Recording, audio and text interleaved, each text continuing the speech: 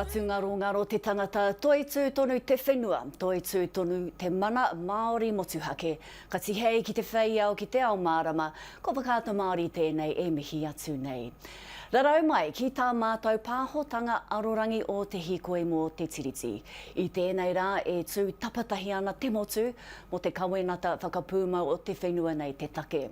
Nā ko te ao pāpāho Māori haumi tēnei e pāho atu nei kia koutou, ko mātou o whakata Māori, ko Aukaha News, ko Tahu News, ko te Karere anō hoki.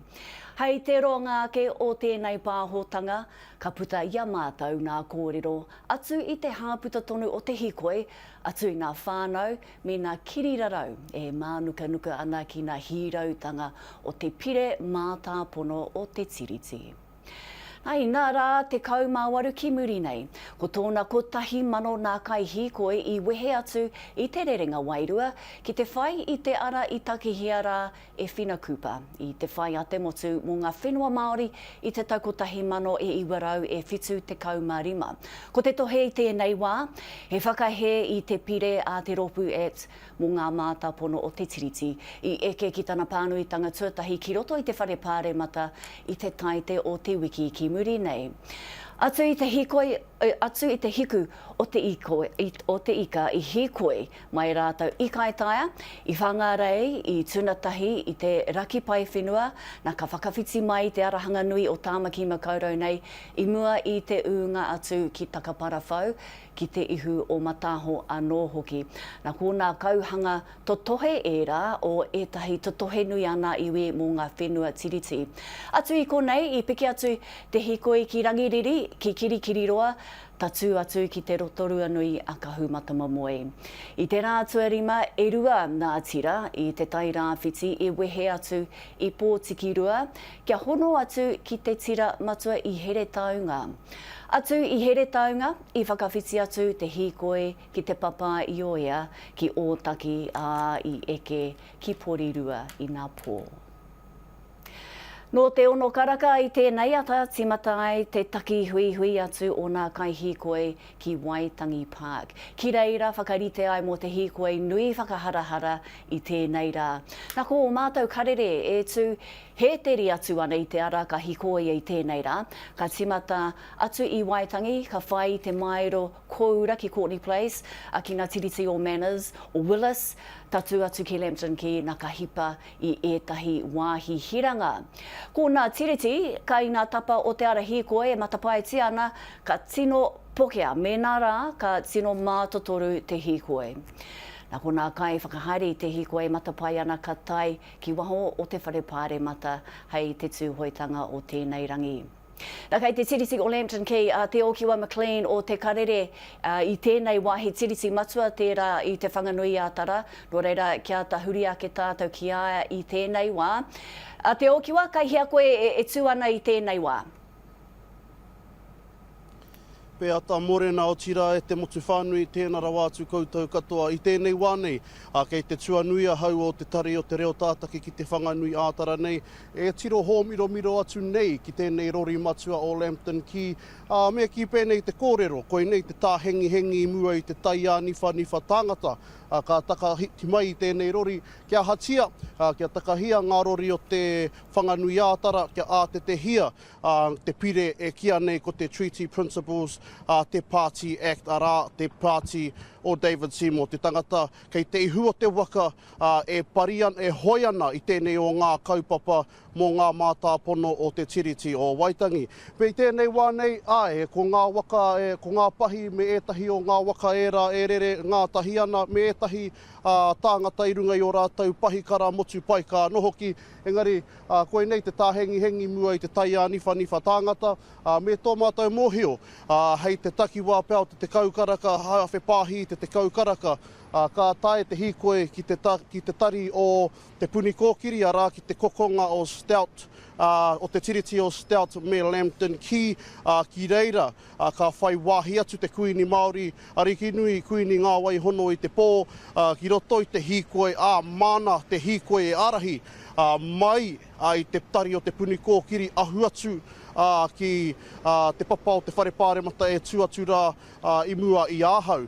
Mai kona, ka takahia te rori o Lambton, whakawhiti atu I Bowen, ka hipa atu ki runga o Molesworth, mai kona ka takahia atu te whare Pāremata. Ara, me te mōhio iho, kua mahi ngā tahi, te tari o te pika o te whare Jerry Brownlee, me ngā kai whakahaere o tēnei o ngā hīkoi, kia noho haumaru ai, ka tau ai te kārohi-rohi ki runga ki tēnā, me tēnā kua whai wāhi mai, I runga tonu I te mōhio e matapaiti ana, au atu I te rima te kau mano ngā tāngata ka whai wāhi mai, ki tēnei o ngā hīkoi, me te aha, e whakahangaiti ana tēnei o ngā hīkoi ki te hīkoi, I wāwāhingi ai e tērā pautiri ao mārei kura o te ao Māori, kahurangi whina kupa I te wā iae I te nuku o te whenua, mai kona ki te hīkoi o te tau 2000 mā whā o te takutai moana te take. I ki te au tēnei ata nei, etahi o ngā taua o te whare hūmāri rā, te whare maurākau o te kīngitanga. E mahi ana I wā rātau, mahi haratau I te takiwā o te rima ono karaka I tēnei ata. Me te aha I muia ngā whare hō tērā, ngā mō tērā, I runa I te tiriti o te terrace, I te mahi a te tangata, e hia meneti ke au e tatari ana kia heke mai te ara whata, kia hau. Nō reira, he tohu tērā e tai peta mai ana, e tai mātotoru mai ana, te mahi a te tangata, ki te tautoko I te karanga o te rā, kātahi ki te ātete I te kāwanatanga kārua o tira kia mau tonu ai, te mana o te tiriti o Waitangi kātoru. Te okiwa he piki tira tērā ne ka tai atu te araki nui kuini ki reira arahi ki te arahi I tēnei hīkoi I tēnei rangi. Nā kua I ki mai koe e muia katoa ngā tiriti, ngā hōtēra hoki I te tangata I te ata, nei pai tō tainga atu ki reira te ahuna kai te kite au I etahi waka ki runa I te tiriti I tēnei wā.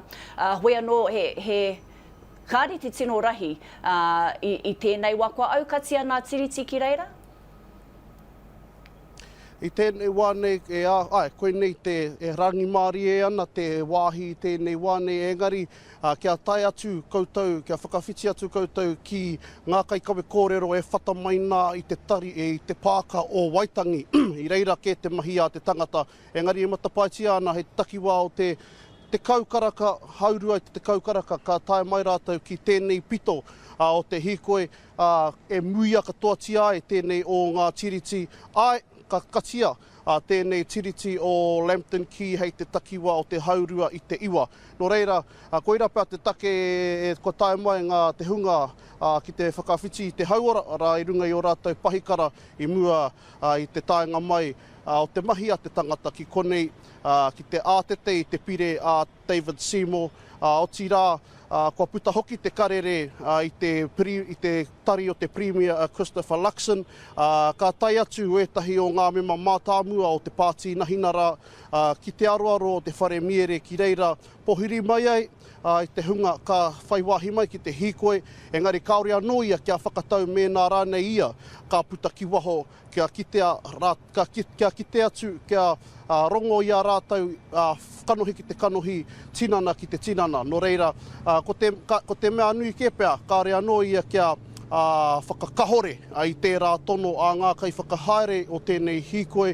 Nō reira, kene pēr, ka puta te Premier, manohi anō, ko ngā kōrero ka puta I te tari o David Seymour, kai arahi te Party Act, ka puta ia me nā rā nei, me nā rā ia ka whakauanu tia, ka whakaaro nui tia e te hunga. Ara, kia kaua te iwi e hāparangi, e tīwaha rānei, e waiata rānei ia e kōrero ana, ka puta pēa ia ki te tūtaki ia rātou. Engari, hei te takiwā o te paupautanga o te rā, e matapaiti ana, ka tae te tira nei ki te aroaro o te whare Pāremata, ki reira tātou ki te ai, mēnā kei runga te kōrero, kei raro rānei, e rahurahu ana.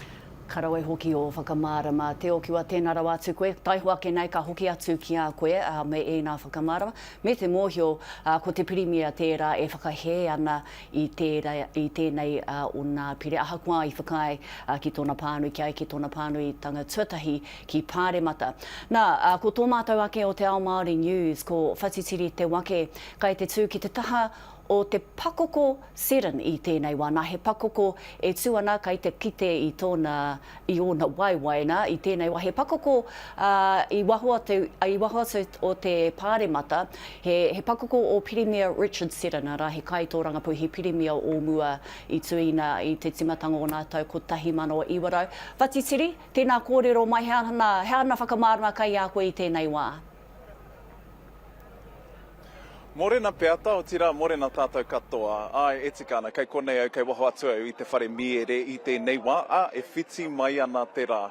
E rongo anau I te wairua mākohakoha, e hihiko ana hoki te wairua I konei. Kua taitai mai Ngā Iwi, e whakararangi mai ana, e tatari atu ana ki te Hīkoi, ka tatu mai ki konei, hei te takiwā. I ki a koe, te tūhoetanga o te rā, no reira, kua tai mai ngā kaumātua kuia, ngā tamariki me ngā whānau, ki te hiki, ki te tautoko I tēnei kaupapa. E tū, ko tahi atu anau, kei te taha I au I tēnei wā, ko Ngā Iwi o Taranaki whānui, ko Ngā Iwi o te raukura, rātou e whakarite ana I a rātou anō, kia tuku atu I te reo karanga, I te reo pōhiri, Karere hoki ko ngā poi wairua ki ngā manuhiri ka tatu mai ki konei I tēnei rā. E mui ana a Pōneke I tēnei wā e te iwi, kia mohio mai koutou. Ngā tāngata no ngā tōpito katoa o te motu, o te ao hoki ki te atu au I tētahi wahine I hara mai I ahitareiria rāno. No reira kaore kore ka nui te rā I tēnei rā. He oi anō, kua whakaritea, he rārangi kai kōrero, whai muri ake I te reo pōhiri, ka tū mai ko ngā tāngata mai ngā pāti tōranga pū ki te tuku I wā rātou kōrero ki te hunga ka tai mai.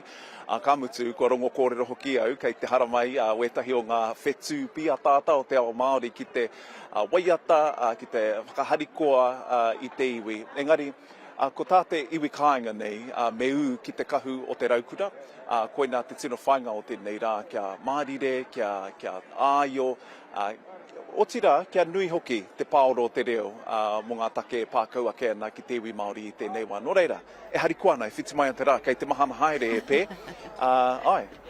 He rere ke te ratu ahua I te whanganui a Taranaki rā, whatitiri, te nuinga o te wā, kai te pupuhi te hau, kai te heke te marangai, engari I tēnei rangi kai te whiti a tamanui te rā ki runga I a koutou katoa. Ako tonu nei ka hoki atu ki a koe e whati. Engari I tēnei wā, kia tahuri ake tātou kia Shakayla Andrews Alapaki, kai te tū ia ki te pāka o Waitangi I tēnei wā rā, te wāhi e timatai tēnei Hīkoi te ata nei, Shakayla. Ahea koe tai atu, ahea koe I tai atu ki te pāka o Waitangi, te ata nei?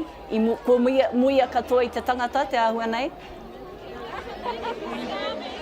Morena e peata, I tai mai ai tōna whetu karaka I te ata nei, toru noi hoi tai mai taua wā, ko tai mai ki te hauwha, ki te iwa karaka, ko hoia tai tini, ko hoia tai mano, o te mākiu tangata ki runga I te pāka o Waitangi. Ara e rongo ana I te ihi te wehi mai tēnei tangata, mai tērā tangata, e rere ana ngā haki tino rangatiratanga, ngā haki he whakaputanga, ngā haki anō hoki mai te moana nui a kiwa me ngā tauiwi anō hoki.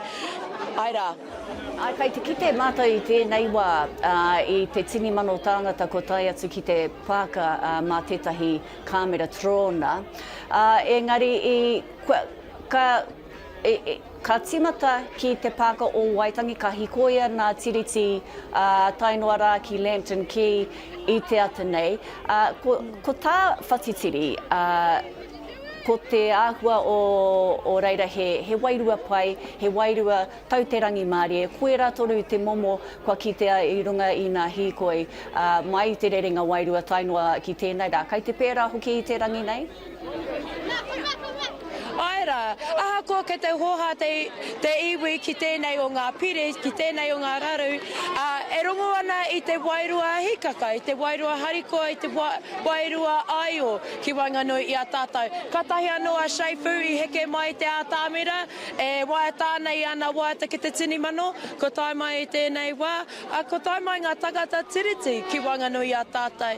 I kōrero au ki tētahi tagata tiriti no Tiamani, ka tā kotonu ia I te reo Māori, ara kei te rongo I te wanga mo te anamata o ngā mokopuna e noho ana ki Aotearoa aroa. Koira te take e taimai ia, ko taimai te tini mano ki runga i a waitangi i tēnei wā. Ai tatari ana kia pāho ngā kaiwhakarite, ngā whakaritenga, kia Hīkoi ki te whare Pāremata. Ara, titiro, ko ngā haki rere tonu ana, e pū ana ngā pūtātara, e hariko ana te iwi. Tērā tu āhua, he rau e te kite atu.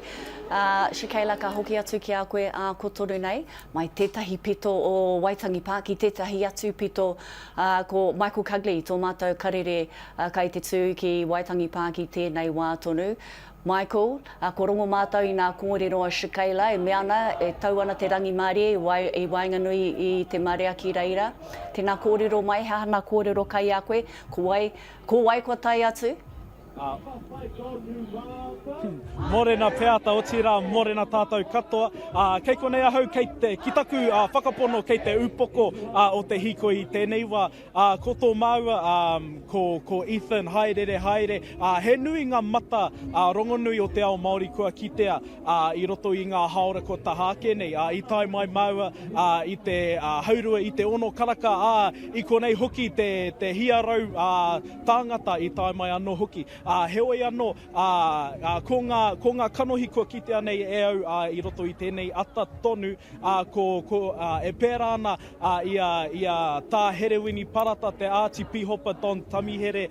Wetahi o ngā mātua anō hoki e tai mai ana, ko rātou tamariki anō hoki e tai atu ana ki ngā Hīkoi huri i te ao nei, pērā i te tai kaura i ahi tareiria. Wērā tū āhuatanga katoa kei te rongo tātou i tēnei wā tonu. Ko ngā haki e rere ana, e rere ana i ngā hau a tāwhiri mātea i tēnei wā.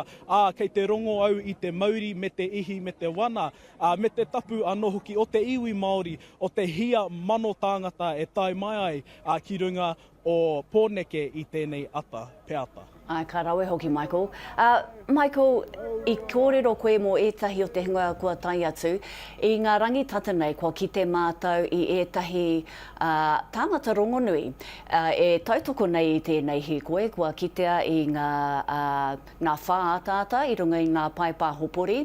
A kene pea, ka kite i ētahi tāngata rongonui, ka tai atu ki Pāremata i tēnei rangi, ne?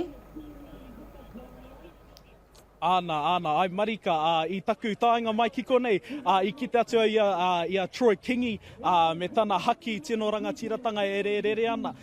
Wērā tū āhuatanga katoa te Māori, e hara i te mea, me tangata rongonui te tangata nei, heoi anō e pupuake i tērā āhuatanga o te humārie i tētahi wā, i ētahi wā, o tira o te aroha ki tōna anō Ao Māori, kei te kitea nuitia i roto i ngā tāngata katoa, aha kua tāngata rongonui mai, aha kua mātua mai, aha kua tamariki mai, aha kua mokopuna mai anō hoki. Ka pai Michael, ka hoki atu ki a koe a ko tonu nei, ne? Nā koera tonu te āhua kai te kitea i tēnei wā, te rangi Māori e te whakakotahitanga. Koera tonu te take, te kaupapa o tēnei Hīkoi pea, nā Erukapa Kingi te ki, ko te tino ito o tēnei Hīkoi, ko te whakakotahitanga, ko te mana motuhake. Nā kia hoki atu tātou ki Waitangi Pāki, kai reira a te kawa paora o Aukaha News.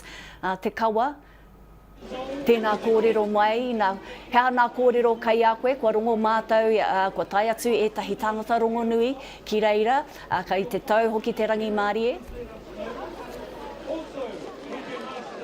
Ana tēnā tātou e te iwi. Ko tai mai te toko maha, te tini me te mano ki runga ki a Pōneke i tēnei rā. Maru pai ana te whira ki konei ki Waitangi Pāki. E tehi tāngata, e tehi toko maha, e tai tonu mai ana mā tēnei piriti kei mua i ahau i tēnei wā. Ko kite atu au i ngā tangata rongonui, ko tai mai ki tēnei kaupapa Jordan with a Y, tēnā ne te tehi kai waiata Ao Māori, ko kite atu au i ngā uri o Tainui waka hoki, ko tai mai ki tēnei kaupapa, ko rāhui papa tērā, ko te tumuaki o te kingitanga hoki tērā. Te kawa kāre pea i matapaitia ka pēnei te nui o te Hīkoi, ne? Engari, kai te ki te tātou, i te toko maha o ngā tāngata mai te rerenga wairua tainua ki te whanganui ātara, kua tai atu ki te tautoko i tēnei kaupapa. He tohu pai tērā, ne? Āna, he tohu papai rawa tēnā. Ka kāre pia te hunga whakarite i mōhio, ka tai pēnei kaha mai tātou o Aotearoa. Ko tai mai te iwi Māori, ngā iwi o ngā tangata tiriti, me ngā iwi katoa o te ao ki konei ki Pōneke. He atahua te kite, i te mea koinei ko tahitanga, kua roa nei e tātou te iwi Māori e kōrero tiana. E kite ana mātou i ngā haki e hia kene, ngā haki tiriti, ngā haki tinoranga tiratanga, ngā haki katoa o te motu, kua tai mai ki Pōneke i tēnei wā.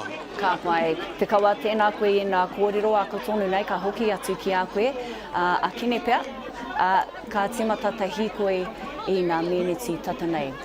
Ahoi anō, kia hoki atu tātou kia whatitiri te wake o te Ao Māori News ki taku nei mōhio i kōrero ia kia tama pōtaka ara te minita mō ngā take whanaketanga a Māori i kōrero ia ki aia i te ata tonu nei. Nō reira, kia whakaronga ke tātou ki wana kōrero. E te iwi hoki mai anō, kei kone mātou kei te whare Pāremata, kua hono mai, ko te minita, ko tamapōtaka, mōrena. Mōrena moa tarau kia koe ngari kia tātou katoa. He rā nui tēnei, me te mōhio, e hia mano tāngata ka tai mai ki konei, hā kei te tihi o whakaro i tēnei wā? Kei te tupu mai te tāhua me te kuroto o tātou iwi hāpori aha ko tangata Māori mai, Tiriti mai, Pasifika mai, aha rane. Me te mea nei kua kiti te oranga o tō tātou iwi, me tēnei āhuatanga te mana motu hake. Nā reira e mihi ana, me te mea nei mauria mai ngā kōrero, mauria mai ngā wānanga, ihi wehi wana. Kāre kore ka haria mai ngā kōrero, ko te pātai nui, ka aha koe, me wera kōrero? Mō ana kei te rongorongo mātou i ngā kōrero kei te iti, kei te ngutu o titi me te rahi, me te mea nei ka whakahe te rōpu kahurangi i tēnei pire, me tōna haere. I tū atu i te pire, ara ngā mānuka, e rongohia ana e te toko maha, te iwi Māori. Whakamaramahia mai wetahi o ngā kaupapa e whakatutuki ana koe i e rā maharaharatanga. O tuatai tō mātou e whakapau kaha ana ki te whakaritirite mai te ohanga. Aha koa pāki Māori, pāki aha rānei. Me te whakarewa hoki i ngā mahi ata kāwanatanga ki te taha hauora me te taha mātauranga. Engari ko tāku e wawata e mina ana i tēnei wā kia tika te mana taurite o ngai tāua, ngai tātou ki tērā o ngā tangata katoa Aotearoa. Me te mea nei e kite ana ngā pāheketanga i roto i o tātou hapuri pērā i ngā mahi whaiwhare, i ngā mahi mātauranga, ngā mahi haora, me rā atu momo mahi nā reira. Koe rā hoki taku āratanga matua ki te whakaritirite mai, ki te whakaea hoki i ngā wawata i tuhia mai e tāpirana, koia ko te utunga mo te raraunga. The price of citizenship, koe rā hoki tāku i kite roto i ngā tuhinga o nehe. Me ngā tohinga o tērā whare Pāremata, tēnei whare Pāremata. E te minita mihi ana kia koe mau I whai wā kia mātou. Tēnā koe engari, tēnā tātou katoa. Ngā koera nā kōrero a tama pōtaka minita o te rōpū nā hinara, I kōrero ia kia whatitiri I te ata tonu nei. Kia huri ake tātou I nei kia Michael Cugley. I kōrero atu ia kia horomono horo, koutou kāre mōhio ki aia ko ia tetahi kai whakatangi pōro. Engari ko ia tērā, kua Hīkoi te Hīkoi, mai te timatanga, tainua ki tēnei rā, nō reira kia whakarongo ake tātou ki wana kōrero. Morena no tātou katoa, kei muri a mau I tēnei rangi, ko te atamira nui tai ore o tira, kei konei tāua e hika ki te pāko waitangi, e taku rangatira hono mona, tēnā koe. Tēnā koe, o hoki rā tēnā tātou I te whānau. Nā reira e hika he toki o te ao Pūkōrero koe, o te ao Pūkōrero Māori, nā reira kōrero tia mai hea ngā nekehanga ka kawea e koe ki rungo Pāremata I tēnei rangi, pēnei I tēnei pūtātara e kawe nei I tēnei wā. Ko te atahu o ngā kaupapa o te rangi nei, ara I tīmata ai ki te rerenga wairua, I reira te whānau, ngā kaikaranga, ngā kuia o te taitokerau, tai atu rā ki ki ngā kaupapa o te rangi nei. Nō reira, i runga anō i te kaupapa, ko rātou te kōkiritanga o tēnei kaupapa. Nō reira, kei te whai atu i ngā kaupapa, i ngā kauenga, e mahi ana tērā whānau. Nō reira, ka mihi ake ki era kuia kaumātua tohunga tamariki hoki, i tīmata ai i te taitoke rau, en kei konei rātou e tutuki pai wa rātou whainga, pērā anō i wa tātou kuia a whina kupa i ngā tau omua. Nō reira, mā ngā puoro, hei tautoko, hei aki, hei koro ai aroha i te ao wairua, hei koro ai aroha i te ao whakatangitangi. Nō reira, harakoa te ngākau kei konei tātou e tū ngātahi mai. Nā, i te kōrero au ki tētahi atu kai whakatangitangi puoro, ko tāna koinei te manawataki o te Hīkoi nei. He pērā tonu ana o whakaro e hika?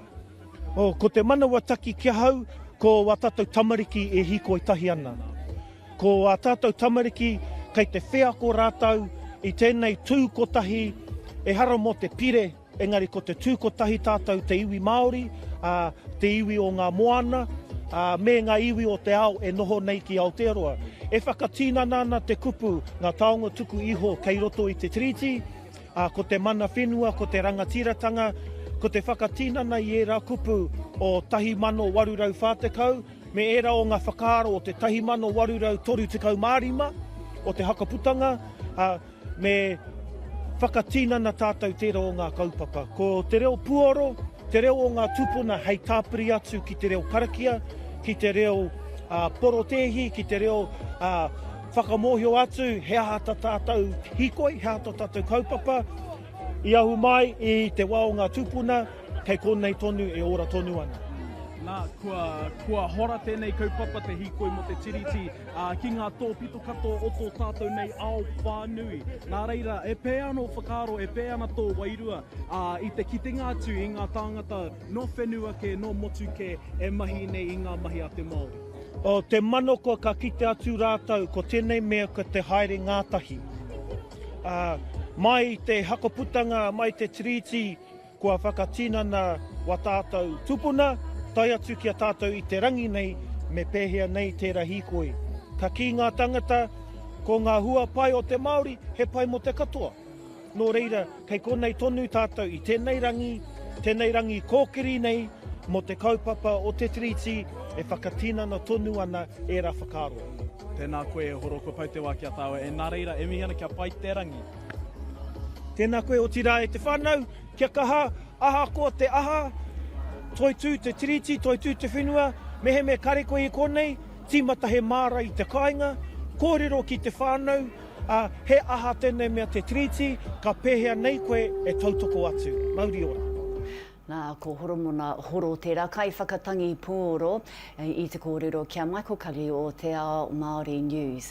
Nā, ia tātou e tatari ana kia tīmata te Hīkoi nei, kai te whakarongo ki ētahi o ngā tangata i kua tai atu ki te whanganui atara, ki te tautoko i tēnei kaupapa, ki te Hīkoi i ngā tiriti o te whanganui atara tainora tura ki Pāremata. Me te matapai, ko ngā rongo kōrero ka tai atu pia te pirimia, a David Seymour nō hoki, ngari tai hoa ke ka kite ane. I tēnei wā, kia hoki atu tātou, kia Shakayla Alapaki Andrews. I kōrero ia kia hōri pouwhare i te ata nei. Morena e te whānau, ko peri mai au ki te taho tūhoi mai kai, tūhoi mai tangata ki te pō. Ara, tēnā koe kei taku matua. Kai pai, tērā kōrero ana, he kōrero he katakata noho nea, he rawa ke noho tea, te maumau kai o tūhoi mi pira. Ka rawera kia mā anitaku wahine. Kia mai māua, ka re mau pira ni te haramai e nari ana, last minute na ko tā mai. En kai te kuate nā kau, ko tā mai ra ki tēnei hui. Hui o te Māori, ina i kai te āhua. Pēnei taku aure ki ngā mahi o te pāke ki a tātou. Kai te he, me te whenua, nā wai te whenua. Kai te mea rātou, karakau nā te Māori, e hara, nā tātou. Ko huri atau ki nā karaua kuia. Kai ahau I roto I ahau te rawai o te nā kuia karaua. Ka ki tau I nā tāngata I konei. He Māori ka, he Pākehā, he India, he haina mana, o ki tau I kenei. Tērā he rawa ki te ahau. Nā reira, ki o whakaro, do you think the government is thinking about Ngā Māori at this point of time? Kei te whakaro nui rātou ki a mātou I tēnei wā, me tēnei pire? Nā rātou tērā kōrero ne. Whakaputa mai tērā kōrero akai te he ki ahau. E nā kai te patu tangata rātou, patu te Māori, tangata e te iwi Māori. Ana ko tango hia rātou nā tāngo te Māori, ne, o nā Māori katoa, o te ao. Ki ahau ka te hete. A tangita nā kau mō nā tamariki nā, koina nā mea tipu hāre mai rā. Kai a rātou te atikana I nāne. Kia nei te kokori te Pākehā. Hoi ware ka tipu hāre mai nā mea, kai te papai mō tātou. E nau our rangatahi I te manakasi, kana fight. And I think the Pākehā, I shouldn't say it, but they might be a bit scared. Pera our rangatahi. Kuna nā ka te tiu mō tātou. Kai a rātou te ka. Te hi me te wehi, ne? Nā reira, e kōrero ana mātou mō te anamata o ngā mokopuna. We're talking about mokopuna decisions here at the Hīkoi. Are you concerned for your mokopuna's future? E hara. E rahi waku mokopuna. Ko rātou te mea te sārisau ki rātou e hoa. Tēnā kamate ana hau ana. Me pē hoki te saki wa tātou mokopuna. Tēnei hui. Ko tika ki a hau. Kai te koa te nākau mō rātou e nari me whawhai tunu nā rangatahi mō tātou, mō nā mokopuna katoa, nā nihuna. Ki a hau te mahi o te Pākehā. Kai te takataka hia te mana o te Māori, te mana whenua. A wairua te mana whenua me nā tāngata katoa, nā mana mutu hake, tūna rangakiratanga, kia mautuni nā kaia nā tamariki rā kā mau. Nira. Kai te mapapau e kei, no hoke. I've heard a lot of people talk to me about, why do you want to be like this? E hea roa. Kai te pēnei te Pākehā, takataka ia tātou, tongatonga hea wa tātou taonga. Kia rātou e katakata ki ara rea e karaka. You know, taku kaihana nā ko tama isi, mena tētahi tangata. Kuna tētahi tangata whawhai mō tātou. Mai rāno, ne. A tamiki whawhai mō tātou te iwi Māori. I hara. Nā reira, ko taku pātai whakamutunga ki a koe. E pāna ki tēnei Hīkoi, what changes would you like to see after this Hīkoi today? Kuna tētahi kōre au I hoa. Whakauke mai rea te mana o te Māori ki a tātou.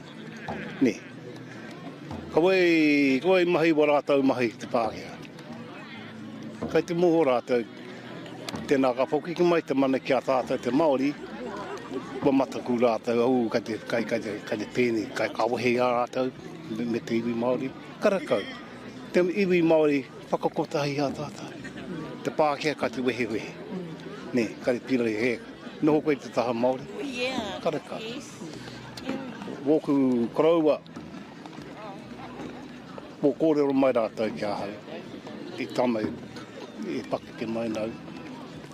You know, tāna I a hau rā. Te kōrero te reo Māori o te nākura ko pati o tō tau, ne? I peke mau se rā. You know, I don't know what to really say about the Pākehā. You know, there are, he Pākehā pai, he Pākehā kore take beta. Ni nai nei, te tangata tōhi tahino. Muna te mea kai te whakahei katoa I a tātou. Ka rei hau ki kanaka, tū mai ai, kōrero mai ki a tātou, ka Hīkoi ki te Pāremata. Ka rei whare miere, ki reira rā, whakuutua I a rātou. Kuna opo kāra. Kia mahi kahatuni te Māori. Nā reira, ko tō te wā ki runga I a tāua, e rere ana ngā mihi ki a koe kei te uri o Tūhoi, ka huri ki a koutou. koe rana kōrero hōri pou whare no tūhoe, kōrero ana kia Shikayla Andrews alapaki. Kāri ia i te paku mā harahara ki ana mokopuna. Ahakoa e nei tuahuatanga kai te ki te tātou i e nei rangi, me nā take tōranga pū. I kite au i etahi haki no Iharaira, no Amerika hoki, ia Shikayla e kōrero ana kia hōri. No reira te ahua nei, ko te whānui tanga tērā o te iwi hapori, kua tae mai i tēnei rangi ki te tautoko i tēnei kaupapa a tātou me tēnei hīkoi nui. Nā kia hoki tātou kia te Okiwa McLean o te Karere, Kay Lampton ki ia i tēnei wā. Te Okiwa tēnā, kōrero mai mō te iwi mana whenua o te ātiawa me Taranaki whānui, rakai te ki te tātou e hui ana rātou ki waho o whare Pāremata i te taho o Whatitirima? Tika tonu tēnā peata e whakahui ana, e hui atu ana ngā uri o te kotahitanga o Taranaki whānui rā, ko te whānuitanga o ngā uri o te ātiawa o Taranaki whānui. E noho nei ki konei ki te upoko, te ika tērā, ngā iwi mana i te whenua, kua roa, e pīkau ana, e hiki ana, e amo ana i ngā kaupapa o ngā iwi mana whenua i konei kātai ana ki nei momo horopaki o te Hīkoi, ko rātau katu tapatahi ki te taha i te kāwanatanga, i ngā mema o te kāwanatanga o te whare Pāremata, kia ea te wāhi ki te tikanga ne, ko te kōrero kua puta i a rātau, ki te hunga e haere mai ana, ka whai wāhi mai ki tēnei o ngā Hīkoi, kia ūrātau ki te kahu o te raukura. Nā, e kite ana, kua kite rā nei, kua kite rā koutou, e titia ana te raukura ki o rātau pane, ko te tohu o tērā, kia ū ki te rongo mau, kia ū ki te rangi Māori no hoki, me te whakaaro nui tētahi ki tētahi, me te kau anu tētahi ki tētahi anō e peata. No reira, ko i rā te mārakerake ana te pāhotanga, te karere matua o ngā iwi o Taranaki whānui, ki te hunga kia kawhai wāhi mai, kia āta mana ki tia te whenua, mana ki tia te tangata ka tae mai, mana ki tia hoki, whai whakaaro hoki ki ngā kōrero, ki ngā puha ka puta i o koutou waha anora, i nā hoki rā, ko ki te tātou i roto i ngā tautata nei, ngā mahi tūkino, tērā o ngā porotehi tū ki Pāremata, e 2 tau, e 3 tau pia ki muri, i tānoa noa tia, i takahia rawa tia, ngā whenua taurikura o te ātiawa o Ngāti Toa anō hoki i te mahi a te rorirori, i whakaeke mai ki runga o Pāremata i te rāwa. Hoi anō, e te iwi, kia tahuria ke tātou ki tēnei kiriata o hana rāwhiti maipi i roto i te whare o te anga raiona.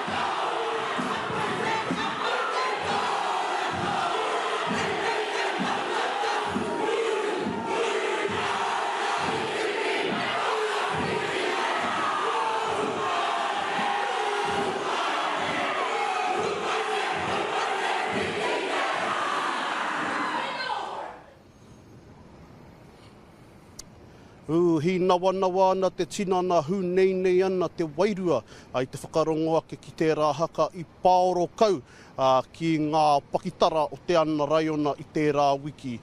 Me te aha toko ake ana te pātai, hea te hāngai o tēnei mea te haka i roto i te horopaki o tēnei mea te Hīkoi. He kaupapa tēnei wānanga tia e hau i ngā rangitata nei i te taha i etahi o ngā mātanga haka pēnei a tāpeta wehi. Tāpeta wehi kai whakahaere i te kapa haka tautohito o te wakahuia i tū ai te haka e karangatia nei ko te tiriti o Waitangi. He haka tērā i titoa e te koroua, e te toki haka nei e ngā tākuta ngā pōwehi, te wā i aia i te tau waru, te kaumā ono, no reira. Kātata ki te whā te kautau, te tahito, te kaumātua o tēnei o ngā haka. Me te aha he haka tērā, ka pāterehia, ka pāoro i ngā tiriti o te whanganui ātara, hei ngā mineti tata e haere mai nei, tērā haka e hāngai tonu ana i tēnei rānei, arā ngā mahi rau weke a te kāwanatanga i te mana o te tiriti o Waitangi me te whakaputanga anō hoki. No reira, ko te pātai rā kia tātou, he aha te wāhi kia tātou, he aha hoki te mahi a te haka i roto i ēnei o ngā horopaki. No reira, taro kauake, ka haruru kau, ngā tiriti o te whanganui ātara i ngā haka kamate toi tū te tiriti anō hoki. No reira, koina roiho e tahi pito kōrero. Mō tēnei wā. Kia ora te o ki waka pai e nā whakamārama, ka hoki atu ki a koe ko tonu nei ne. No reira, ia tātou e tatari ana kia timata tēnei hīkoi, kai te whakarongo ki etahi o nā kai hīkoi ko tai atu ki Waitangi Park i te ata nei, ki Pāremata anō hoki. Ki reira tatari ai kia timata tēnei hīkoi, hei te tata ki te tūhoitanga o te rangi pēr ka tai atu ki Pāremata. Me te rongo kōrero ka tai atu hoki etahi o nā kai tō rangapū, Te Pirimia pēr, David Seymour pēr, ko ai atu, kāre au te tiro mōhio i tēnei wā. Hoi anō, kāre pēr hoki etahi e hiahia ki te whakarongo ki wā rātou kōrero. Engari rā, ka he tohu pai pēr tērā, ka tai atu rātou ki te tūtaki i tēnei ope nunui ka tai atu ki Pāremata i tēnei rangi. Nā, kia whakarongo tātou i nainei ki etahi kōrero nā kohuroa Riuwhiu i kōrero ia kia te kawa paora o Aukaha News i te ata nei. Kia ora mai anō tātou, kei konei kei takutaha ko kohuroa Riuwhiu no te whānau apanui. E pehana koe i tēnei ata? Pai ana.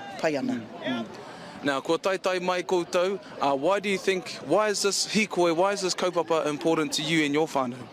Reo Māori, reo Pākehā rānei. Kua hara mai mātou ki te, ko mau mai etahi o mātou ākonga o tō mātou kura, kia kite, kia rongo hoki, i te whakatupuranga hou, e tupu mai ana, ko rātou e nei. No reira, kua heke mai hoki ki te o piki ake rāne, ki te tautoko i tēnei kaupapa, nui whakahirahira.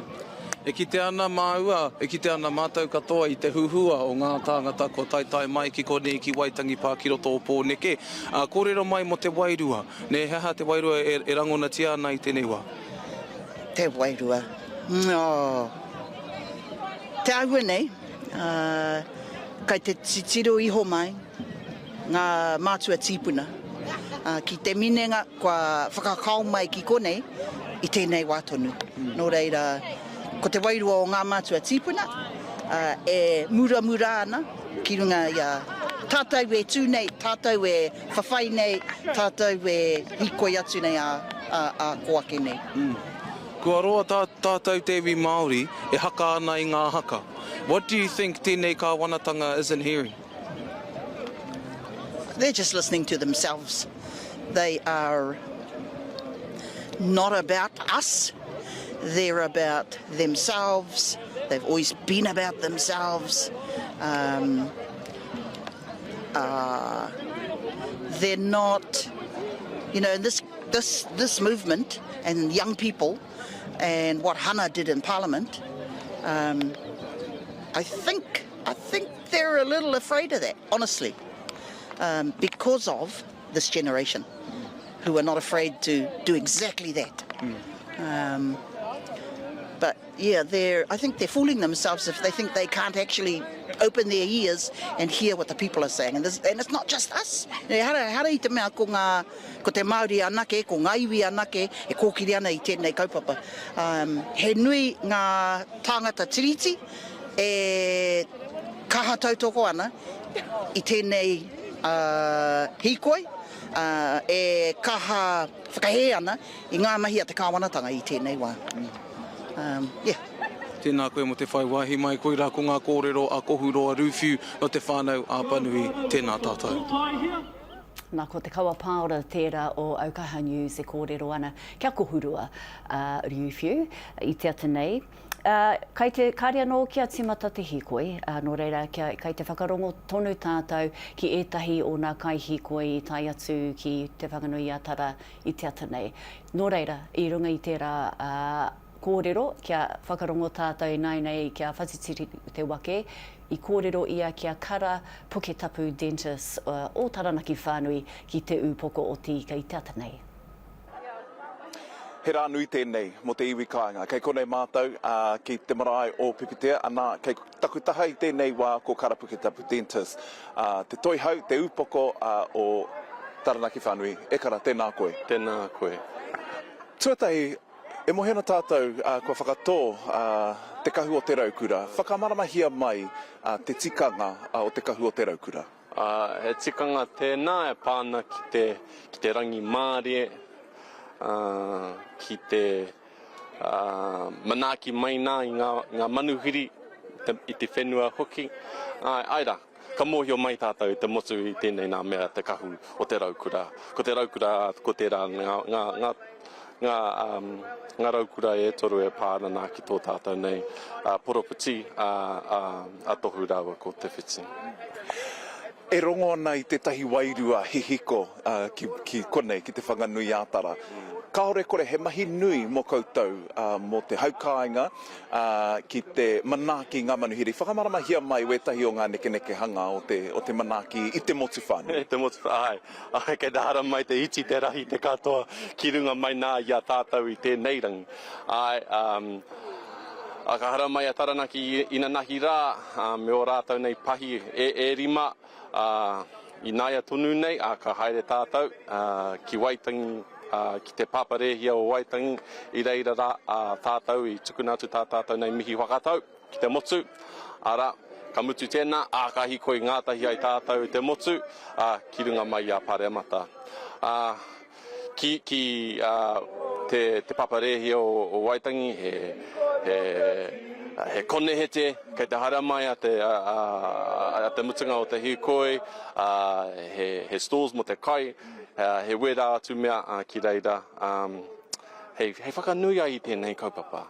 Hei whakanui tō tātou nei tū Māori. Hei whakakotahi nei a tātou. Nā reira, ko tēnei nei mātou, hei uru atu rā ki te ohaki o tō tātou nei kingi kingi tūheite pototau te wherowhero. Kia kotahi ai tātou. Tātai whakamutunga, he hātō whāinga o kupu, aki o kupu ki te hunga, ka tai mai ki konei i tēnei rā. Hara mai, nau mai, hara mai. Ki te whanganui ātara ki te upoko o te ika. Hara mai marara rā i te kahu o te raukura. Kia ua i ki ngā tikanga o ngā tupuna matua. Kia ua i ki te kaupapa. Ara, kia toi tū te tiriti. Kia toi tū tō tātou nei reo, kia toi tū tātou katoa. E mihi ana kia koe mau i whaiwa kia mātou i tēnei rā. Tēnā koe. Ko Karapuke Tapu Dentist tērā o Taranaki whānui ki te upoko o te ika, e kōrero ana ki tō mātou karere kia whatitiri te wake. I waho atu rāua i te marae o Pipitea, i karahuihui i ētahi atu ki reira i nā pōnei tatari ai kia timata te hīkoi. Ko nā rongo kōrero, kua timata te hīkoi, engari kāre anō kia tino whai wai. Nō reira, kia whakarongo ake tātou ki tētahi tangata rongonui. Rongonui i te ao Puoro, rongonui mo tana reo rōreka, kia Rob Ruha i kōrero atu ia kia Michael Cugley i te ata nei.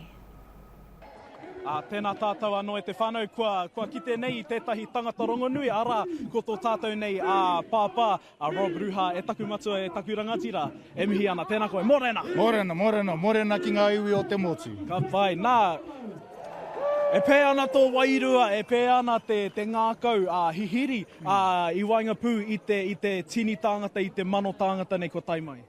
Eta. Kei konei a mana, kei konei a tapu, kei konei a ihi. Wawaua mea katoa, kei konei te kuini Māori.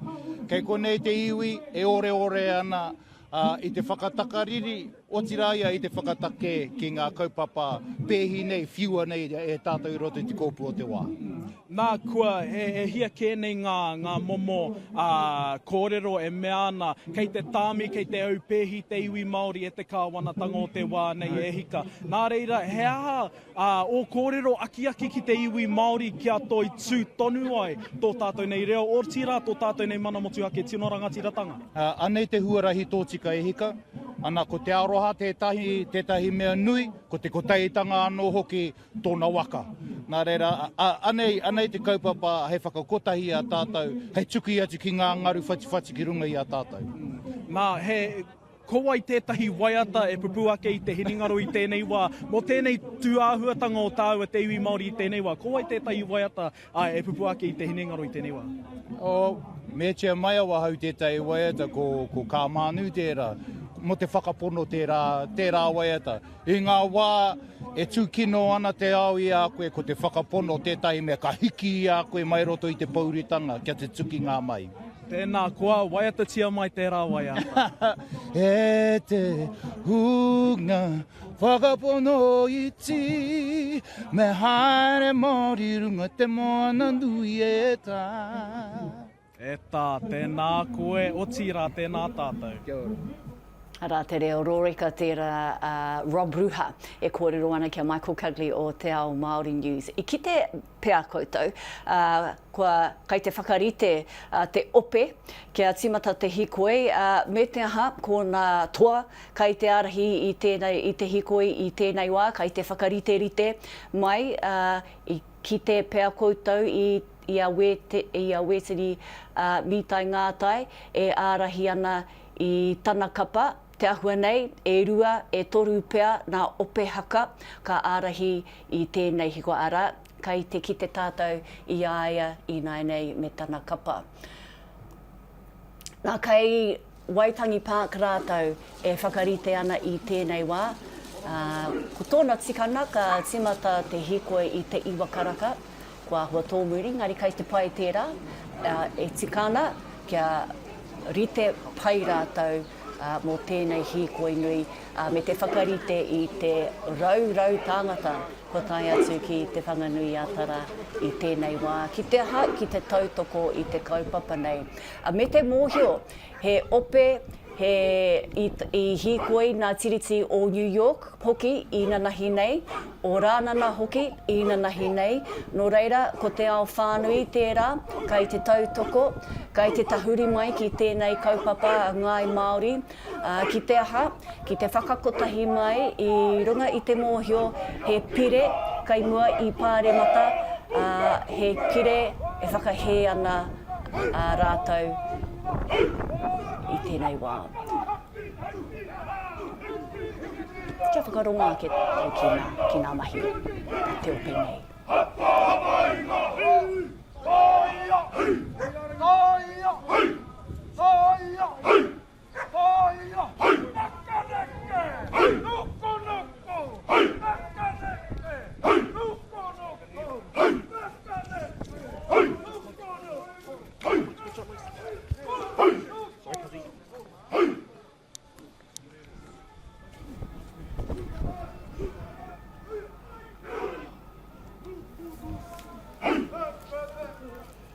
Nā ko te kapa tērā o wetini mitai ngātai, ko te hunga o te mātāra I Orehu. Te ahua nei he ope tēnei no te haukainga, no te whanganui atara.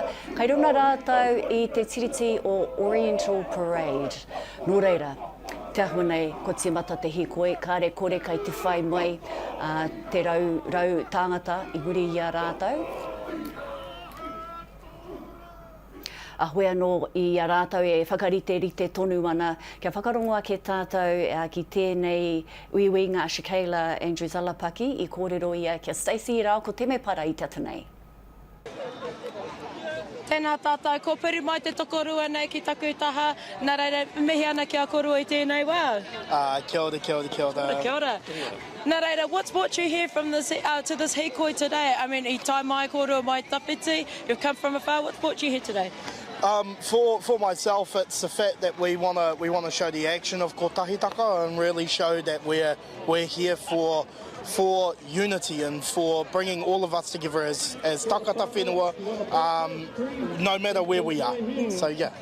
Couldn't sit it better. Ka pai, and what does this hīkoi mean to you and your whānau?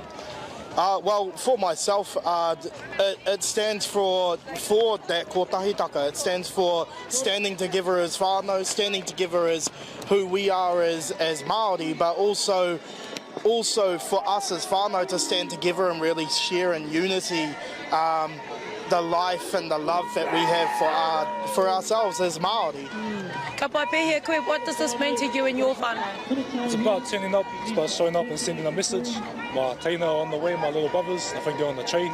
They'll come from different cities to be here today, but the whole whānau is trying to come over, and it's about just sending that message by turning up, being part of the kupapa, and showing that kotahitanga in action, eh, bro? I know we've gathered together based on the Treaty Principles Bill at this point in time, but is there any other take that you're concerned about within our kāwanatanga? Yeah, I think there needs to be a lot of things addressed, particularly around the protection of te taiao, but particularly the tino rakaterataka of our wai, particularly our awa.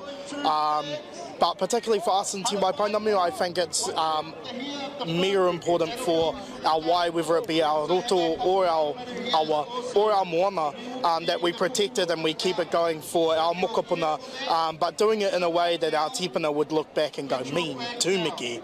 Right, be here quick, bro. Yeah, with all that fast-track legislation and stuff they try to push, it's so important to preserve and protect our tai, our whenua, our awa and all. And like you say, bro, in the way our tipuna with respect. Nā reira, we're talking about mokopuna decisions here as well at the hīkoi. Would, not that, to say that if you have mokopuna or not, but would you be concerned for the future of all of our mokopuna huri noi te mutu? Aye, absolutely, and I think the biggest thing to recognise with our mokopuna is that whatever decisions are made now will affect them in the next 10, 20, 30, 50 years. And so we need to be there as kaitiaki to our mokopuna, but we also need to uplift our mokopuna to be able to take on the whittle that is these issues and these attacks that are coming in from the kawakataka. Some of the dangerous rhetoric that's been said today is already affecting the mokopuna. Our younger ones growing up and seeing it all on the social media, all the comments and all the stuff that's said. It's already starting, and it's just going to get worse if we don't stand against it. Ka pai, and just a pātai whakamutunga kia kōrua, just the last pātai from me. What changes would you like to see from this hīkoi today? We need to kill the bill. So I'd love for this to be assigned to kill that bill, and for Christopher Luxon to actually grow up and really help us as takata whenua and look at the relationship between takata whenua and takata tiriti, but also the relationship between takata whenua and the kawakataka, and actually go, hey, we need to do this together in kotahitaka, not against one another. Ka pai, ko tō te wā ki runga ia tātou. Thank you very much. Ka huri, te raka. Nā koe rā nā kōrero a Stacey rao ko te me pārei kōrero ana kia Shikaila Andrews Alapaki o Tahu News. Nā I tēnei wā kai te ki te tātou I te Upoko o tēnei ope. Ko Waima kai te arahi a rātou, ko Taranaki kai te arahi I te ope haka nei. Kai muri I a rātou ko te ope tūtaua a te Arawa. Whai muri ake ko te ope tūtaua a Hemi Titan mana. Kei te kite hoki au I ētahi kanohi I Hīkoi a te piriti o Tāmaki Makaurau I tērā wiki. Ko tai atu ki te whanganui a tara, ētahi pea I tīmatake I te rerenga wairua. Atu reira tainua mai ki tēnei wā ko Jay Wilson, kei te kite hoki I waina I tēnei ope ko āpera hama o Ngāti Wai, kai mua I tēnei ope e tatari ana kia ko tahi pea te ope kai muri I a rātou, nā ko rāhui papa tērā o Tainui. Nō reira, he kanohi kitea kai kai te mura o te ahi. Kia whakaronga ke tātou, te ahua nei, ko timata te Hīkoi.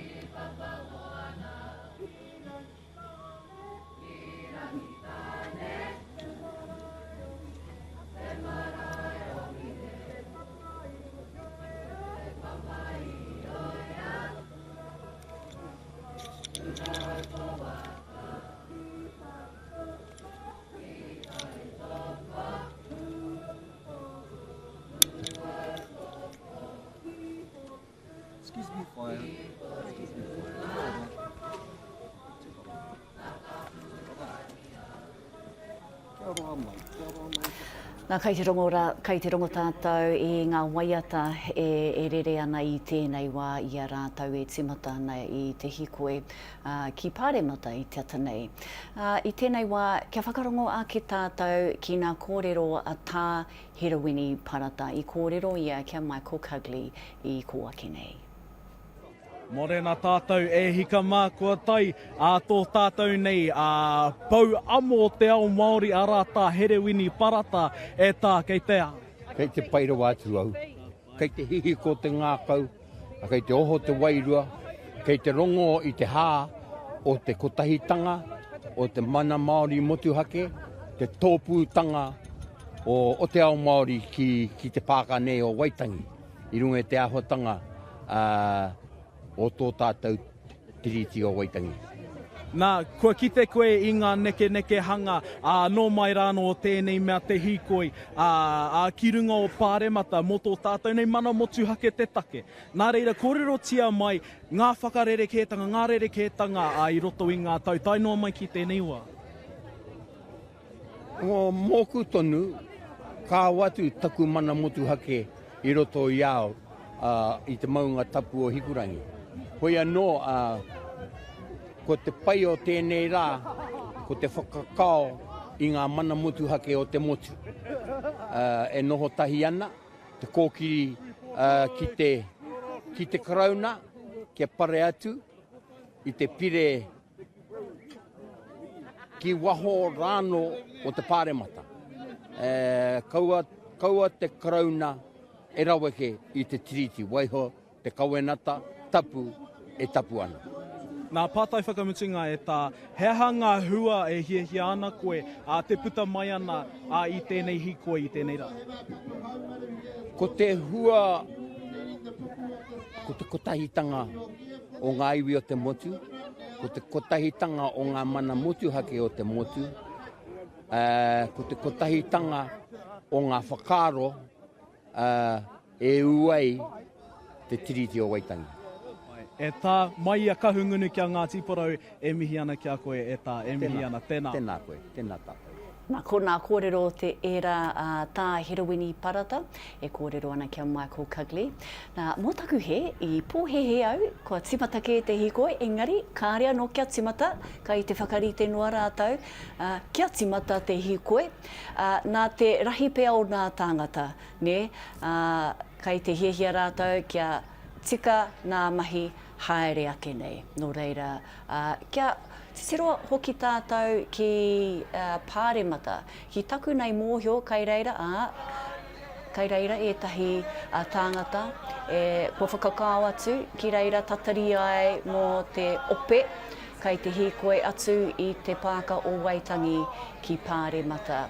Ko te tikana ka tai atu ki Pāremata, te ope nui, ki reira hei te tūhoitanga o tēnei rangi. Engari kai te rongo mai tātou, he waiata kai te rere, ko tau te rangi Māori e, ko ai o katoa nā tāngata, ko tai atu ki tēnei kaupapa, ara te whakakotahitanga, te whakahe i te pire o ngā mātapono Te Tiriti, me te mana motu hake. Nā kanohi rongo nui, ko tai atu ki tēnei kaupapa whakahirahira, kua kotahi wiki e haere ana. Nā i kōrero te kawa paora o Aukaha News kia Sina Hitit i ngā meneti tata nei. Roneira, kia whakaronga ke tātou, ia tātou e tatari ana kia timata tēnei hīkoi. Kia ora mai anō tātou e tewi kei konei kei taku taha ko Sina Hitit no Ngāti Māniapoto, Ngāti Raukawa me Tūwharetoa. I tai mai ai tēnei mai o torohanga e tewi ki konei ki Pōneke. Heha i tai mai ai koutou ko tō ope i tēnei rā. Ki te whakanui, te kaupapa nei, he kaupapa tino mātuatua tēnei. Mōku, he kaupapa tēnei, hei whakapiki ake i ngā tamariki mokopuna.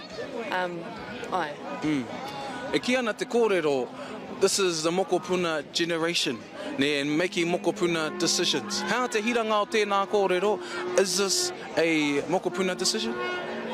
Ai, tino. He...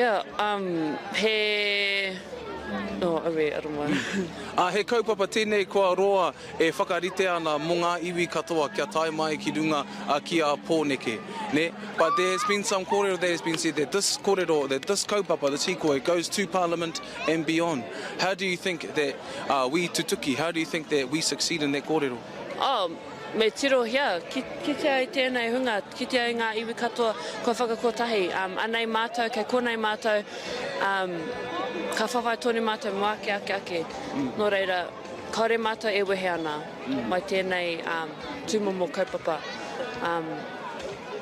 E whakamana ana i ngā tūpuna rātou kua whawhai, e whakaute hoki ana ki o mātou iwi hoki. Te huhua hoki o ngā iwi katoa kua tai mai ki konei ki Pōneke, ko Ngā Māori, Ngā tangata tiriti hoki i tērā, Ngā tauiwi kua tai mai ki konei. Kōrero mai, hea te hira, te mea nui o tēnā kaupapa? Te kotahitanga. Tēnā koe mo te whaiwahi mai ki a mātou, ko Sina Hitit tēnei no Ngāti Māniapoto, no Raukawa, no Tūwharetoa hoki. Kia ora mai tātou. Ko Sina tērā e mau i tētahi kākahu ātāhua i te mea ko Hitit tana inua tuarua kāre kore, he whanaunga ia kia Verona Hitit, tino mātanga ia ki te tuitui i e rā tūmomo kākahu. Nā kāre anō, kia timata te hīkoi e te iwi, nō reira, kia whakarongo tātou, nei, kai te ki te tātou i etahi o te ope kua tai atu ki mua o Pāremata, kai te aha, kai te waiata, harikua katoa te āhua, ko Taranaki whānui i tērā, kai te tū i tēnei wā.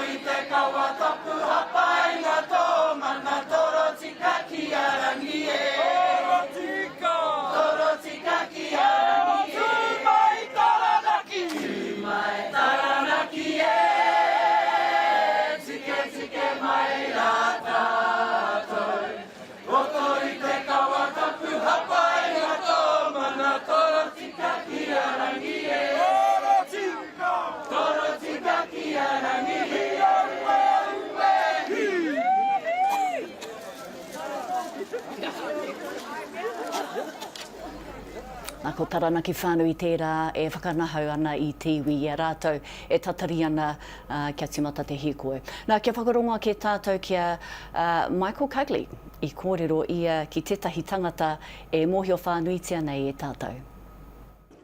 Tēnā anō tātou e hika mā kei konei ki tōku taha tētahi tua hangata o te ao Māori kātahi o tira o te ao whawhai kai kara France, brother. Kia ora, morena. Morena, bro. How are you feeling this morning, brother? The cup's full of just proud to be here. I had a calling, I saw the flights, I booked the last flight out of Tamaki and just down here with my people and just here to just be present and, just tautoko this movement. Now, brother, I don't mean to reach into your pockets, but the flights to here weren't cheap, were they? No, they weren't, but hey, you just got to turn up when you can and I was up early, I went to the gym and then I just said, let me just see if there's any flights this morning. And there was one at 7 a.m. So went straight to the airport, told my wife, I'm going to go down just for the day and support. And here we are. So that's what it's all about, just doing whatever you can. If you can't be here, just supporting and tautokoing this is history in the making, So to be here and our biggest strength as Māori is being resilient. So this just shows, we turn up in numbers and here we are. Now, brother, I'm Māori, bro, has been the calling of a lot of people throughout the country, and one of the things that we want to know, how proud are you of being Māori? How proud are you of being here today? Oh, it's everything. Being Māori is my anchor. It's what grounds me. It's what is in my blood. And that's what I channel when I go out and fight and represent Aotearoa. So this is the least I can do is be here and be around my people and support to the fullest and you just be unapologetically Māori. I'm not here to be anything else. I take the mask off and that's my pure essence is my tupuna is that's my Māori. That's my frequency that I go off and just so super proud of my people, super proud of everyone that's been a part of this Hīkoi, the brothers that started the Hīkoi from the top of the North Island, from Kaitai all the way down, just seeing that momentum and what happens, momentum makes magic. That's the one, brother. Now, last question I want to ask you, bro. It's a bit of a deep one, but what are you hoping comes from this Hīkoi? What are you hoping to see change throughout our country? I just want to do something now so my tamariki don't have to do this, I want to be a part of, history where we stood up for our people and so, in the next 20 years, my sons don't have to do this and we're paving the way for Indigenous around the world. It's not just here in Aotearoa. People are looking up to us and knowing, okay, whatever they're doing, we need to follow suit. And, we're lucky enough to be in numbers and just proud of who we are. That's what gels us all together. We all know we don't have to say anything. We're just here and proud and just sharing space with each other. Thank you, brother. Thank you so much. Have a great day. A koe rā nā kōrero a Kai Kara France, he mixed martial artist ne rongonui nei. Ko tāna, kua ki tāna kapu, te ahu nei, kua ki hoki nā aeroplane i te tini tangata. Nō reira, ko New Zealand, ko Jetstar hoki pēr, ka whaihua nui i tēnei Hīkoi i roto i nei rangi e haere ake nei. Nā, kai te ki te tātou i tēnei wā, I te ope kei Oriental Parade me te aha kei te timata pōturi nei tā rātou Hīkoi a ngā whakamua. He tiri tāngata kei te tūkina taha hoki o Te Tiriti, e waiata ana, e mauhaki ana, e tautoko ana, e tatari ana pea kia whai te whiore o tēnei ope. Nā ko Taranaki whānui, te ope tūtaua o Taranaki whānui kai te arihi i tēnei ope. Kai huri a rātou ko te ope tūtaua o Te Arawa. Nā ko Natua a Hemi Tyson, kai muri a rātou. Kia wakaronga ke tātou i a rātou e waiata ana.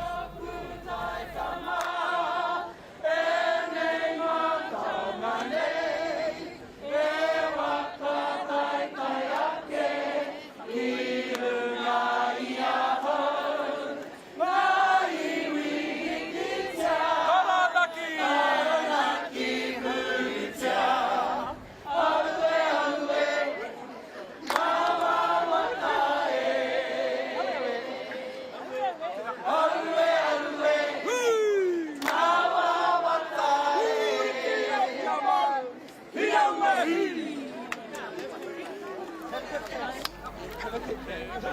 Koutou e whakarongo mai ana I runga I ngā reo iringangi ki te tātou I etahi tangata kua puta mai I warātou whare.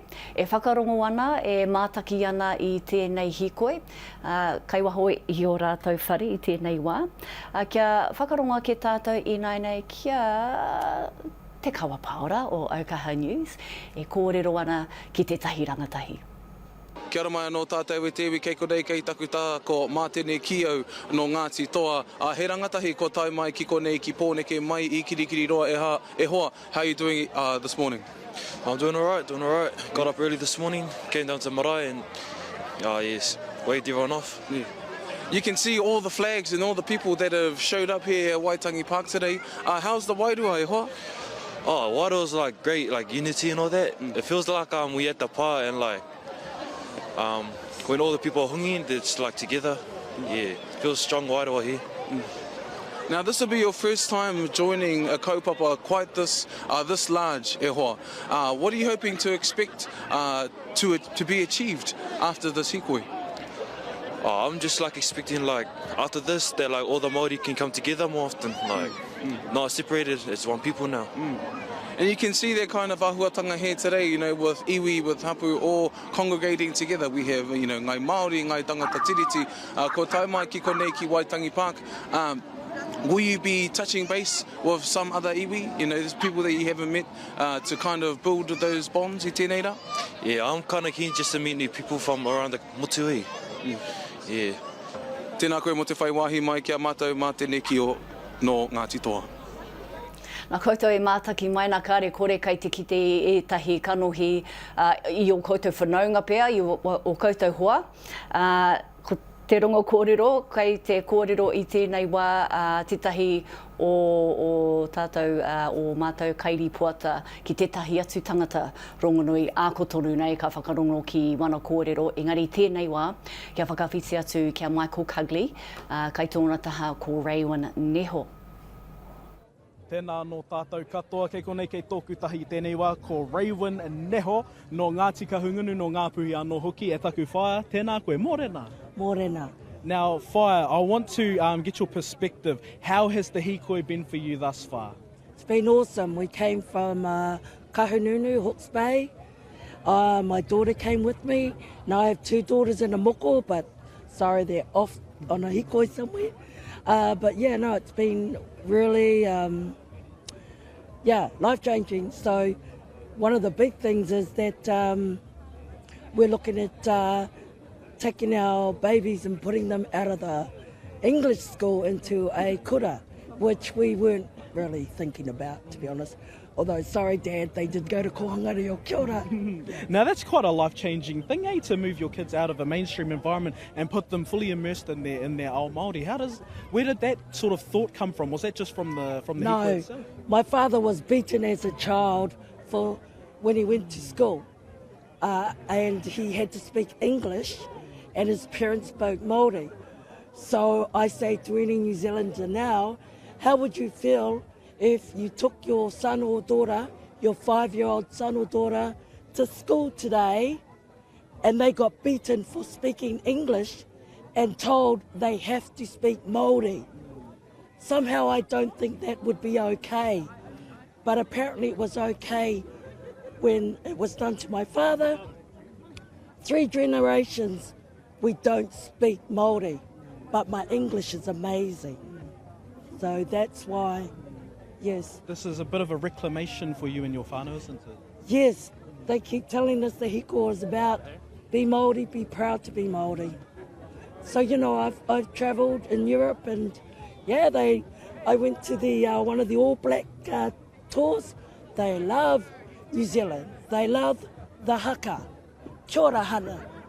People love the haka, and it's not a violent move that you were going to take on David Seymour. Kaore. It's part of being Māori. So kia ora. Now, Whaia Raywin, we talked earlier about the hīkoi mo te tiriti has gone global. You know, we've seen it in Hawaii, we've seen it in Aussie, and in Aussie, your daughter was there. Can you tell us a little bit about that, please?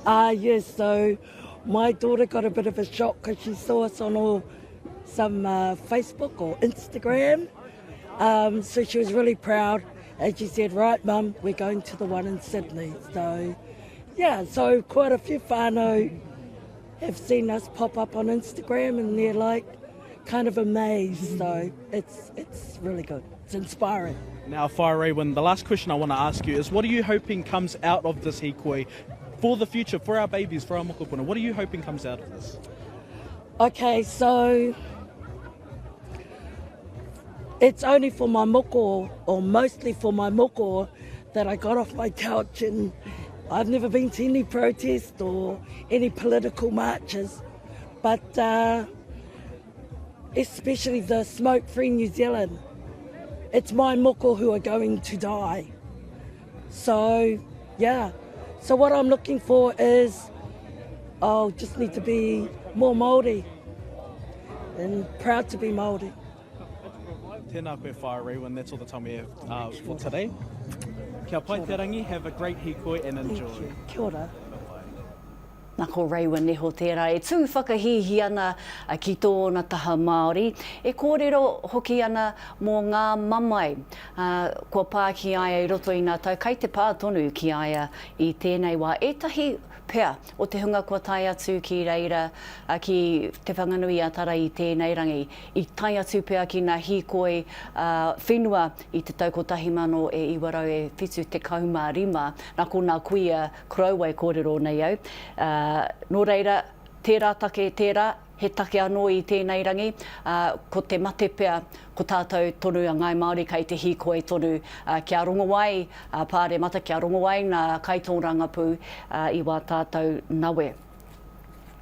Nā kia hoki anō tātou I tēnei wā, ki te whakarono ki ngā kōrero Ashikaila Andrews Alapaki, I kōrero atu kia Tanya Schwam I te atanei. Hoki ora mai anō e te iwi, ko peri mai ahau ki te tau o tēnei takata tiriti, ko peri mai ki te hīkoi, mōrena ki a koe. Mōrena. Mōrena. Nā reira, ha te take ko tai mai koe ki te hīkoi I tēnei rā? I tai mai, e noho ana I o tautahi, I timata te haerenga ki te rerenga wairua. Kei konei au, nā te mea he haipapa tēnei mō te tangata tiriti. Kia nei, kei te pai ngā kupu tautoko, ai, engari me whakakanuhi ngā kupu, me whakatinona I ngā kupu. Nā reira, pēhea o whakaro e pā ana ki te pire o te Treaty Principles Bill, e pāna ki ngā mokopuna, e wanga koe ki ngā mokopuna e pāna ki tēnei pire? He nui rawa atu ngā wanga, ne? Era mahi I tēnei kawanatanga, era mahi katoa, he mōrearea, ne? He mōrearea, mō tātou katoa. Kia nei, no tia mana hau, kei te mōhio pai mātou, me tohe te kaikiri, me tohe ngā turi kaikiri, ne? Nā he akoranga I o mātou hitori, ne? Kei te kite au I tēnei ahuatanga I konei, he nui tōku a wanga. Nā reira, atu I te pire, e ao wanga koe e pāna ki etahi atu take mai te kāwanatanga. Ngā mea katoa, ne? He kāwanatanga kaikiri tēnei, ne? Koinei. Ka pai, nā reira, kamutu ki tēnei pātai whakamutunga, hea ngā hua pea e pirangi koe ki te kite mai I tēnei hīkoi. I puta mai ngā hua maha, I puta mai ke ngā hua maha, te kotahitanga me te aroha, kia nei, he hurihanga tēnei, ne? He hurihanga take. I te au o te aroha me te kotahitanga, he āhuatanga pai mō tētahi hurihanga. Kaore e kore, katoa tātou. Ko te āwanga te ngā mamai ki te wā ka wehe, tēnei kawanatanga. Oi anō, atona wā, ne, ka tūtoa, tātou katoa. I te au o te aroha me te kotahitanga. Nā reira, kei te tiro au ki tēnei haki ātāhua, kei te kite au etahi o ngā ingoa. Nā reira, whakamārama mai whakapārama mai tēnei haki kia tātou. Kia ora. Anei oku hoa kaore taia te taimai.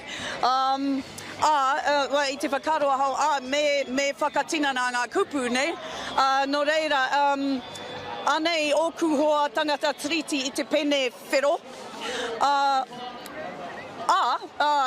I te pene pango, anei oku hoa Māori e tuku ana I te aroha mō te haerenga. Kei konei mātou. Kei konei tātou. Aira. Nā reira, a ko tō te wā ki runga I a taiwa, e mihi ana ki a koe, ka huri ki a koutou. Nā ko Tania Schwam tērā o Tiamana e kōrero Māori ana me āna māharahara ki tēnei kāwanatanga, o ko tāna he kaikiri tēnei kāwanatanga. Engari, mēna akoranga nui nōna I Tiamana, nō reira, kai te ki te tātou ne I te whānuitanga o te tautoko mai ngā tōpito o te ao ki tēnei hīkoi. Ina nahi nei ki New York, ki Amerika, be te toko maha o nā tāngata ki runga I ngā pai pahopori e tautoko nei I te hīkoi, I te whakahe I tēnei pire ngā mātāpono o Te Tiriti. Nā, kia hoki anō tātou kia te Okiwa McLean o te Karere, kei runga ake o Lambton ki, kai muri I te tari o te reo tātaki. Te Okiwa, tēnā kōrero mai, haha nā kōrero kāre pia kia tai atu te ope ki a koe I tēnei wā. Engari, kei te kite koe I te aha, I a wai. Kei te tika tonu tēnā, kaore anō te hīkoi kia paku kātata mai ki au I tēnei wānei. Engari, kia hoki kōmuri ngā whakaro ki te tīmatatanga rāno o tēnei o ngā hīkoi e waru rā ki muri. Tīmata mai te hiku o te ika a Māui a rai, te rerenga wairua, heke whakateraro mai ki roto o tāmaki makaurau ka whakawhiti te priti, ahua tui konā ki roto o te riua waikato, mai konā ki roto o Rotorua, ta tua tuiho ki roto o tūranga nui ākiwa, here taunga, te papa I oea, ōtaki, porirua, anā, kua tai ki te pokapū o te whanganui ātara a rā, ki te wāhi e mohi o tia nei e tātou ko te pāka o Waitangi. Me te mōhioiho, kua tiputei hirangaranga mai I ngā rangi e waru, kua hori ake nei, ta tūnoa mai ki tēnei wā. Kaua I konei I ao te aro ana he engari, huri noa I te ao, tai a whio atu ki roto o rānana, I takuna mōhio e tū ana tētahi hui o ngā Māori e noho ana ki rānana, ki te tū tautoko, ki te tū tapatahi, me te runga I te ngākau tapatahi, ki tēnei o ngā hīkoi, ko whakahare tia nei e te momo ia eru kapa kiengi. Nā, ka rā tētahi motu paika e rere nei, te kara o te tinoranga tiratanga, ake ne pea e haere ana tērā tangata ki Pāremata tataria tuai ki te tira kāhui ka whakaeke mai. Hoi anō ētahi tai pito kua tae mai kia hau nei, hei te takiwa o te kaumātahi, te kaumā hawhi pāhi, te kaumātahi rānei, ka tae te tira ki roto ki te takiwa e tū nei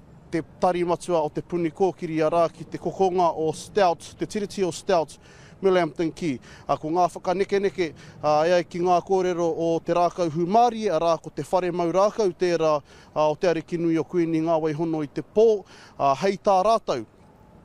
He mea arahi te hīkoi e ngā whare tū taua huri noa I te motu e mohi o whānui tiana ko te aka ka rauwhero tērā, nā au tonu tērā I whakahuahua ke I mua atu rā, te momo ia Hemi Titan, me tērā momo ia Wetini mitai ngātai atu ki te rangi Curtis mā. No hoki, I te wā ka tae mai rātau ki te puni kōkiri, ka whai wāhi atu te kuini Māori a rā nā waihono I te pō, ki wainga nui I te taua me ngā kai karakia.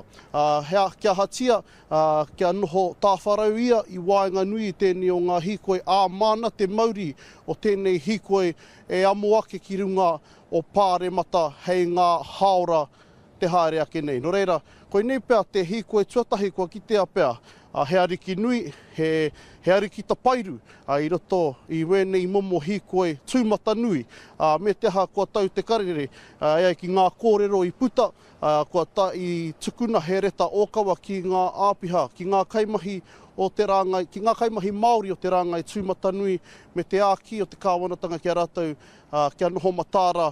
E hara i te mea, i whakohe te ngia rātou kia kaua e whai wāhi engari, he mea tuku he karere whakatonu, whakamatāra, ia rātou kia whakatonu i roto i wēnei āneatanga o te wānei. Hoi anō, ai, e tautonu ana te Māori tēnei wānei, e te kai kāmera tēnā, ki te mai nā koutou i muri ahau, tōna te kau, rua te kau tāngata pēr, kua whai wāhi mai i tēnei wānei, e te kai kāmera, ka tae e koe te whakaatu mai, ara e tahi o ngā tāngata e mau nei o rātou kara tino ranga tiratanga i waho i te kōti mananui o te whanganui ātara.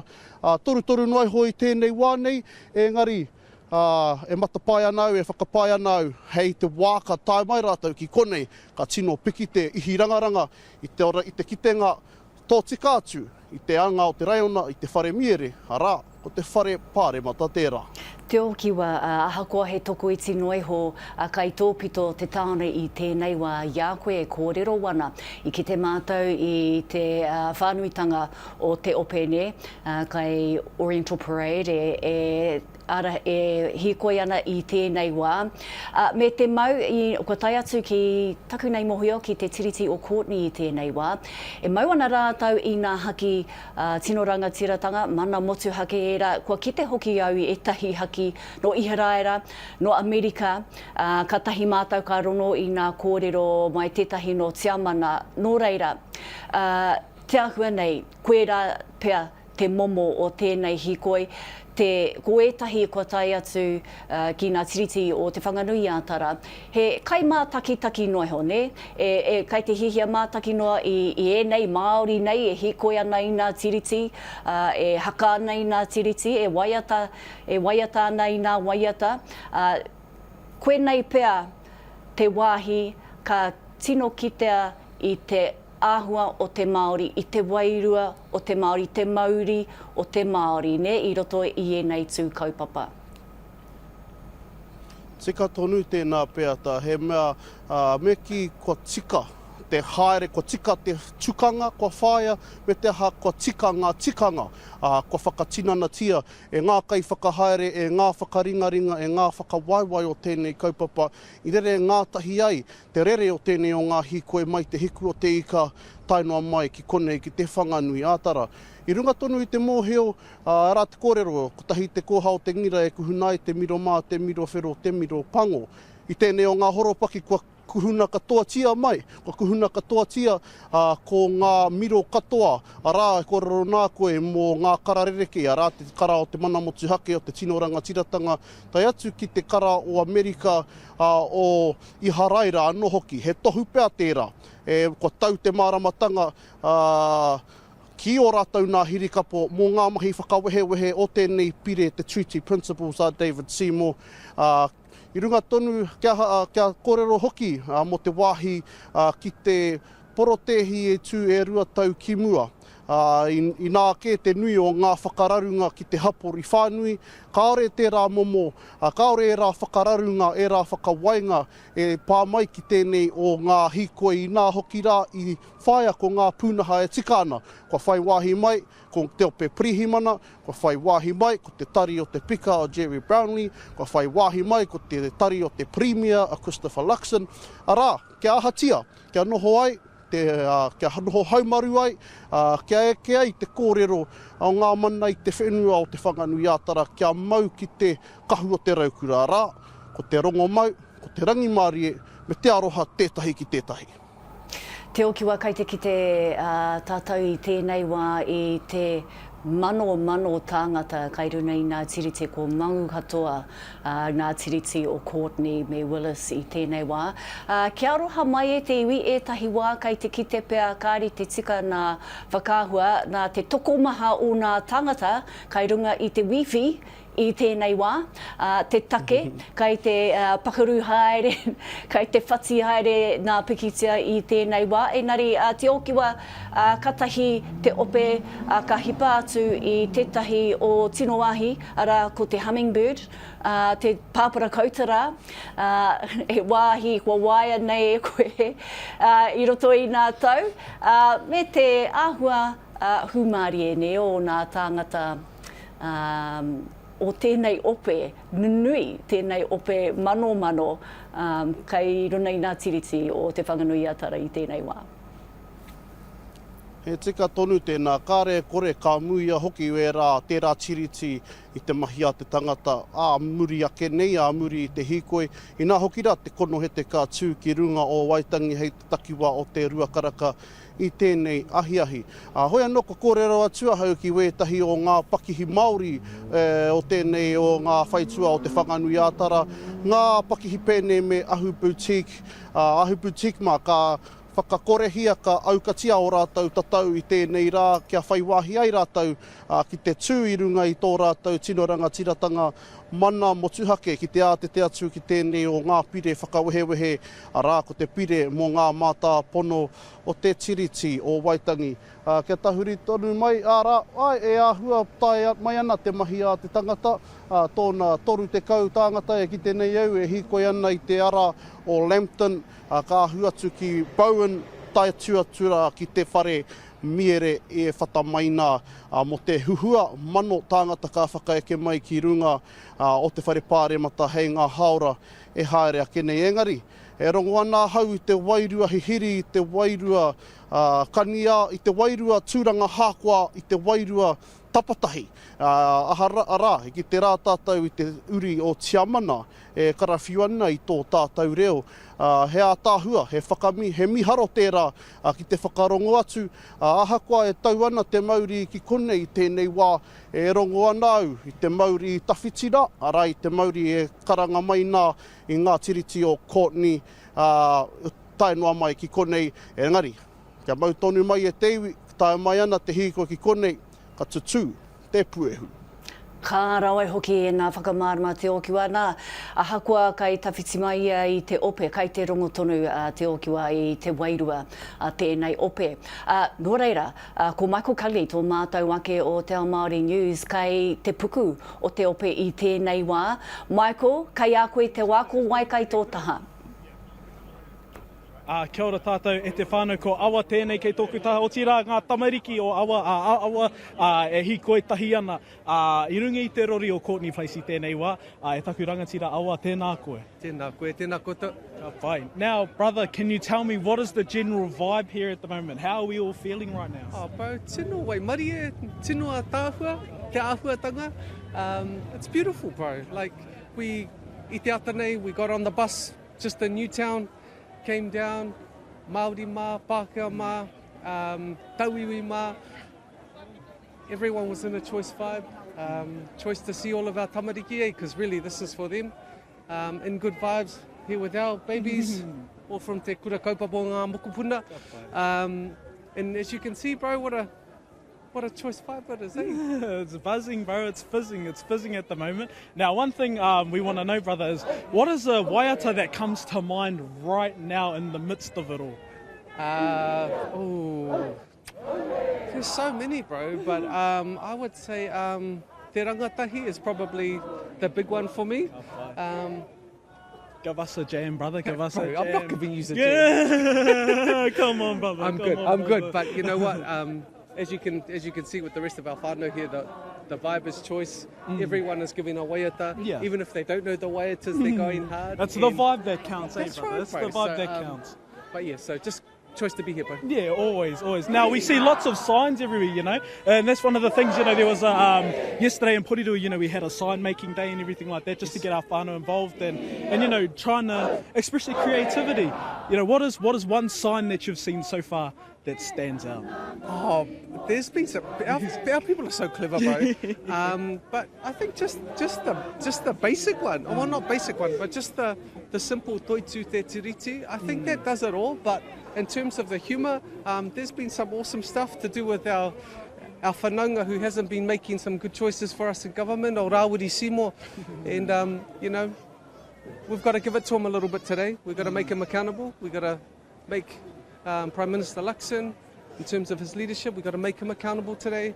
And just let them know that we will never go anywhere and we will fight this forever. And this is only one of many hīkoi to come. Now, bro, can you tell me, you know, this might be a bit of a deep question, but is there something that the government isn't hearing from us? You know, we've been doing this for a while now, haven't we? Bro, he nui te kōrero. I think really what it comes down to, bro, is letting Māori be Māori, and not even letting, just getting out of the way and allowing us to do what we feel is right for our whānau, our hapu, our iwi, the way we want, how we want, and just to tautoko that, you know, when they talk about equal rights and all that. Kei te pai tērā, Māori aren't saying that we don't want anyone to have rights in Aotearoa. We love everyone coming to Aotearoa. We love everyone making Aotearoa their home. But what we are saying is that, look, we have an agreement here. It ensures our rangatiratanga. It ensures that we dictate where we head to and our self-determination. And when we do that, bro, what we know is we get it right for all of Aotearoa. And really, that's what it's about.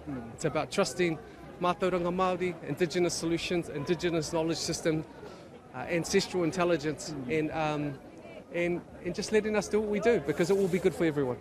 E taku rangatira awa tēnā koe, kia pai te rangi. Te koe hoki pai. Tēnā koe. Ka pai, Michael. Ko Michael tērā e kōrero ana kia te awanui reader o te rōpū waiata Indonesian Mystic ki ngā tau ki muri nei, ko rātou tētahi tino rōpū waiata no Aotearoa nei. Ko awanui tērā, me wāna tamariki e hīkoi ana i Ngā Tiriti o te whanganui ātara i tēnei wā. I wainga pū i te ope ka iro nei Te Tiriti o Willis.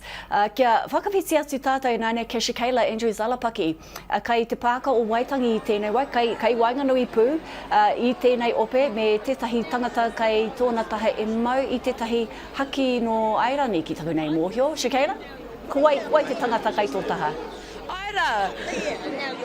Aira peata kei wainganui ahau i te tiriti o Courtney Price e hīkoi ana ki te taha o ēnei tokorua tangata tiriti nei.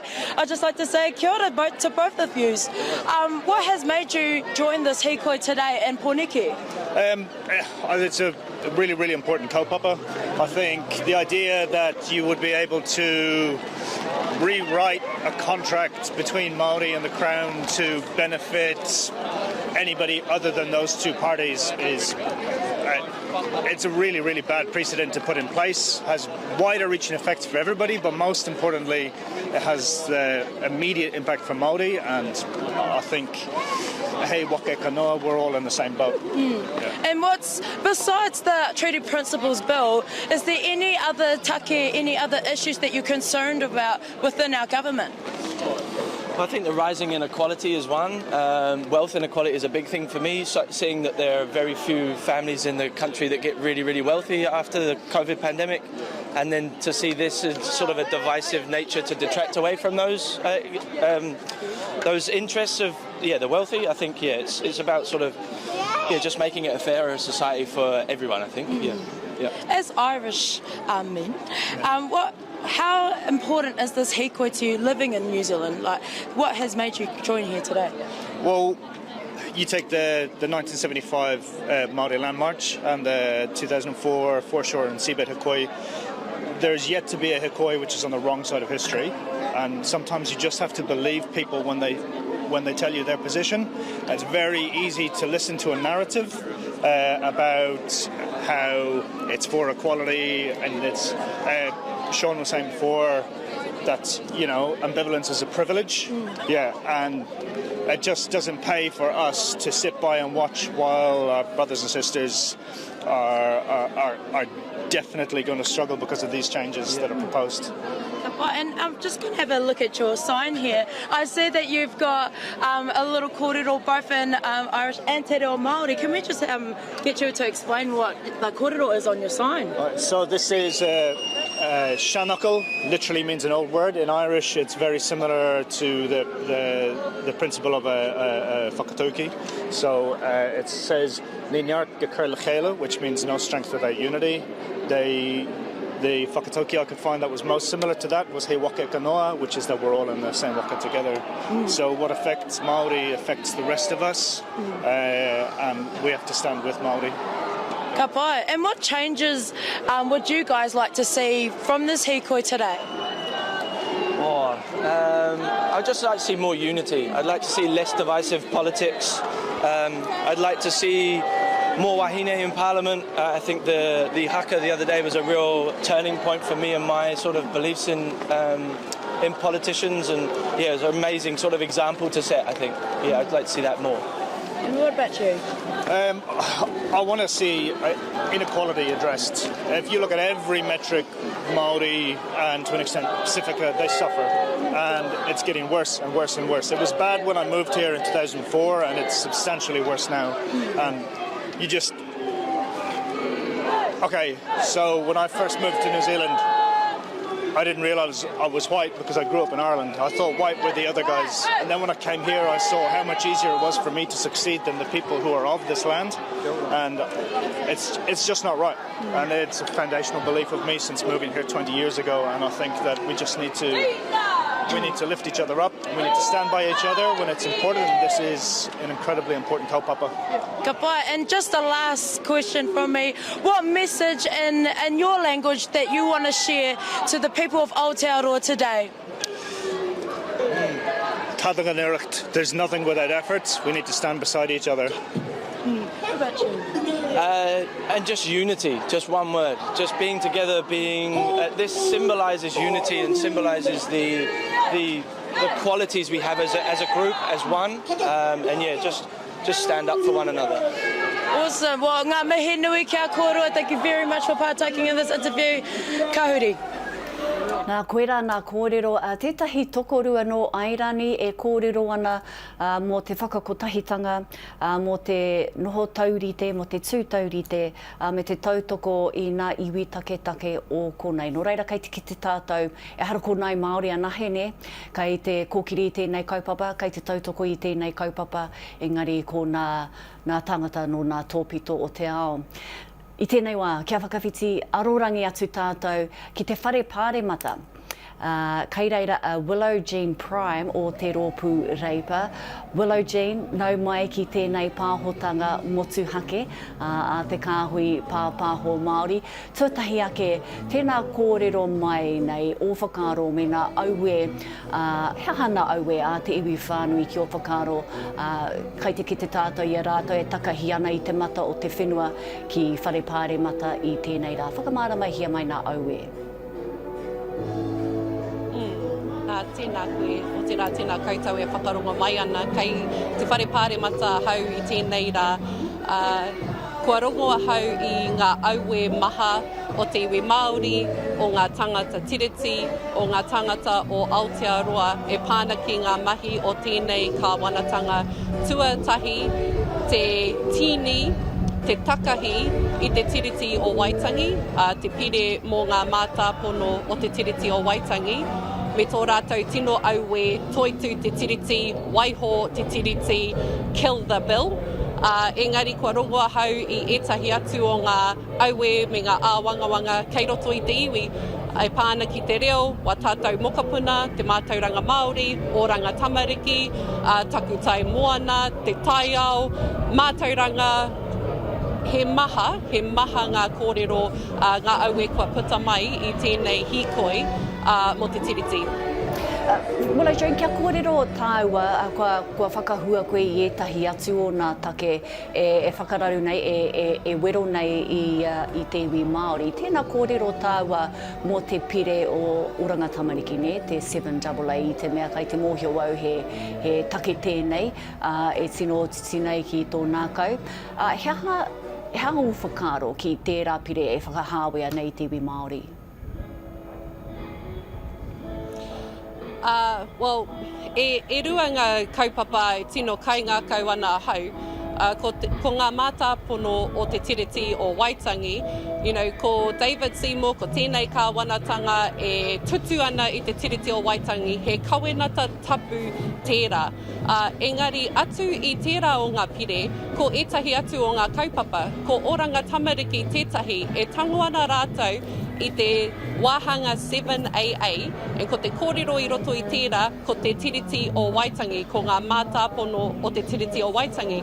Nō reira, e hara ko te pire mo ngā mātāpono anake, e tutu ana rātou e whakarere ke ana.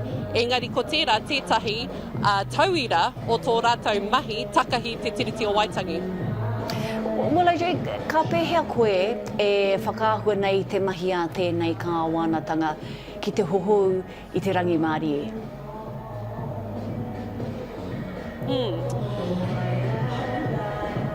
O tēnei kāwanatanga, ka hore e whakarongo ana ki ngā auwe o te iwi Māori, e auwe ana mo te reo, e auwe ana mo o rātou tamariki, mokapuna, mo te mātauranga, wera mea katoa, e ka hore tēnei kāwanatanga e whakarongo ana kia rātou, hei tā rātou, kua whakaike mātou i roto i tō mātou kirimana, nō reira aha ko te aha, ka haere tonu, ka whakamanahia tērā, ka whakamanahia tō rātou coalition agreement, ka hore e whakamana i Te Tiriti o Waitangi, nō reira me pēhea rātou te tau te rangi Māori e mehe me ka upoko māro rātou ki ngā auwe, e hara no te iwi Māori anake, engari ngā tangata o Aotearoa.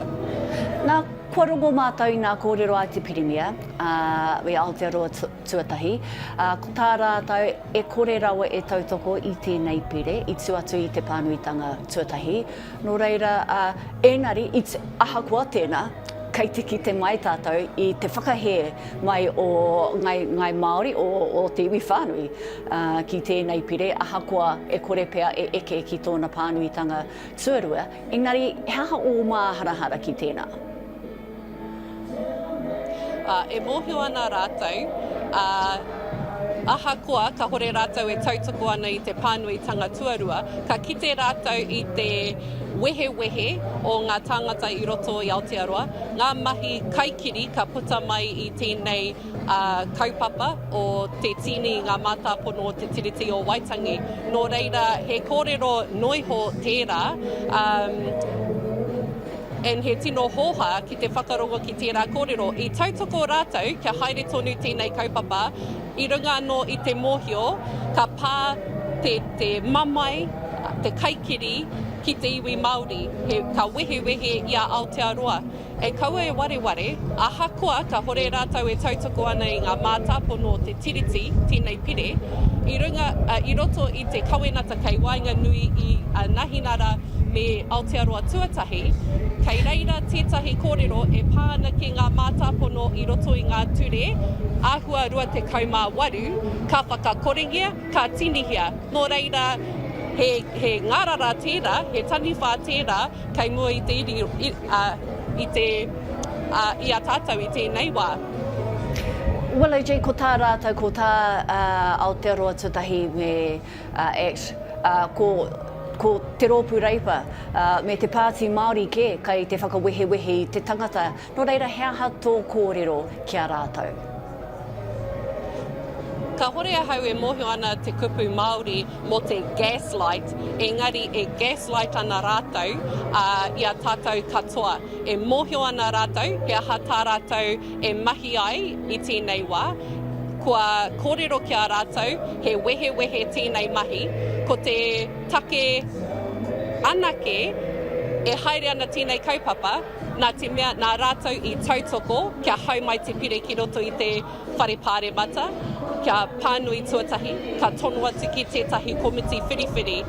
Nō reira, kei a rātou te mana ki te aukati, karo i tēnei, engari ka hore, rātou e tautoko ana i tērā. Nō reira, kau e gaslight i a mātou. Well, Jay, kei te kite mātou tātou i te toko maha o ngā tāngata kai muri a koe i tēnei wā. Ako tonu nei ka tai atu te ope ki Pāremata. Nō reira, hea tā te rōpū reipa ki te hunga ka tai atu ki reira i tēnei rangi? O etahi o mātou mema, e hīkoi mai ana, mai waitangi pā ki te whare Pāremata, kua kite i ngā whakahua, ngā kōrero o ngā tangata i roto i te hīkoi, engari kei konei e tahi o mātou ki te whare Pāremata, ki te kōrero, ki te mininga, kua hui mai i tēnei wā. A te wā ka tai mai te ope, ka tūtaki, ka pōwhiri, ka whakatau, ka kōrero, ka whakarongo ki ngā auwe o ngā tangata katoa kua tai mai ki tēnei kaupapa kia toitu te tiriti o Waitangi. A muri mai tēnā, ka hau atu ki roto i te Pāremata mō ngā te wā uiui, he pātai tāku ki te minita mō te mātauranga, he pātai Pini Hinari, Chris Hipkins anō hoki. Nō reira, ka haere tonu ngā mahi a muri mai te kaupapa o te hīkoi. Ka rawe hoki e nā whakamārama, Willow Jean. Tēnā rau atu koe i whai wāhi kia mātou, te hono mai, te hono arorangi mai kia mātou me tēnei pāhotanga motuhaki i tēnei rangi. Kanui te mihi. Nā konei atu i te rua wiki ki muri nei, i whakaopesi atu te tangata ki te hiku o te ika.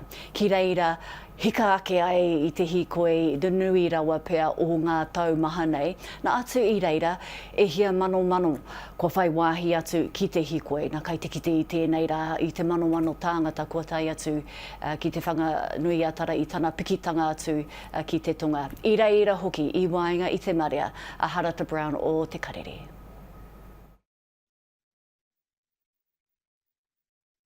Ko muri whenua te hiku o te ika tēnei e ngunguru nei. Me te te nui. Ko tēnei hīkoi mō tātou, mō te iwi Māori tō tātou mana e puritia nei ki roto ki te tiriti o Waitangi, i roto hoki tana tuakana i te hakaputanga. Hei tā te kai arahi o te hīkoi takutai Moana 2,000 māwha. Takarawa mai ki tēnei rā. Ko te tira hau, te ārahi ake nei. Ko timata mai e wā tātou tino kuia a whina, atu iaia ko mātou, i nā enei ko koutou. Tāti ana te hīkoi mai te reinga. Tai tawhiti mai ana ko te pou o te Pāti Māori. Kei te hīkaka te manawa, kei te ngākau hihiko. Ka roa nei takahi nei te ngā kaiapo, i ngā kaiapo o i ngārangi. I roto ngā taumaha, engari kei te ora tonu tata. E taraiwa ana a hau i tēnei wā, e whaiwhai ana i etahi kaioma, nā te mea ko tētahi wahanga o tēnei hīkoi, he taki i te rori, mā te motuka, māraro hoki. Ka tae ki te taone tuatahi,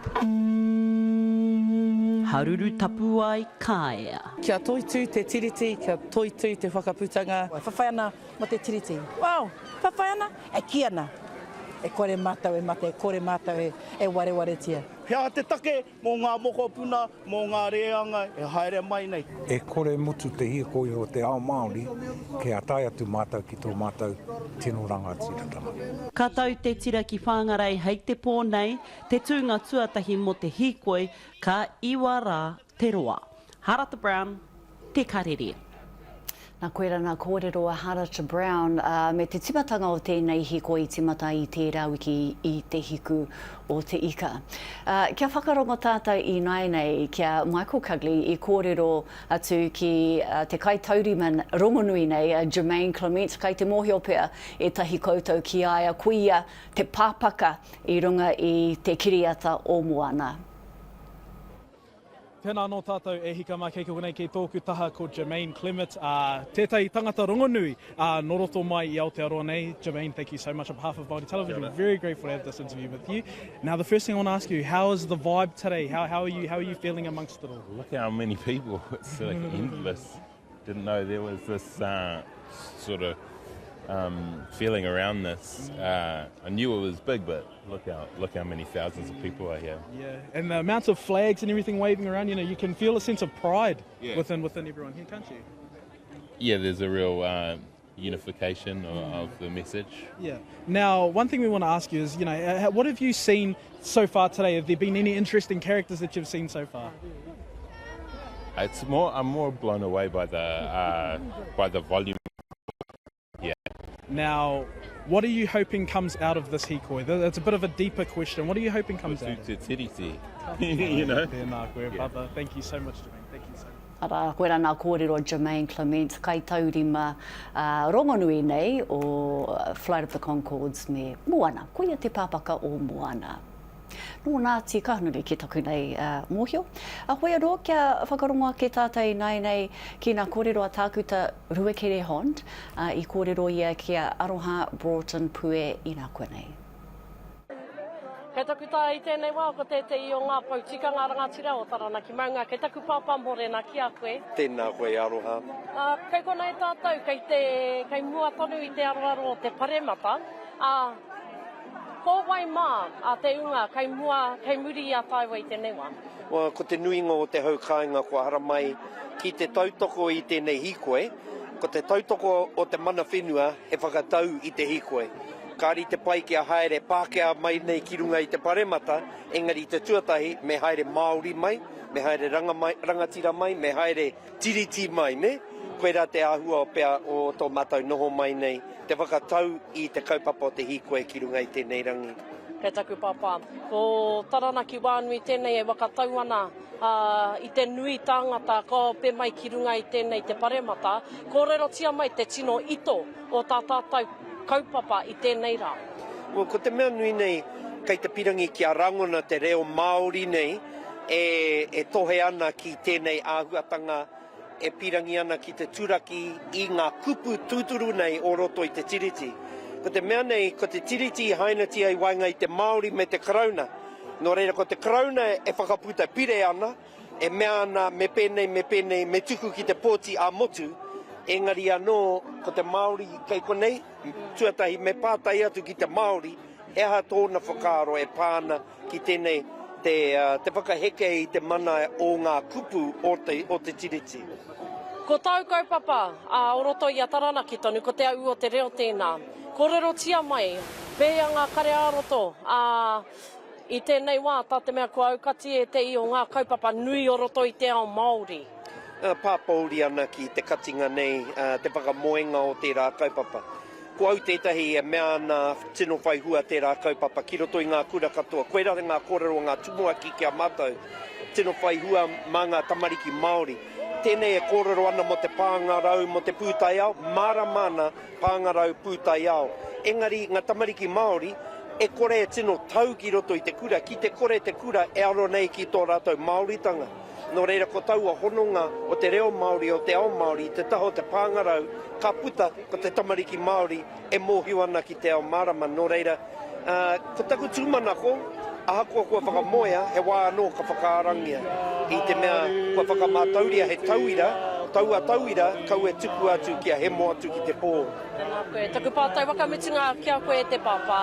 Kei konei tātou o Taranaki maunga kamitu te motu, engari mo Taranaki ake, ao ia mo tēnei o ngā hīkoi a āre ake nei. Ko te mea nui nei ki au, me mihi kia Dave Seymour, me mihi ki aia, nā te mea nāna te iwi Māori I whakakotahi, e whai ihi, whai wana ki tēnei kaupapa. Nō rea ko oho te ao Māori, kia atu te mana Māori, mana motuhake, tēnei e whakaari mai ana. E mea ana hakoa ku matau te toko iti I roto I ngā miriona tangata I Aotearoa e reo tonu tō tātou. Reo Māori tonu, reo rangatira, o tira reo mana whenua, kei tēnei whenua. Tēnā koe, kei taku pāpā, kei te kawa o te raukura tonu ngāmi I kia koe, o tira paimārire kia tāu. Nā ko takuta Ruekere Hond, tērā I kōrero ana kia aroha a Broughton Pue o te reo o Te Uru kaiwaho atu I Pāremata I tēnei wā. Kei te kite pēr koutou I te tokomaha kua tai ki Pāremata, engari he tokomaha anō, ne he ope anō kei te hīkoi ngā tiriti kia tai atu rā ki Pāremata. I roto I te haora tata nei, ka tai atu ko tōna tikana ka tai atu hei te tūhoitanga o te rangi, ngari a kene pēr ka tai I mua I tērā. Nō reira, I a rātau e hīkoi ana I ngā tiriti e waiata ana, kia whakarongoa ke tātou I nei ki te tahi atu māngai no tērā pito o te whenua kia Shay Wilson. Rena no tātou e hika mā kei konei ki tōku taha tētahi rangatira o te aua tipua. Nā reira, e mihi ana kia koe e chei I tēnei whai wāhitanga kia mātou I tēnei ata. Kei te pau hea? Kanui te ora, ana e rongo nei te I te wei. Te mana te tapu o te iwi. Ko ta tūmai ki waitangi nei, ki ngā pāpāringa o te wanganui ātara. Nā, kua ki te rata aua nei I te tini, I te mano, I te miriona tāngata kua tau mai I tēnei ata. Nā reira, e pēr ana tō wairua I te kite ngātu o ngai Māori, o ngai Aotearoa whānui tonu e whakaimi mai nei ki runga o Pōneke I tēnei ata. Mi aro rawa atu ana. I te mea, I te tōna tīmatanga, ana I rongo I te wairua ora. Eke nei, piki nei te ika, kā piki, kā tū ki tēnā wā, ki tēnā wā I, ana kā rongo I te kaa no, ana tatu mai ki konei mi aro katoa. Ana, ko te mano tāngata, ko ngā mano kara aki, e wata ana I te au, ngā waiata nei e rongo ana I te ākua, kia tū tangata e ara I te mea kia riri engari kia tū tangata anā mau nei au taku raukura. Mi aro katoa. Ka whai. Nā, kua ki te rā tāua nei I te maranga ake o te iwi Māori I roto mai tōna rua ki te whakaatuhia, ki te kāwanatanga anei tātou te iwi Māori me tōna mana, me tōna tapu, me tōna ihi, tōna wehi. Nā reira, he aha ngā hua hia tiana e koe, te puta mai ana I tēnei hīkoi nei. Ko te tūmanako ia kia maranga o te aroa kia toka te tiriti o waitangi kātai. Kia toka I roto I te ture, ki kore ai rau e keungia e te tangata, ākua ko wai. Tuarua, ana kia maranga te iwi Māori ki te pōti. Ākua mōi ana te Ao Māori e āku kara, engari, ko te mea nui kia pōti. Ākua ko wai. Kia mātau anō te iwi Māori e mana tō te pōti. Nā reira, kua roa e ngoi kore ana, e uenei, e pō e ana pēr, kaore e mana o te pōti, engari, ki te pōti, ka eke. Nā reira, koia. Nā, ka tai mai ana te ariki nui kuini ngā waihono I te pō. Ki tēnei hīkoi, ki runga anō hoki o te whare Pāremata I tēnei rangi, kia o whakaaro kei te tutuki rānei ia, I ngā moimoia, I ngā ōhāki, a tōna pāpā. Ko te mea nui, ko te tōu o tāna pāpā kia Māori tātou. Ana, kua rongo nei I te motu. Kaua ko te Ao Māori anake, ngari te motu e Māori ana I tēnei wā kia tū kotai. A tīreni a Aotearoa, ki te kōkiri, I te kaupapa o te tiriti o waitangi, o tira ki te kōkiri I tō tātou Aotearoatanga. Nā reira, tikara te kōrero koe ai pau erenga waka mata tangata. Kia ora, be Māori all day, every day. Koe rā te kōrero. Koina. Nā reira, mihi ana kia koe taku rangatira, e mihi ana tēnā koe. Ako Michael Cugley tērā o te Ao Māori News, e kōrero ana kia Shay Wilson o Taranaki whānui, e rongo ana I te ihi me te wehi, te ihi me te wehi hei tāna, tērā mita no Taranaki whānui, ne? Kai te ki te tātou I tēnei wā, I te hīkoi, kua tai atu ki tētahi o ngā tiriti matua I te whanganui ātara, kia Willow Street. Nā te nui pēr o tēnei ope, kāre pēr I tahi, kāre anō kia puta I te pāka o waitangi, ko etahi kai te tatari toru ki reira, ko etahi kai te tatari ki te whare Pāremata. Me te aha kāre pēr e whai wāhi, ēnei tāngata katoa, te tū ki mua I Pāremata. Hoi anō, kia whakaronga ke tātou ki ngā kōrero me ngā waiata kai te rere I wainga I tēnei ope I tēnei wā.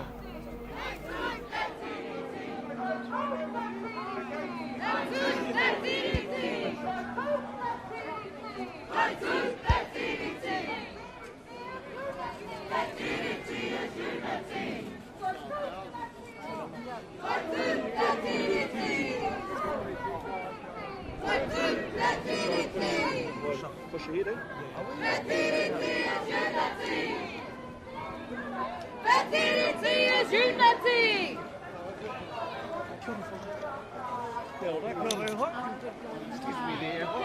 Thank you.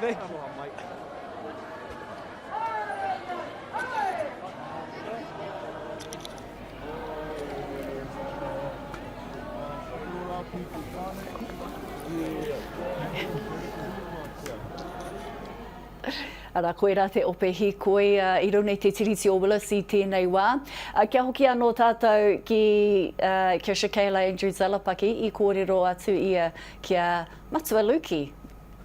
E hīkoi tonu ana mātou ki te tiriti nei, a kopiri au ki tēnei matua tātou. Kei te pēhea koe, hā te take kopiri mai koe ki te hīkoi. How come you've joined this hīkoi today?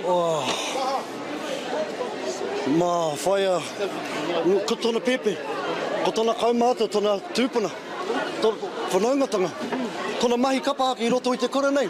Kawa e pūtea no ngā kāwanatanga, tōna mahi, o Matua Luki, Taranaki. Rea te pana, hara mai pepe, ai kapai. Our babies, whaia, ne. We've got to show them the way, the right way. When to haka and when to poi. And we're doing it all on the same day. I hope we have this mana fest every year, whaia. But I'm privileged to be here on behalf of my whanaunga, my tipuna, and all of us, Māori and Pākehā. And all of us, to show them that it's not just about us. Yep. We're trying to live the way we've always been living and be the way we always have been and share our tohu and our tongue with everybody else who want to put some of our mana into their kite for their journey on their hīkoi as well. So, appreciate you. No, ka pai. And I said that you got a raku there. What waiata comes to mind as you're, partaking in this hīkoi today? What's the waiata that comes straight to the mind? Which one, whaia? Which one? Waiata mai. I've been singing this one over and over again, so I think it must be the one, whaia. Ko te tohu tēnei, ko taku māramatanga, ko te kaho karia katakina. Ko te tohu tēnei, ko taku māramatanga, ko te kaho karia katakina. Tuai kua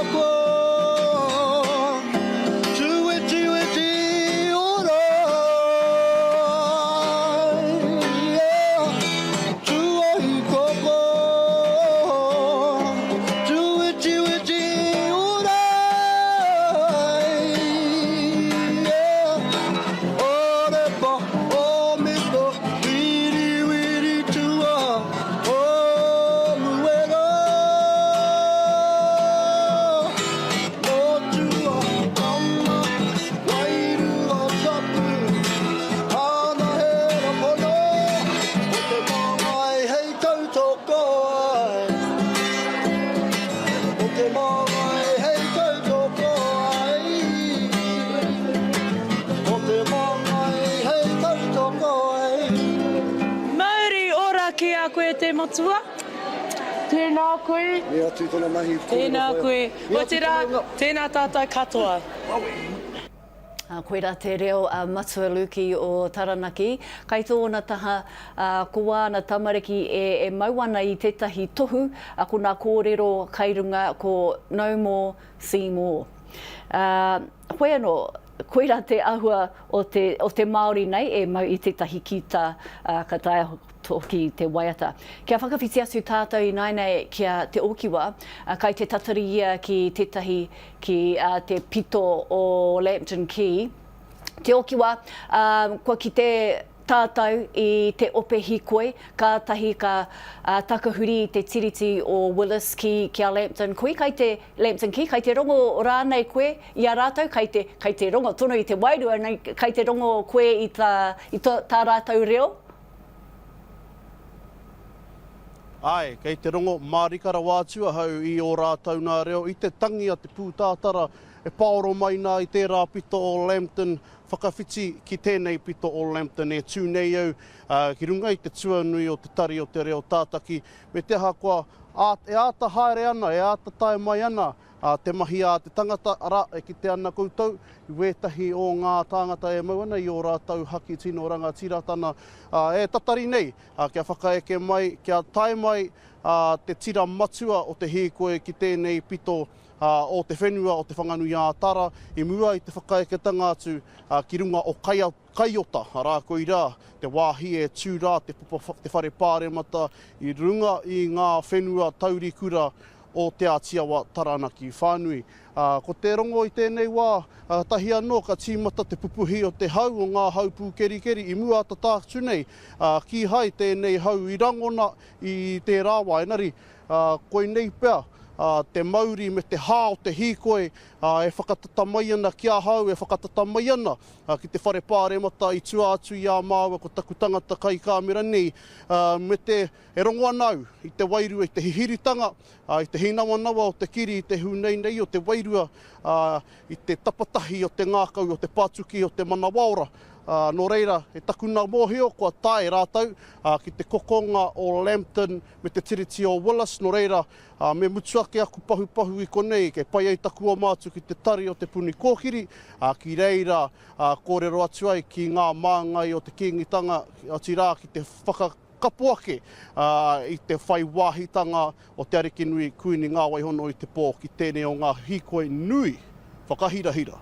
Ka pai, te okua, kia tere tō mātu ki te tari o te puni kōkiri ne, kia kapohi atu e nā kōrero ki te taho te kīngitanga.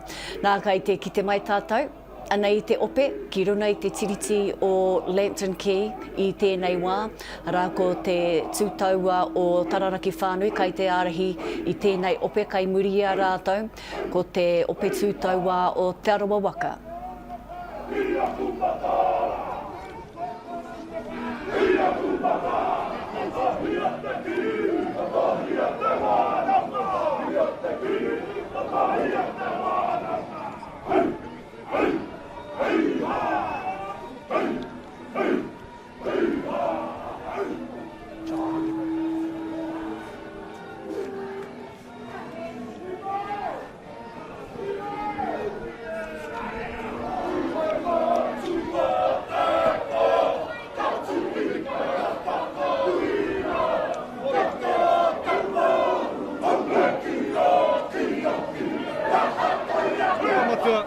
Doing a good job, Mata.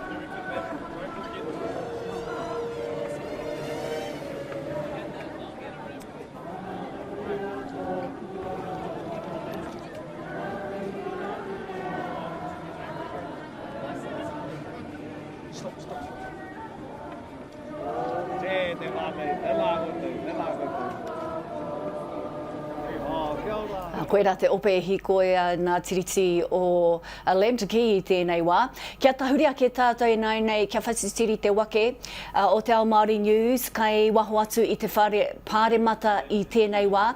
Whati kai te rongora nei koe I te ope e tahi haere nei ki a koe? Ānā e pē, e rongo hoki ana I te hihikotanga o te wairua I wainga I te tini ngerongero I te makiu ko tai mai ki konei ki te papa o te whare Pāremata I tēnei rā. I tēnei wā tonu, kei te tū mai te rangatira o te wāhine kura moe ahu ki te āta whakamārama I ngā neke hanga me te whakamārama hoki ki te tini ngerongero heha te aha. E whakarite ana, e tūtaka rerewana te haukainga o Taranaki whānui e ki te ake anau I ngā poi, e rite ana kia patu atu, hei pōhiri atu I te Hīkoi e tatu mai nei. E ki te mai ana koutou e te iwi, kua whakararangi mai ki konei ko ngā kaikaranga. Tōna te kau mārua pia ngā kaikaranga e whakarite ana ki te pōhiri atu, te tuku atu I te reo karanga ki tō mātou whānau e takatu e haere mai ana ki konei ki Pāremata. Engari e hoama, kōpa katoa te wāhi nei, me taku mā harahara pia. I te whakaro, pena rua te kau, toru te kau mano tāngata, ka ore pia e o ki konei, engari e kite ana, ko tai mai, te tini, te mano, tamariki mai, Māori mai, Pākehā mai, tangata tiriti mai, ki konei ki te hāpai ake I tēnei kaupapa, nō reira e rongo ana I te rā wairua I tēnei wā tonu e pē. E whati katahi mātou ka kōrero kia Willow Jean o te rōpū reipa. Tērā whakaatu mai te wāhi e tūwai ngā kai tōrangapū I te wā ka puta mai te whare ki te kōrero, ki te hunga, kai te tatari mai kia whakaronga ke hi wā rātou kōrero. Ai, tika ana tērā, hei te mutunga iho te pōhiri ka tuku atu ko ngā kauhau a ngā mema tōrangapū. Kauaki ngā mema tōrangapū anake, engari mō ngā tāngata pēnei a hone harawira, I ngā kaiarataki, te Hīkoi, rātou katoa ka tū ki muri, ki te tuku kauhau atu ki te iwi. E hoa mā, e hara I te mea ko te kōrero noiho, ko ngā waiata hoki ka pāoro. Stan Walker ka tū ki mua I te aroaro, ki te tuku atu I tērā waiata rongo nui I am, ka mutu ko Jordan with a Y, ki taku mōhio hoki ko te YouTube hoki ka whai wahi me te mōhio Hawaiki mokopuna tētahi o ngā take tino nui.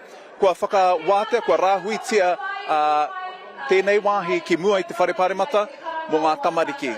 Nō reira tēnei wāhi, whai muri ake I te pōhiri, ka riro mā tēnei wāhanga mō ngā tamariki anake, hei noho, hei whakarongo ki ngā kōrero, hei rongo I te waira. Nō reira, e hoa mā, e rongo ana I te hihiko. Ka rawe hoki, whati tērā te hihiko hoki o wā ngā kōrero I tēnei wā. Kai te sika pēr whati, kāre pēr whai wāhi tētahi atu ki te papa o Iwaho atu o Pāremata I tēnei wā, ko ki katoa tērā papa. Nā kia whakarongo tātou I nei ki Michael Cagley, kai wainga nui pū I te ope Hīkoi, kai tōna taha, tētahi kanohi rongo nui nei ko te ao rere pē whairangi. Michael, kai a koe te wā? Ai, tika ana te kōrero e pē ko tēnei tangata rongonui o te Ao Māori e te ao rere. Tēnā koe taku rangatira, taku prata. E mihi ana, kia ora rā? Tēnā koe, o tira, tēnā koutou e whakarongo mai nai, mātaki mai nai ngā pākainga o te motu. Nā, tēnā kōrero tia mai, I kātai anō kōrua ka huki mai I whiti. Nā reira, kei te pēhea te wairua, kei te hia moe koe. Kei te hia moe, engari kei te orara wātu te wairua. I paku kimo ngā karu I tainahi pōra, I tau ki tāmaki makaurau. Nā kua tai mai ki te upoko o te ika, ki te manaki I tēnei karanga o toitū te tiriti. Kia ora. Anā, kei te tautau ngā karu, he oe anō kei te kōkiri tonu te kaupapa. Kāre te kaupapa e moe ana, ko te tangata kē tērā e moe ana. Nā reira e hika, tēnā kōrero tia mai, o wawatang o ngā hua ka puta mai I tēnei kaupapa o te Hīkoi mo te tiriti. Ai hoa, kei te kite koe kei mua tata I a tāua ko tētahi haki e kapakapa ana. O tērā haki ko te kōhanga reo me te kura kaupapa Māori o mana tamariki. I pakeke mai au I tērā whare ako Ka titiro au ki tērā haka ka haki ka whakaaro au ki te āpōpō. Kaua o te iwi Māori anake, engari o te reo Māori me te tikanga Māori. Koira tētahi o ngā kaupapa i tae mai ai au. Ko te titiro whakamua ki a tātou tamariki, me a tātou mokopuna, kia tauri kura ai te ao e noho nei rātou. Ana, ko tētahi o ngā tino aronga ko ngā mokopuna o tēnei kaupapa, mō rātou tēnei kaupapa, o tira mō ngā tamariki a haere ake nei tēnei kaupapa. Nā reira e hika ki o whakaaro, ka pēa tō tātou nei kawe, ka pēa rā tō tātou nei whakamaori ake i o tātou nei wairua, i o tātou nei hiningaro, o tira tō tātou nei reo. Ai, tuatahi ake akuni me tīmata ki te reo Māori. Engari, e hara ko te reo Māori anake, me whakaaro ki a tātou tikanga. Ka hoki au ki ngā kōrero a te king. Pai ki au tāna, he māmā tāna whakakaupapa i tēnei kaupapa. Ko tāna, me manaki tātou i a tātou tamariki. Me whai whakaaro tātou ki tō tātou hauora. Me kai tātou i ngā kai tika. Me pāpa, me kōka pai tātou. E hara i te mea, ko te reo Māori anake, engari koira, tētahi tīmatatanga pai. E tīmata i tā tātou hōkai, tā tātou whakatinana i tēnei mea, te mana motu ake me te tino rangatiratanga. Ana, kua pau te wā kia tau e hika kia pai, te hīkoi, te roanga ki o te hīkoi, o tira te moi, hei tēnei pōtonu, nā re, mihi ana ki a koe pata. Tēnā koe. Nā karau mōhio kai hea, Michael, i te wainga i te ope i tēnei wā, karau mōhio mena kai muri, kai wainganui pūrā nei, nari kai tiki te au, kai runa ia i te tiriti o Lambton ki me te tikana ia ka tai atu te ope ki te whare Pāremata hei te tūhoetanga o tēnei rangi. Nā, ia tātou e tatari ana kia tai atu tēnei ope ki reira ki te whare Pāremata. Kia whakarongoa ke tātou ki tēnei uiwinga i wainga ia te kawa paora o Aukaha News, rāua ko tīpene i rārere. Kia ora mai tātou e te iwi kei konei kei taku taha ko tipene rārere no rongo mai wahine he tangata tēnei i timata mai te rerenga waira a kua tai mai ki roto o Pōneke. Pehea ana koe i tēnei ata e koro?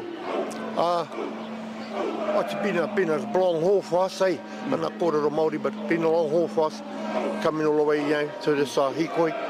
But everybody's happy, a lot of people here, and it's for a good cause. Hey, yeah.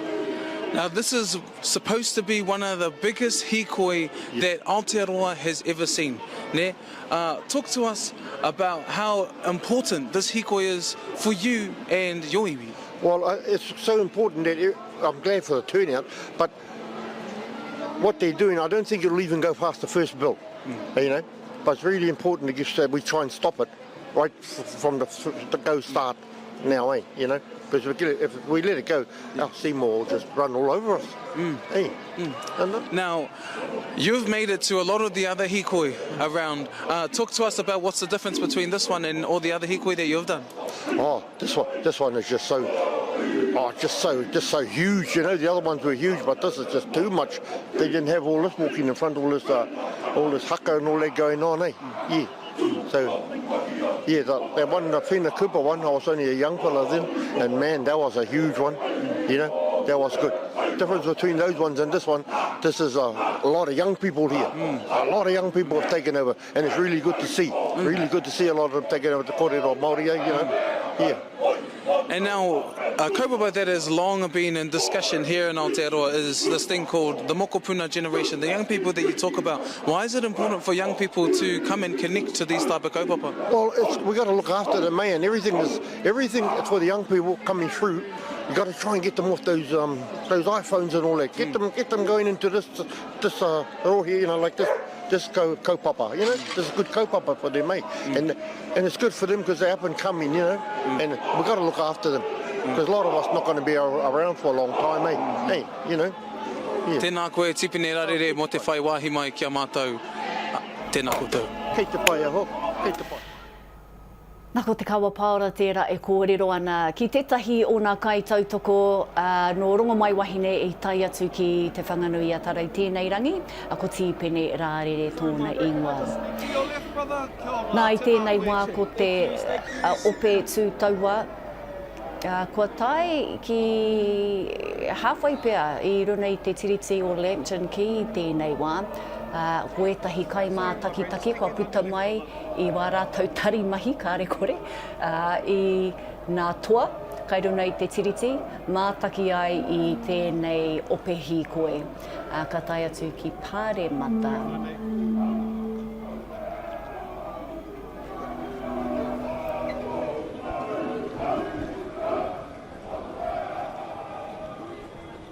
So just coming in the lift there, whānau, kia ora, tēnā kote.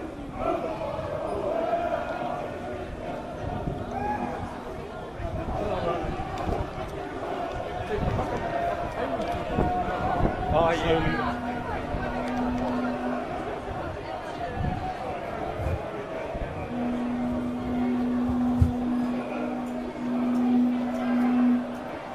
Hold that. So you're going to talk through. Can you talk through and tell them what's this for?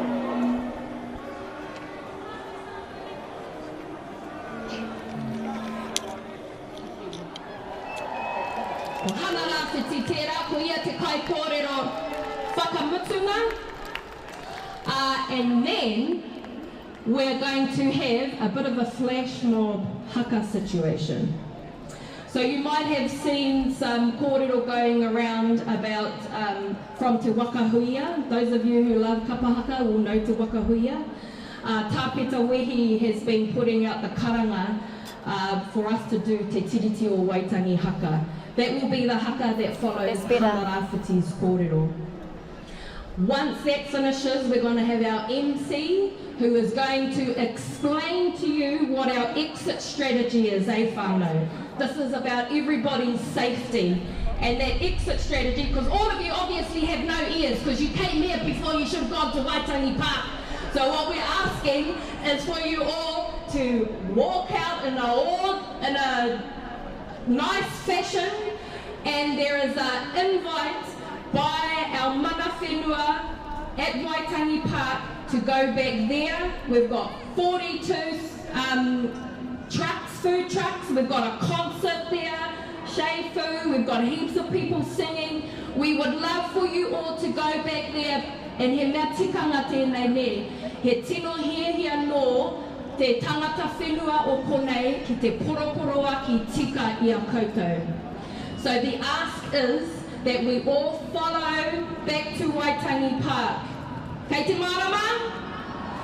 And then our last singer of the day is going to be Stan Walker. He mea whakahihiri I te ngākau, I te wairua, as we prepare to leave Parliament grounds and say to them, and out we go. After Stan finishes, ka hoki te rākau ki te mana whenua, mā rākau te karakia whakamutunga. Now, we all know when karakias start, everyone starts buggering off. Kia kaha tātou ki te pupuri I ngā tikanga, stay for karakia, and then we will leave. Kei te marama! Ko te iwi Māori anu nei! Kia kaha! Ko te iwi Māori anu nei! Ko te ngata tiriti anu nei! Ko te ngata moana anu nei! I forgot to mention one thing. Who knows Nei Rā Te Kaupapa, Te Rawaiata? That's going to be Eru's song. Hawai? So mutu ana Eru, we're going to get up, all of us, and sing that waiata. Do we have that on Spotify, on our sounds? Let's pump that. Ka pai e mihi nui ana kia tātou. Look after yourselves. Keep hydrated. Our Hīkoi is getting ready to make its way up here. Ka pai. Ngā mihi nui e te whānau.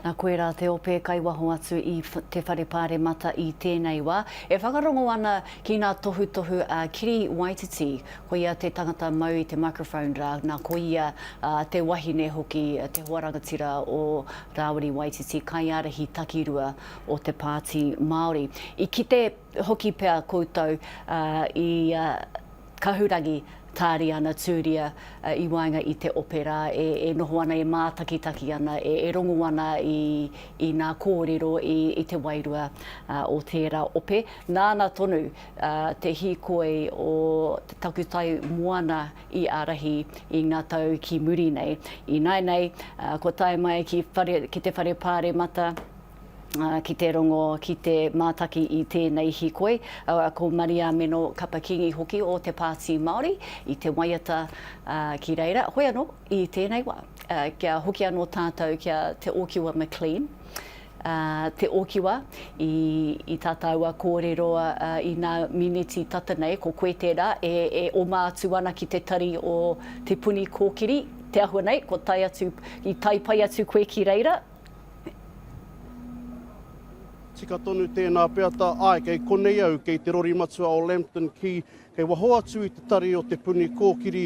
E roto rā e whata mai ana, e whanga mai ana ko te ariki nui ko kuini ngā wai hono I te pō. Ara, kei muri āhau nei ko ngā ākonga o te whare kura o rākau manga, ko etahi o ngā kai haka o te waka hui anō hoki e haumi ana I te kuini ka puta mai I roto I ngā meneti toru ki te rima e hāre ake nei. Me taku rongo ake I te tangia te pūtātara, e tangi mai nā ki takutaha whaka te maui, tōna ko tahirau mita atu I āhau nei nā, e ki te mai nā koutou, e whakatata mai ana te mauri o te hīkoi, ki konei ki te whare o te puni kōkiri, ki konei, ka āta tū te hīkoi mō tahi wāpoto, e whai wāhi atu ai te kuini Māori ki tēnei o ngā hīkoi, mai kona mana te mauri o tēnei o ngā kaupapa, e amoake, mai konei tatu atu ki kaiota ki te whare Pāremata, hei ngā meneti e tū mai nei.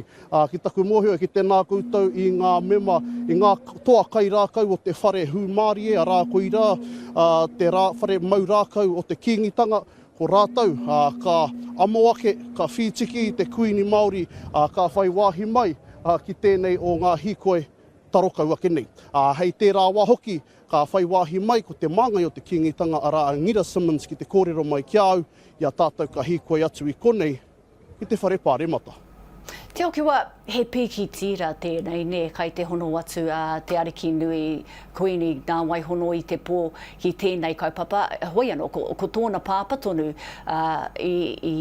I timata ake, nāna tonu I timata ake I tēnei take, ara te kotahitanga I wānga I a Ngāi Māori, kaua ko te pire o ngā mātāpono o Te Tiriti, engari ko te kotahitanga te kaupapa nui. Tika tonu tēnā, ara te kōrero a te kiingi Māori, ko tahitanga I te ora, ko tahitanga I te mate.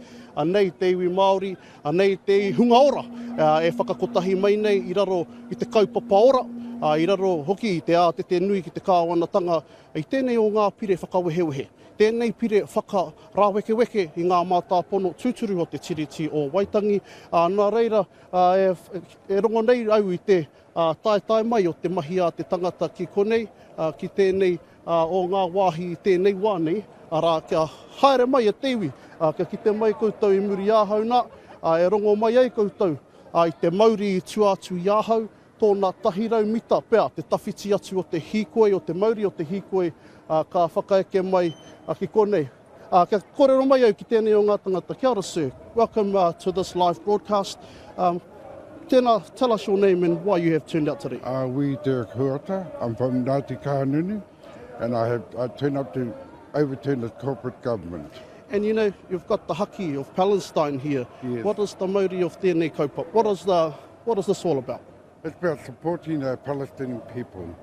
They have the same fight as we have, fighting for land and resources, and that's what they're fighting for.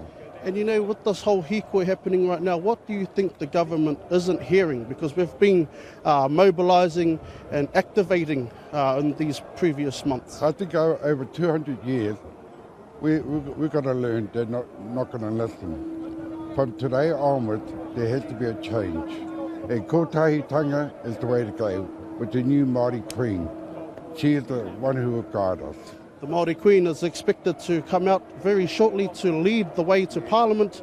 What do you make of her presence here today? Oh, I think she's absolutely wonderful. She's a rangatahi, and most of the rangatahi are leading the protest of today. And I'm glad they stepped up.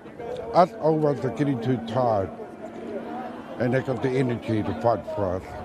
And finally, what do you hope to achieve from this hīkoi? Well, I hope to achieve kotahitanga, our new Parliament government, sort of government. But the Māori King started it, and we should finish it for him, his legacy. Kia ora. E te matua te nārawa atu koe, ara te kōrero ko tahitanga i te ora, ko tahitanga i te mate. I tēnei wānei e ki te mai ana koutou I te taua o Ngāti Toa rangatira I mua atu I ahau neina, e hēteri ana te hunga nei a mātou kia kaua e whakatata atu. Engari, e ki te anau, ko ngā kai rākau e nei o Ngāti Toa rangatira, anei, e whai wāhi mai nei te kuini Māori, tēnei wānei, e ki te ana koutou, ia matāia kepa, te pauwairua o te kiengitanga, e mauana I wana kākahu papai, e mauana hoki I tana tokotoko, tana tiripau, hei wairea I te ara, e mahea I te hua mā kihikihi, te hua mā taratara, kia amoake hia te kuini Māori ki runga o whare Pāremata.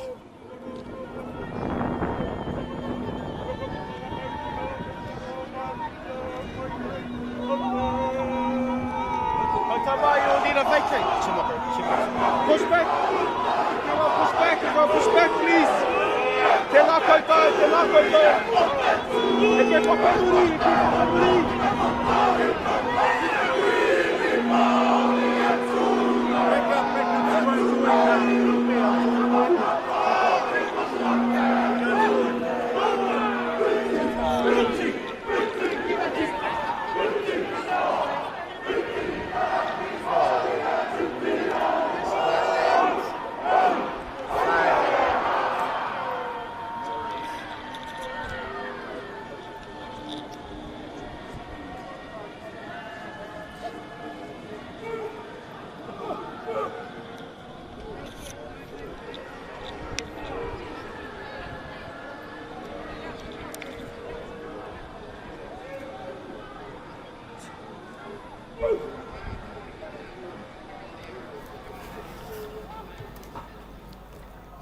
Nā ko te kuini arikinui, te arikinui kuini ngā waihono I te pōtera, kua haere ki te tūtaki atu I te ope e hīkoi nei I te tiriti o Lambton Key. I tēnei wā e tewi, kia whakawhiti atu tātou kia Pāremata kaireira e whanga mai ana te kaiarahi o te rōpū reipa Chris Hipkins. Chris, kai te rongo mai koe, tēnā koe? No. Ai, Chris, kai te rongo mai koe, kia ora. Headphones back in. Kia ora. Kia ora, Chris, kai te rongo mai koe. Chris Higgins. Morena.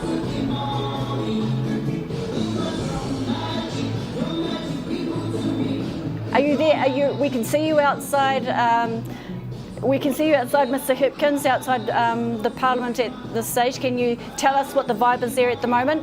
How are you feeling, seeing all these thousands of people outside Parliament? I am outside Parliament, just standing on the balcony outside the beehive. The hīkoi hasn't actually arrived yet, though you might not know that if you're looking out the back there. There's an awful lot of people here already, and I understand there's a huge crowd making their way from Waitangi Park down here to Parliament.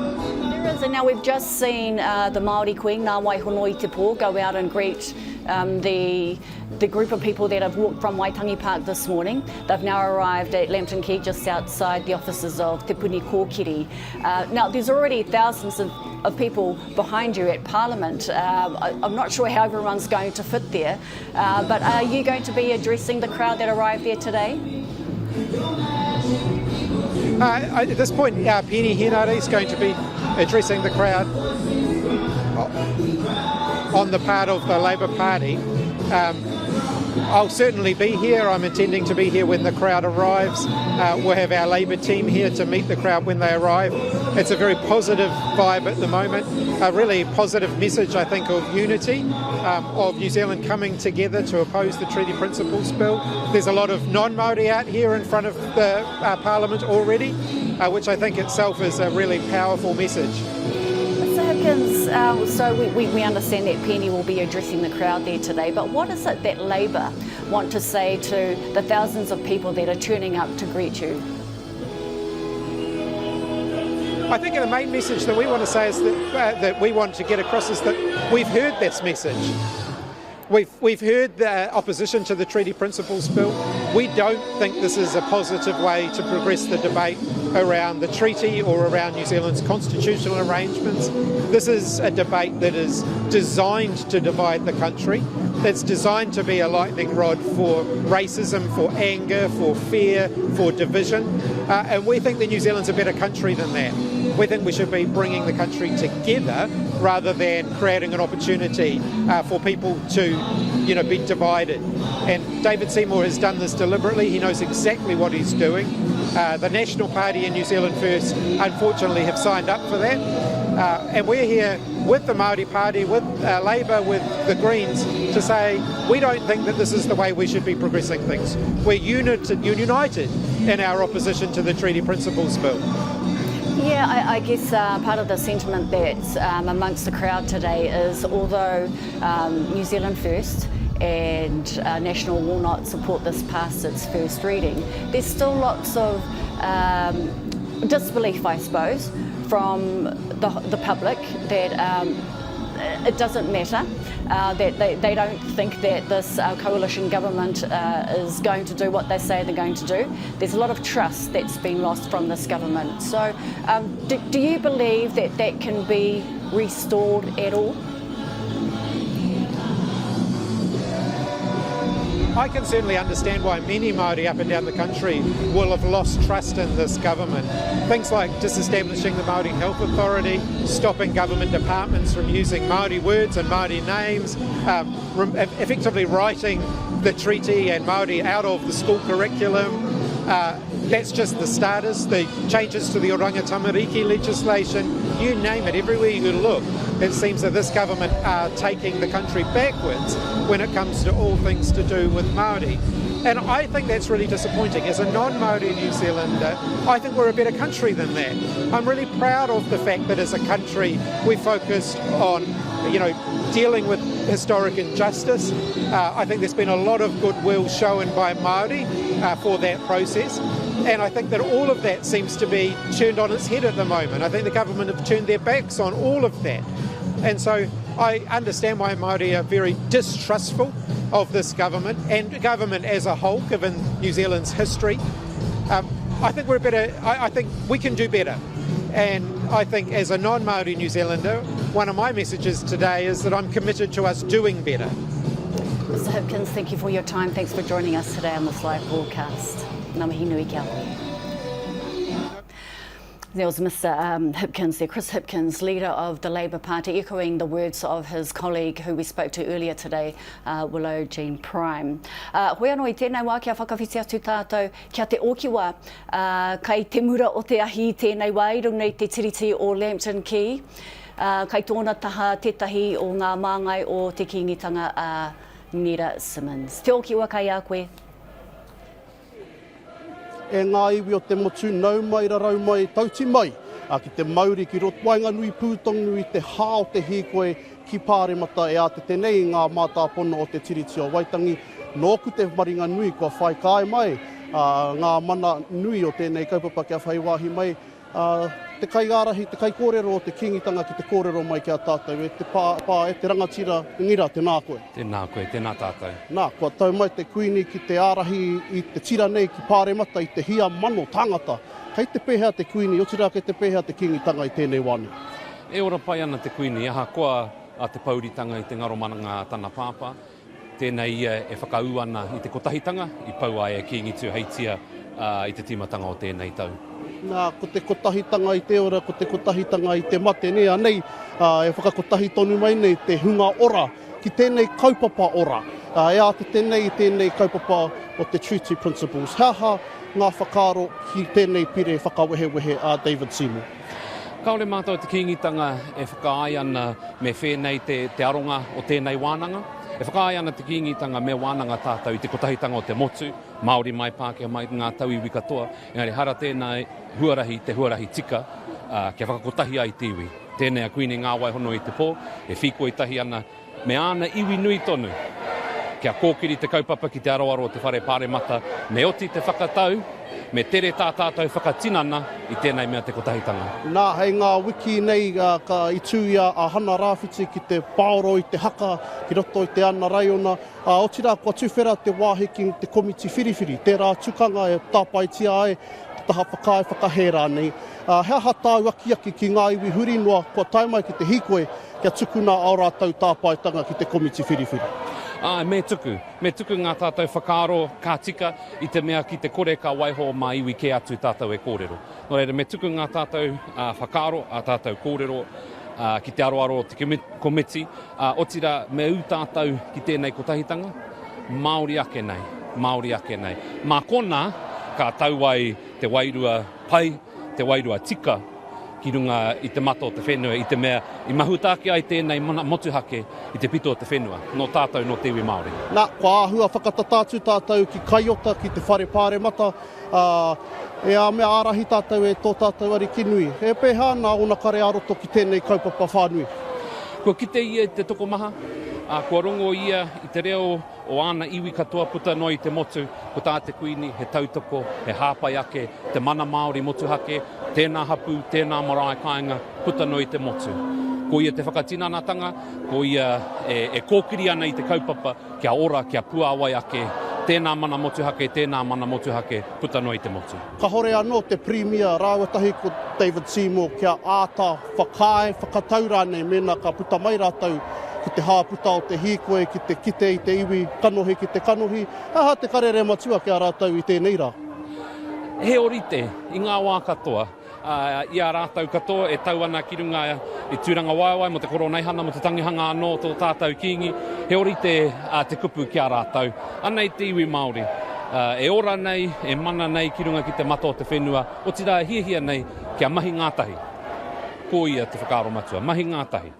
Tātou te Māori, tātou Tau Iwi, me mahi tahi tātou, kia ora. Tēnā kōrero mai mo te kotahitanga rā. Whakapātia ana tōna rima te kau mano, kua whakaupa mai ki konei. He koinei te ohaki o te kiingi ka ngaro nei, neha? Tika, tēnei tana ohaki tino nui.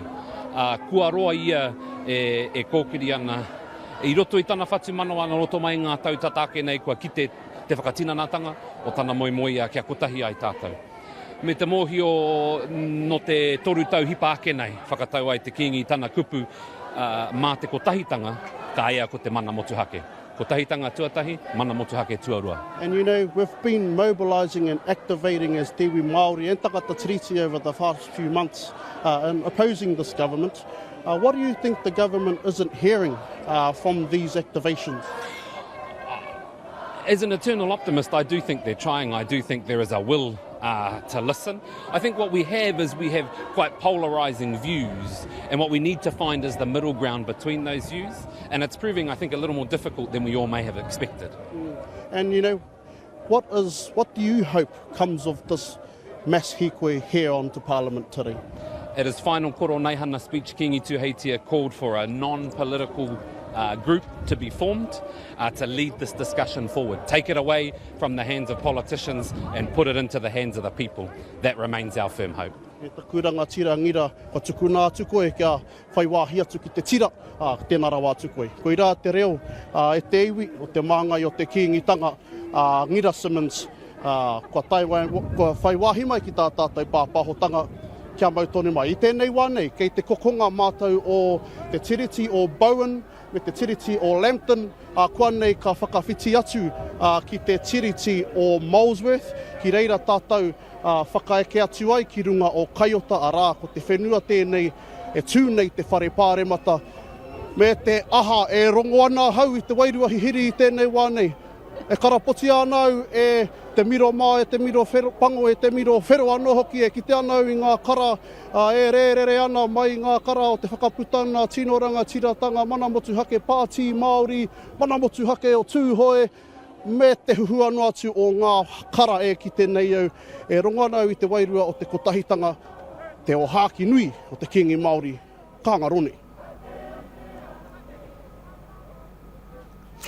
Nā koera, nā kōrero, nā whakamārama a te Okiwa McLean o te Karere e kōrero ana ki te māngai o te kingitanga kia Nita Simmons.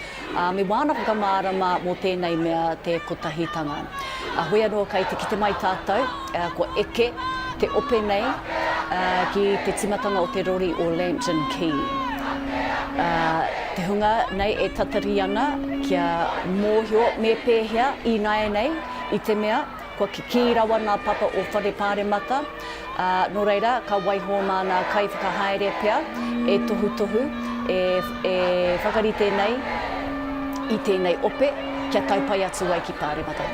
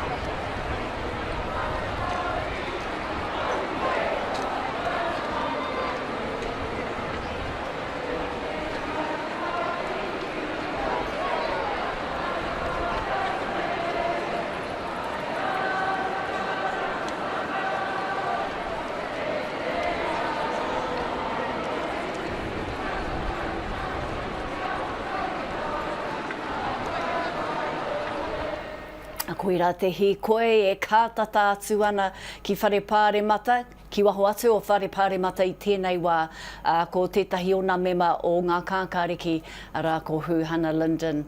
E whangamai ana i tēnei wā. Huhana, tēnā koe, kai te rongo mai koe? Ai rongo ana hau i te iwi ki muri, me koutou hoki. Ka rawe hoki ai, kai te rongo mātou tātou katoa i te iwi, i te wairua kai te rere, i tēnei wā, te mauri kua papuake i wainga i tēnei ope, i ēnei ope, nunui kua tai atu ki reira i tēnei rangi. Huhana, haha o whakaaro me te nui o tēnei hīkoi.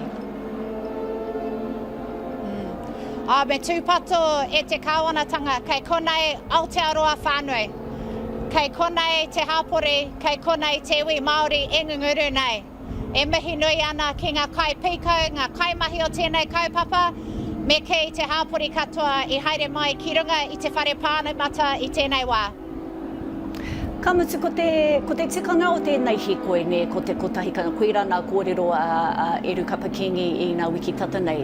Ko te tino tikanga o tēnei hīkoi, ko te kotahitanga. Ahakoa e whakahe tiana etahi te pire o ngā mātapono o Te Tiriti. Koe rā tonu te kaupapa, engari ko te ito, ko te kaupapa nui pea, ko te kotahitanga. Anei te tohu o te kotahitanga. Māori mai, tauiwi mai, tangata tiriti mai, kua whakakao mai tēnei rangi, ki te tū kotahi nei, ki te tū tapatahi nei, ki tēnei kāwanatanga, ne?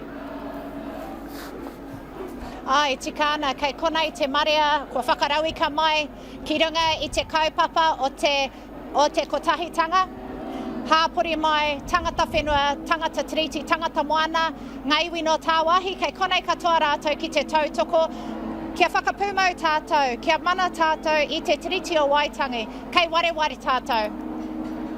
Nā Huhana, ko tō rōpū o ngā kākariki, ko te rōpū reipa, ko te pāti Māori, kua kotahi mai ki te whakaputa karere i te wiki kua hori.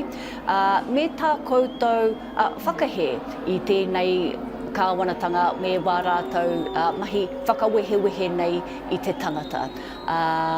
Hea tāu hea tā nā kākāriki ki te ope ka tai atu ki te whare Pāremata i tēnei rangi. Ai mihi nui ana ki ngā kai arataki o ngā rōpū tōrangapū o te āpitihana, ko te rōpū reipa, ko te pāti Māori me te rōpū kākāriki, nā rātou whakatau e tikana me mahi tahi tātou ki te whakahe i tēnei pire ki mua i te whare Pāremata. Anō, i te mea he āpitihana mātou, kei roto i te marea, e whakarongo ana, e noho tahi ana, e whakawhanaunga ana ki te hāpori kua puta mai, nō reira ai. Kei konei mātou tautoko marika. Huhana, ka mutu tēnei hīkoi tēnei rangi, ka aha atu i konei? Ai, me mahara tātou, te whitu o hanuere, ka mutu te wāhi mō ngā tono ki mua i te komiti ture. Ara ko te Justice Select Committee e pāna ki tēnei ture mō ngā mātāpono o Te Tiriti. Nō reira koia tā mātou te rōpū kākāriki, he kōkiri te hāpori, te iwi Māori, kia tono kōrero ki te whakahe i tēnei pire. Anō, te whakatairanga ki tō tātou iwi Māori me rehita ki te pōti. Rehita me kōkiri tonu tātou, te tauetū mai nei, ko ngā pōtitanga mō ngā kaunihira, ki roto i ngā rohe, nō reira whakamahia tō pōti. Kia puta te reo o te Māori, ki roto i ngā wāhi katoa puta i Aotearoa. Huhana, kai te māharahara rānei koe, i te mea kai te ki te tātou, i te marea, i te mano tāngata, ko tai atu i tēnei rangi, ki te hīkoi, i te whakahe i te kāwaratanga, engari kai te māharahara rānei koe, e kore rātou, e whai i ngā whakarite nā e kōrero tēnā e koe, e pāna ki te tuku i ngā tono ki te komiti whiriwhiri, e rātu āhua o te ture o te kāwaratanga, hei aukati ngā mahi at David Seymour mā. Kai te māharahara koe ki tērā?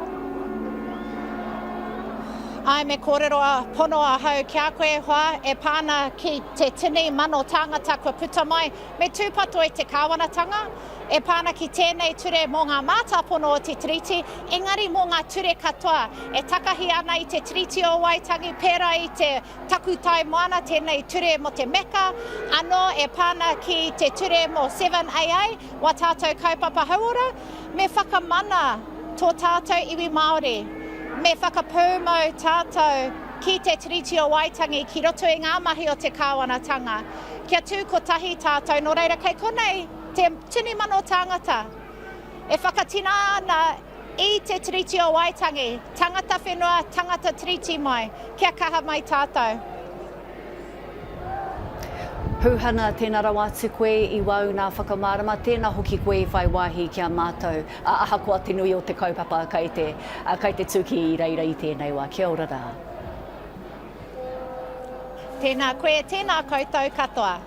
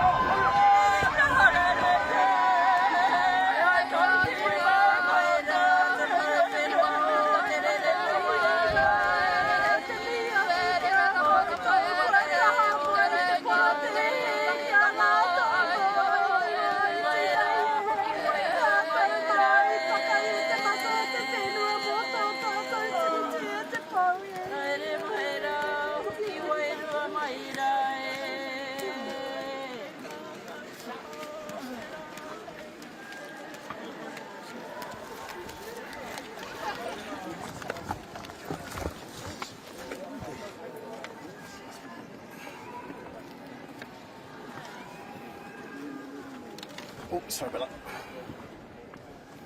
We go to my camera spot there.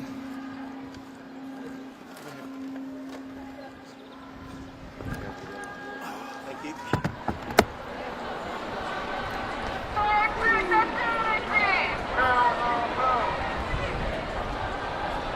When I say protect community, you say Pearl, not the belt.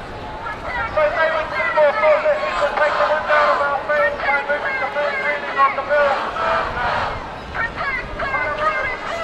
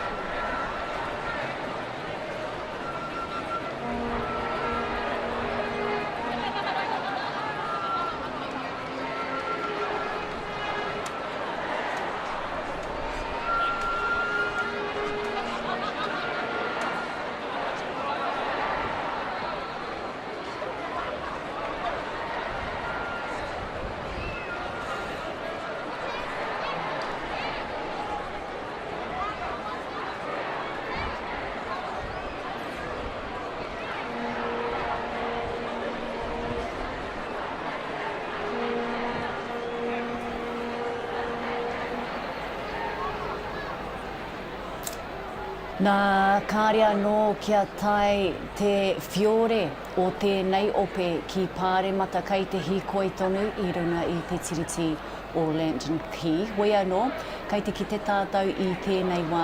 I te hunga kai ngā papa o whare Pāremata e tatari ana kia tai mai tērā ope nā ko Rawiri Waititi tērā, kai arahi takirua o te pāti Māori, kai tōna taha ko Shay Wilson. O Taranaki whānui. Ko ngā Upoko ne o ngā rōpū Māori, o Ngā Iwi, o ngā hapu, rātau katoa, potai atu ki tēnei hīkoi I te rangi nei. Nā ko ngā kaumātua tērā ki taku nei mōhio o Ngāti Rangatira, o Taranaki whānui ki te Upoko o te ika hoki. Ko tama pōtaka tērā kai te tū, ki noe I te aroaro. Ētahi o ngā kai tōrangapū, ka puta mai ki waho, ko ētahi kārekore, ka whai wāhi ki te kōrero ki tēnei ope, ko hone setlia tērā, tētahi o ngā kaumātua, koraua o ngā puhingo te tai tokerau. Hoi anō, ko ngā kai tōrangapū ka whai wāhi pēr te kōrero ki tēnei ope. Ka whakarongo ake tātou I nei ki ngā reo pāoro a tēnei ope.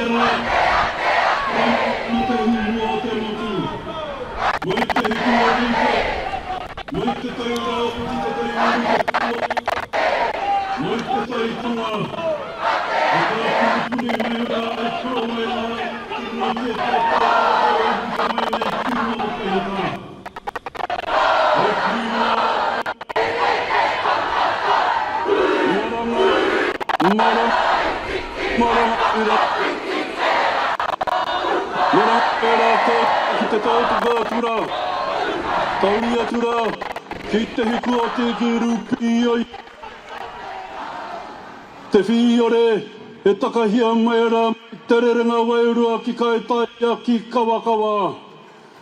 Tai rawe ake anō ki Porowini. Tau ana I reira, tā uti te aere, hara, mai tau Porowini, ki tā unatai, ki hera kai kiri o kai parae, au e te mataku e. Au e te mataku he tā uti te aere ki roto o Whangarei. Re roto o te kātura te motu. Hara, ki te raki pai whenua, ki te kāmaka. Wakawiti atu rā ki te wai te mata. Rū ana te whenua, o toi te tū te tiriti o waitangi, kai te priti, toi tū te whenua kai rungi te wakahaurua ki rungo. Tā. Takai atu rā ki takapau harau. Hara, rere tō tika atu ki ihu matao. Kei ngā iwi, hara mai, hara mai, hara mai rā. Hara tēnei tupua, tēnei tanua, I te nukuro a te whenua. Takai atu rā ki riri.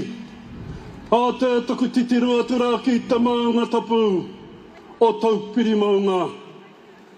Kei te kāhui āriki. Hara, huri atu ki te kiingi o te kotahitanga. Kiingi tū hei te apo te tau te whero, te tua whitu.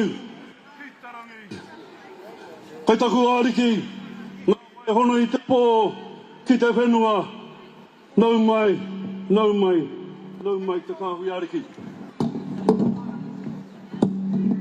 Nau mai te kāhui āriki, takahi atu rā ki roto. Rua o kahu mata moi moi. Kei ngā pū manua o rangiti, hui, hara mai tarākau. I kiti atu rā tērā kōrero e hara e kurangi te maunga neke neke. Nā tēnei kaupapa e neke neke mai rā te maunga uri o te maunga he kurangi hara mai, hara mai, hara mai rā koutou. Tahuri kau ana ki te wairo ho pupu ho nenge nenge. Ki ronga mai wāhine, ki roto o kahungunu. Hara mai rā koutou e te motu. Hara mai takahia mai rā. E hono atu rā tātou a te uru. Kei tō tātou maunga ka nuku nuku, ka neke neke, ka neke neke, ka nuku nuku. Ki runga I te kaupapa tangata o tātou. Hara takai atu rā ki roto. Hara o hora whenua, ki mua Upoko, ki Ngāti Raukawa ki te au tonga.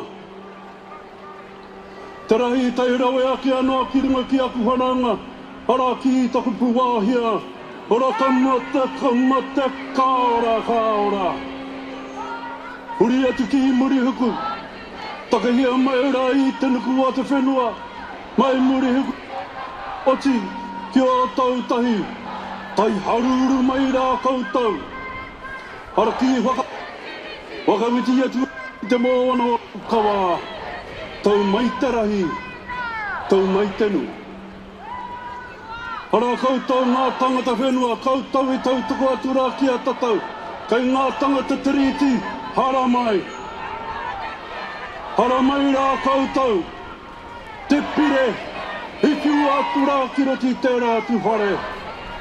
Me hoki atu rā ki tēnei kōrero o tētihi waeta o te kāinga. Piko mai he kawana, ko ahau tō ariki. Ko koe, taku pononga, e te kiwi kei maunawa. Koe rā, hara mai rā te motu, tēnei tātou, I takahia mai rā ki runga o kaiota, ki runga o waititi, ke rare te parera o ahu mairangi.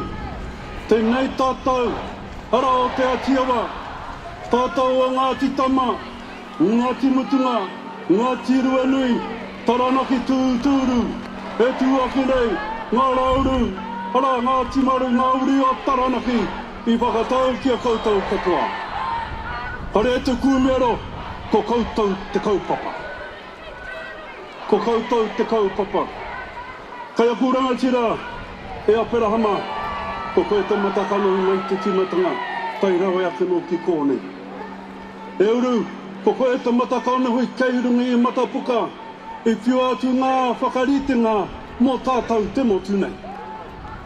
Tēnā koutou, kai aku ringa rangatira, e hone, tahirini, e tuku, paure, kai ngāpū ke taku pāpā. E hone, hara mai rā koutou e te motu. Hara mai rā koutou, kai taku ariki. E noho ki waenga ki a tatai. Ko koutou, te hi o te kiwai. Ko tātou o Taranaki, te hi o te kiwai.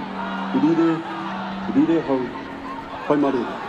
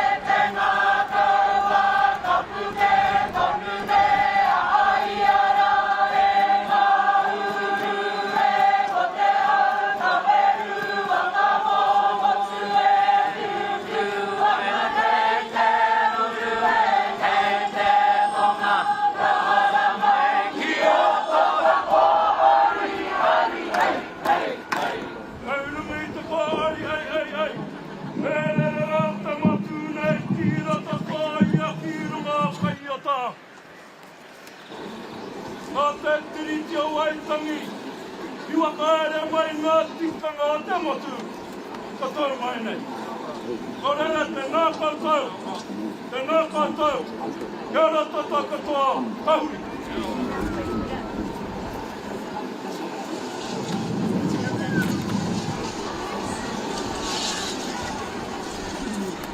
Ākina ke rā te tautara ki motu kōkako hakataha i a rānga tiki o tū te mahurangi.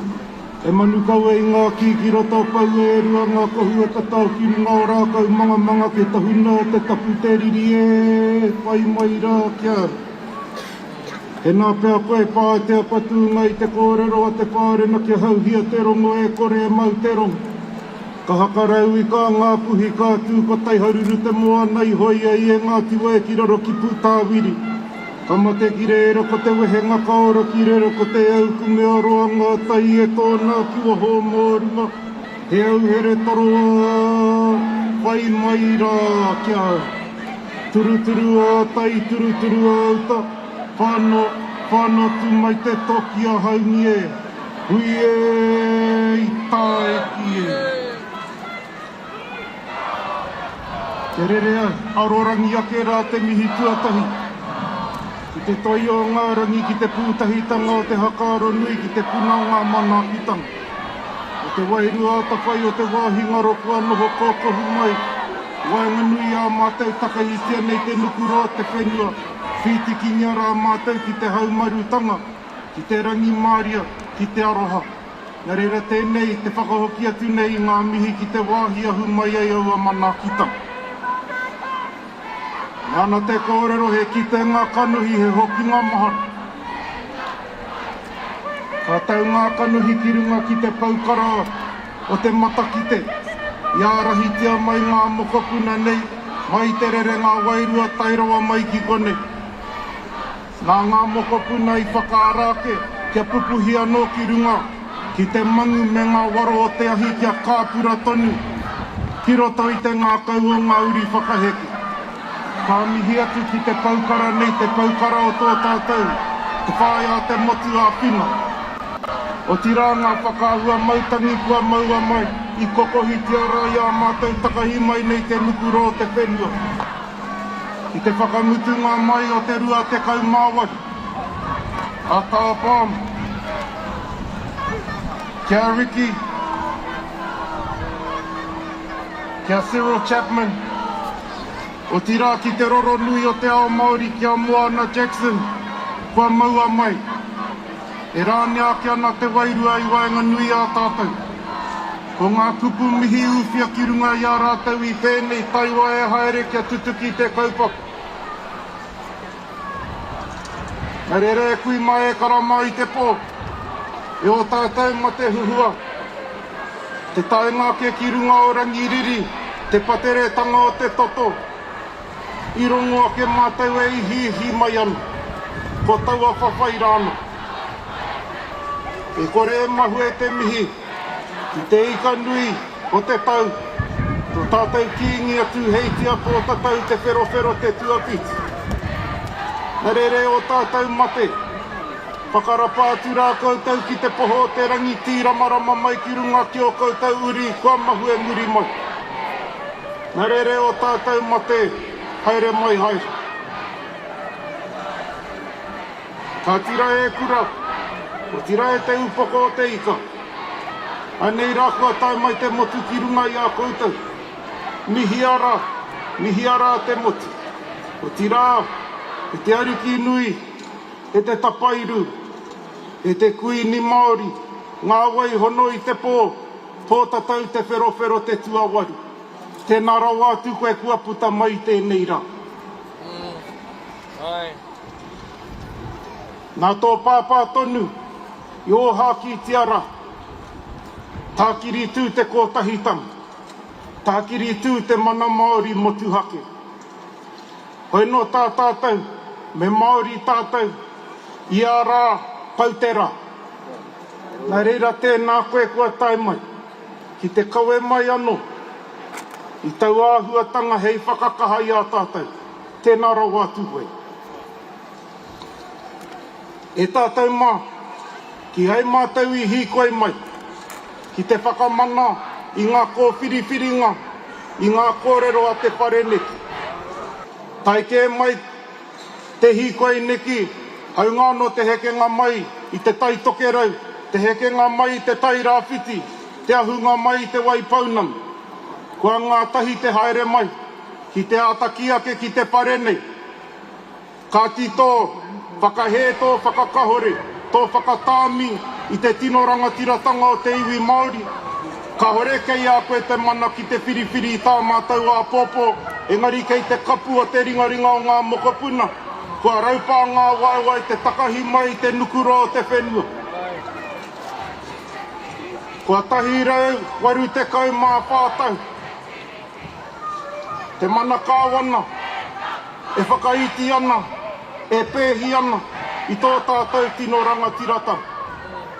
E mea ana te iwi Māori kāti ka nui tēnā. Ka hari taku ngā kau, I te piunga waku kanohi ki te kite I ngā taniwha o te motu kua tae mai. Te hanga nei kua here kia mai ngā kau ki tēnei kaupapa. Kia rite ki tā kingitu hei tia kōrero, tā kiritu te kōtahitang. Me kōtahi tātou, ki te tautia ki tō tātou tino rangatiratanga. Me te mahara ko tō tātou tino rangatiratanga, rawa kei tīmata I te tiriti o waitangi no mua noati. Engari anō tana teina, te mana kāwanatanga, mea tīmata ki te tiriti o waitangi. Kaua tātou e tuku I tō tātou rangatiratanga, kia au pēhitia, ki runga I tō tātou whenua. Ao te aroa nei I te mea, e mauri take no tēnei whenua, rawa kei ahu mai wāhi ke atu. Nei reira kua mana wā tōpu mai te Ao Māori. Ki te aha, ki te titiro ki tā tātou a pōpō, mā tātou e waihanga. Tau ake aku kanohi, ki ngā kanohi ao tātou mokopuna, e mura mai nei, I rato I te whakapono, me te mohi o kōwai rātou. He uri no ngā rangatira o tēnei whenua. Kaua tātou e tuku I tō tātou reo, a tātou tikanga, o tira tātou taonga, kia takatakahi ki raho. Nā reira toi tū te tiriti, toi tū te hakaputanga, toi tū te tino rangatiratanga, toi tū te mana Māori motuhake, toi tū te ngākau Māori, toi tū te aroha. Ia mātou e takahi mai nei te nukuro o te whenua ki te mātou tēnei mea te aroha. Te whakawhitinga I te piriti I tāmaki I reira ngā Pākihi Pākeha mea rātou motoka, ki I te wai, ki I te kai, hei toha ki ngā kai hīkoi. Nā reira e ngā hoa o tangata tiriti, koutou kua raupātahi o koutou waiwai. Tēnā rau atu koutou. Tēnā koutou. Ko tā tātou e whai nei kia rite ki ngā kupu o te whakaputanga e meana, he whenua rangatira tēnei. Ngā take kua pupu ake I roto I ngā maramatata nei roto I tēnei whare. He mahi whakamā, e titiro mai nei te ao ki e nā mahi, kaore he mana I roto. Ko tā tātou e whai nei, kia kōkiri ngā tahi tātou, a Aotearoa whānui, kia rangatira no tō tātou whenua. Ka tira e nei kōrero e tātou ma, e te ariki nui. O tira e te iwi nui tonu, ngā māma, ngā pāpā, ngā tamariki, ngā mokopuna.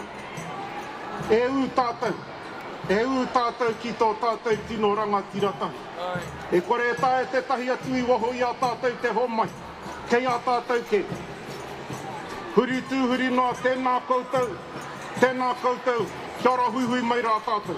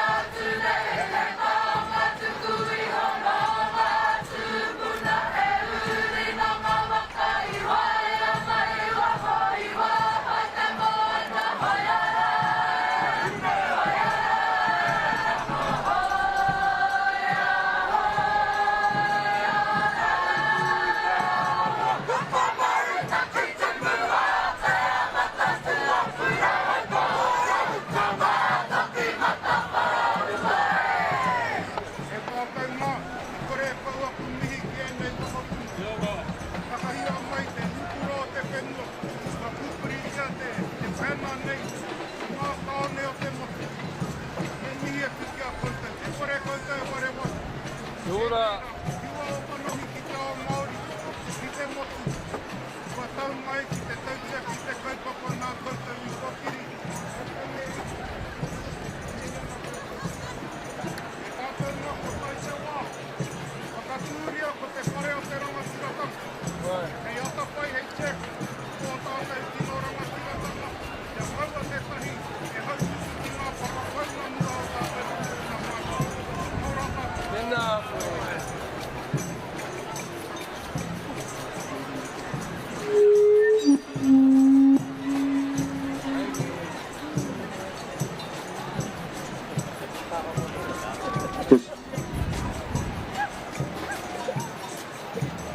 Kia kuiti, kia kurahi, kia ku whakatamarahi ki te rangi, tēnā rā tātou katoa.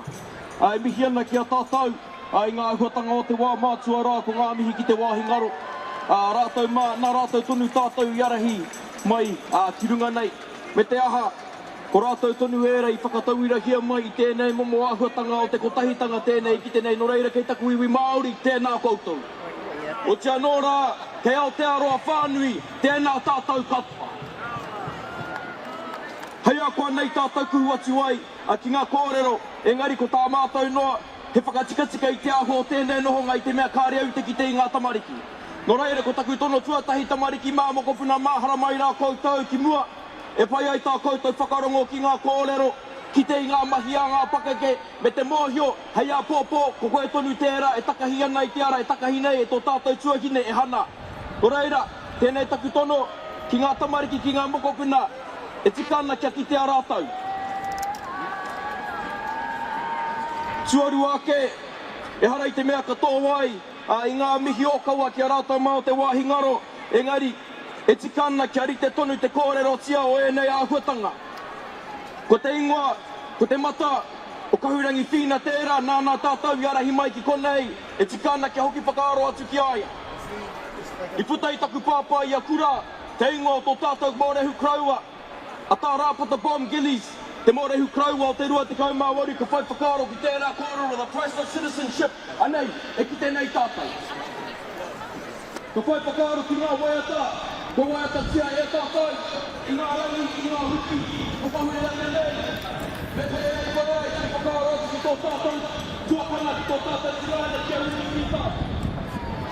O te anōra, tērā mō kautā, te nāra sake nei ai, tō nei te kōkia, te himisa po Māori, e maharai tātou ki tō tātou ki tēnei au, i kia ki uri ki tēnei, tēnei nāra tātou.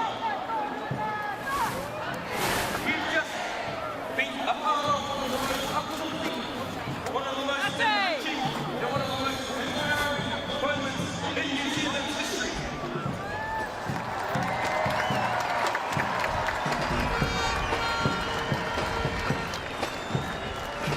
And when we talk about legacy, and we reflect on a lot of the kōrero or the slogans that collectivised us back in the day, we think about the price of citizenship. This Hīkoi is a reflection of it. We think about not one more acre of land. This Hīkoi is a memory of that. We think about not one more ripple of our ocean. This Hīkoi is an honour of that. When we think about not one more hand on our mokopuna, this Hīkoi is a response to that. And when we think about Tākiri tū te kotahitanga, this Hīkoi is the embodiment of that. Nō reira tēnei au e mihi nei, kaua ki taku Ao Māori anake, engari ki taku whaingo o te Awa whānui pohara mai nei. We have a program that we have to follow. But I know it's important, everybody wants the opportunity to express their whakaaro, however, we have to sit to time. I've already heard the speaker of the house is getting a little bit earlier. Nō reira, we don't want to annoy our koe matua anymore. We don't want to annoy our koe matua, e rana ana te rā rules fit to our program. Nō reira, no mai ana tātou, we're only just getting started. Hey, we're only just getting started. I Hīkoi, te Arawa, atu te rerenga wairua, ka tū ki ngā pautiringa o te mārohe, o te nārohe, ki reira, ka koe ate ai te Māori o tēnei kaupapa, Pāremata mai ki konei, i te Upoko o teika e tūhono ai, ki ngā kōrero ko kōrero hia tētia, ana, now we start our maki. Before getting into that, it's time like the tuku ke rākau, a putaku tuakanga, ki a stand, i te mea, we're always talking about he Māori a hug. Why not? Let's listen to our bros. So you can remind us and sing it for us, he tuakanga, harai rākau.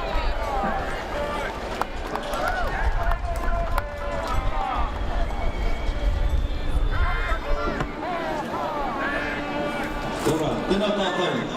We're here whānau, and we've been here, and we will always be here.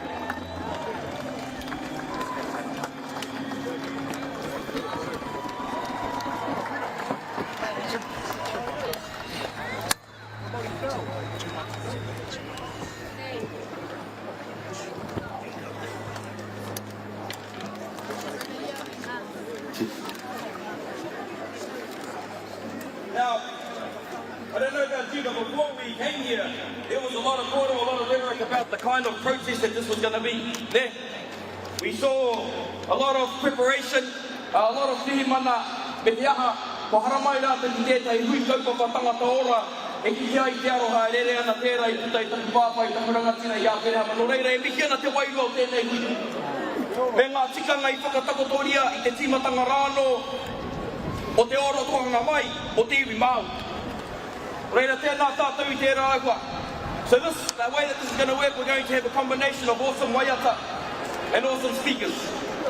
Mātua rā, ako te whai whakaaro ki tō tātou kuini. Ngā wai hono I te pō, wa haramai te whakakanongi I tērā, kaupapa o tō tahitanga tērā, I whakamahia, kahatia e tō pāpā, e taku ariki, tēnā koe. Tēnā koe pō, e whakātu ana, I te tino toku o te rangatira tanga o te arikitanga tēnei ki tō iwi Māori, e tūpon te tūpon te kia koe, a tēnei kāmu.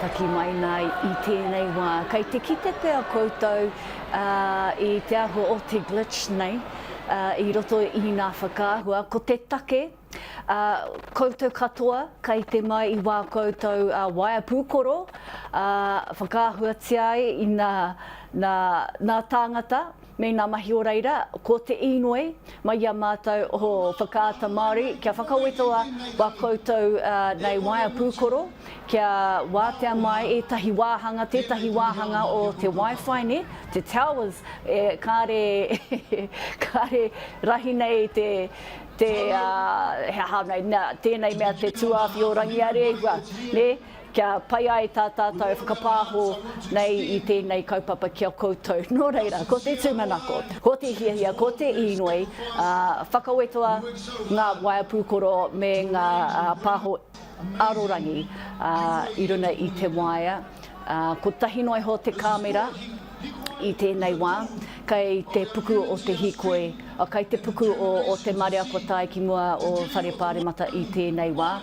Engari kei te kite mai pēr koutou, kāre te tino pai nā whakāhua I tēnei wā. He pai tērā, te nui o koutou, kei te hiahia te tango I ngā whakāhua, kei te hiahia kapo ake I tēnei kaupapa whakahirahira. Whairo ko te raruke, kāre ko ki katoa te Wi-Fi I wā koutou waia Pūkōrero. Hoi anō, kua rongo mātou I ngā tohu te tangata nei, ko tana I noi kia whakawātehia te papa, kai mua I aia, kia wātea mai ai ngā tamariki, te noho ki mua, te whakarongo, te mātakitaki I ngā kaupapa o te rā.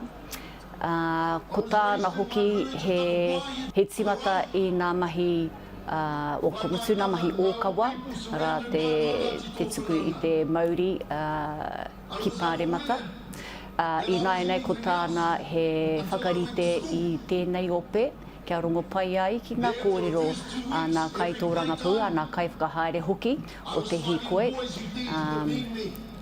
I runa hoki te tūmana ko ka oti tēnei kaupapa a ngā haora tata nei. Ka matu tēnei kai te he kaupapa no kai te tū ki te pāka o Waitangi, no reira ki reira, taki haere atu te ope nei ki te noho tahi tonu ki tēnei kaupapa te kotahitanga. Play rugby with them, but don't marry them. My dad ignored them, of course, as had someone in every single one of our whānau. To those who would divide us whānau, it's too late. We're already one people.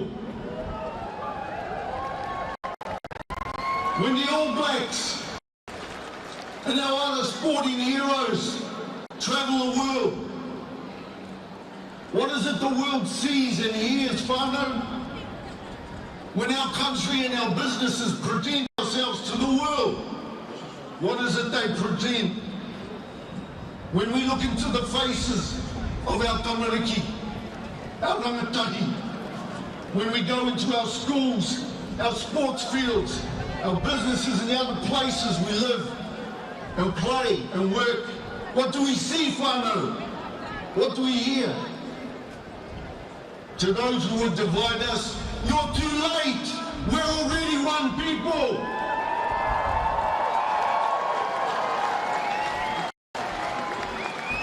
My mother and my old people taught me to tell the truth, do what's right, say sorry quickly, be fair, be respectful, but never take any crap from anyone. That was the way of my old people and probably yours. And that's why we're all here today, whānau, to tell the truth, to do what's right, to do it respectfully, but to make it clear we ain't going to take this crap no more. We've come here together. Show everyone in this land and everyone in the whole world who's staring at us right now that in Aotearoa, Te Tiriti, Waitangi, is not a source of division, whānau, but of unity. That must be honoured.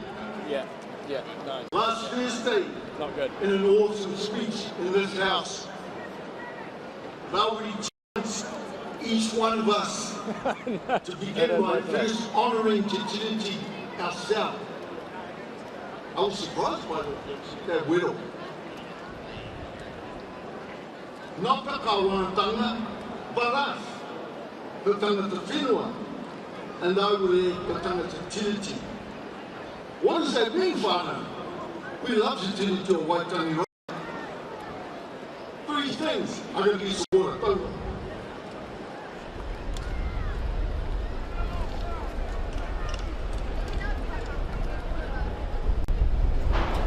Three things were solemnly agreed by our tupuna to empower and unify all the people of this whenua under Te Tiriti o Waitangi. Ka wanatanga, tino rangatiratanga, and oritetanga.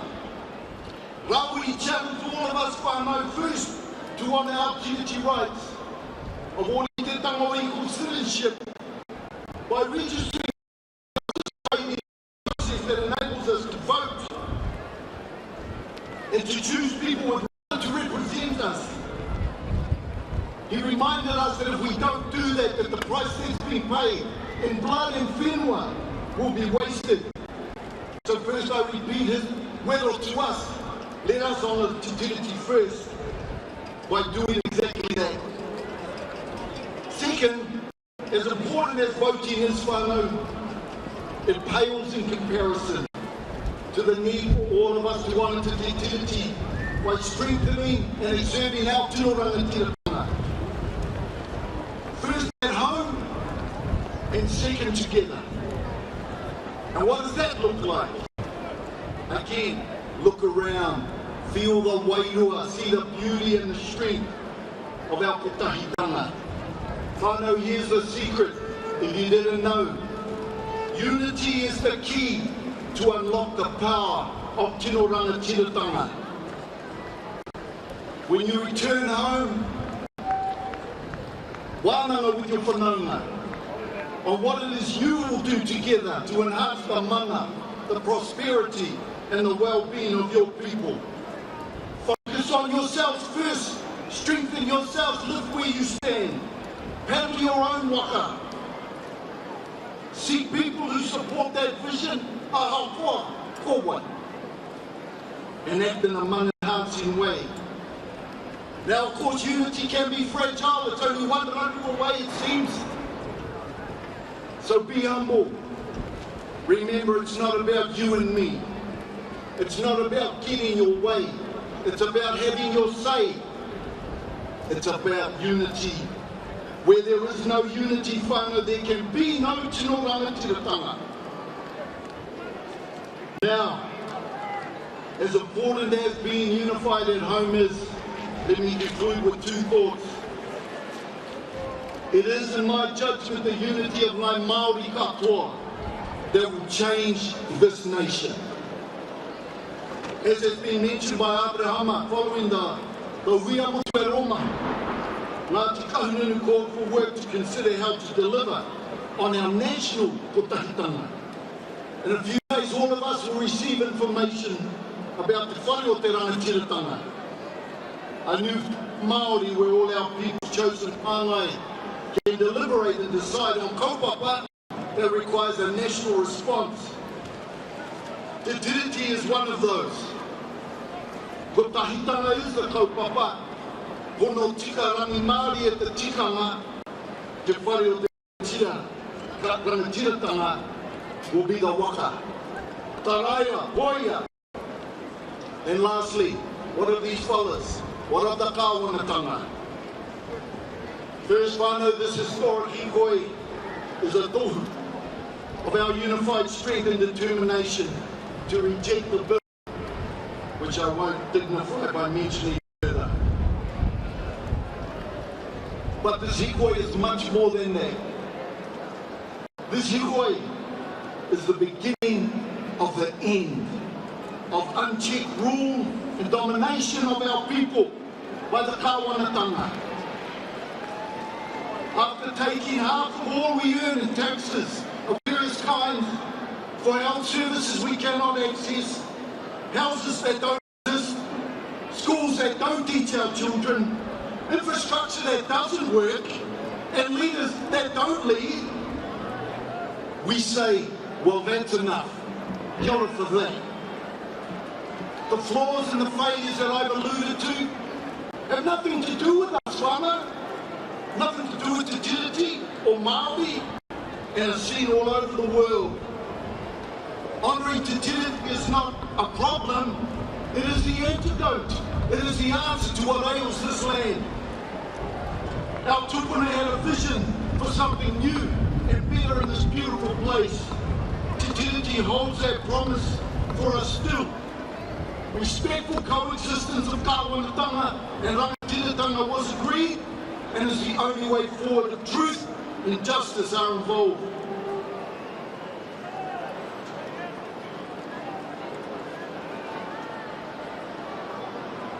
The time has arrived, whānau, for our Prime Minister to worry about managing his coalition and to worry more about leading and uniting our nation.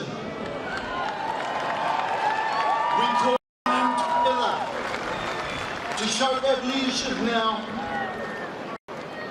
by cutting short the period that the submissions are submitted for that bill, cauterise the gaping wound that has been created in our nation. We remind you, Prime Minister, and your leaders, democracy is just an idea. It's a fiction that only works if everyone believes and agrees in it. If we agree. This Hīkoi today is saying that we will no longer agree if truth and justice and honour mean nothing to you.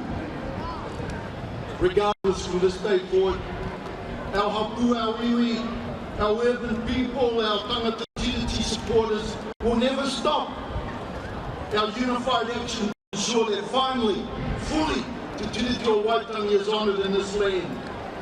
If anyone doubts that, look into the faces of our young people and tremble. No democracy built on justice is legitimate or can continue without change. The time for that change is here, whānau. The whole world is watching us to see what happens in Aotearoa. In every land where colonial injustice lingers, the struggle and the question is the same: how to heal a nation. The answer is ko tahitanga, whono, tika, imani e. And if we can't do it, who can? But we will. We will. And when that day arrives, whiti te rā.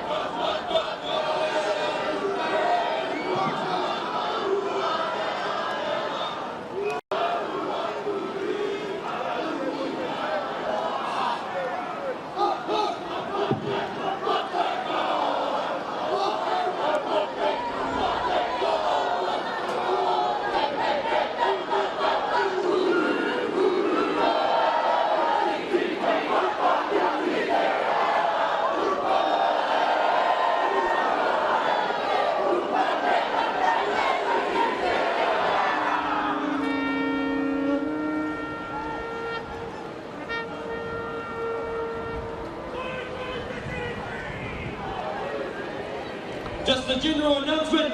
I hope you've got a lot of data because the Speaker of the House is Justice and Fight. Come on. So if you've got a lot of data, please hotspot the friend next to you and start going live as much as we can.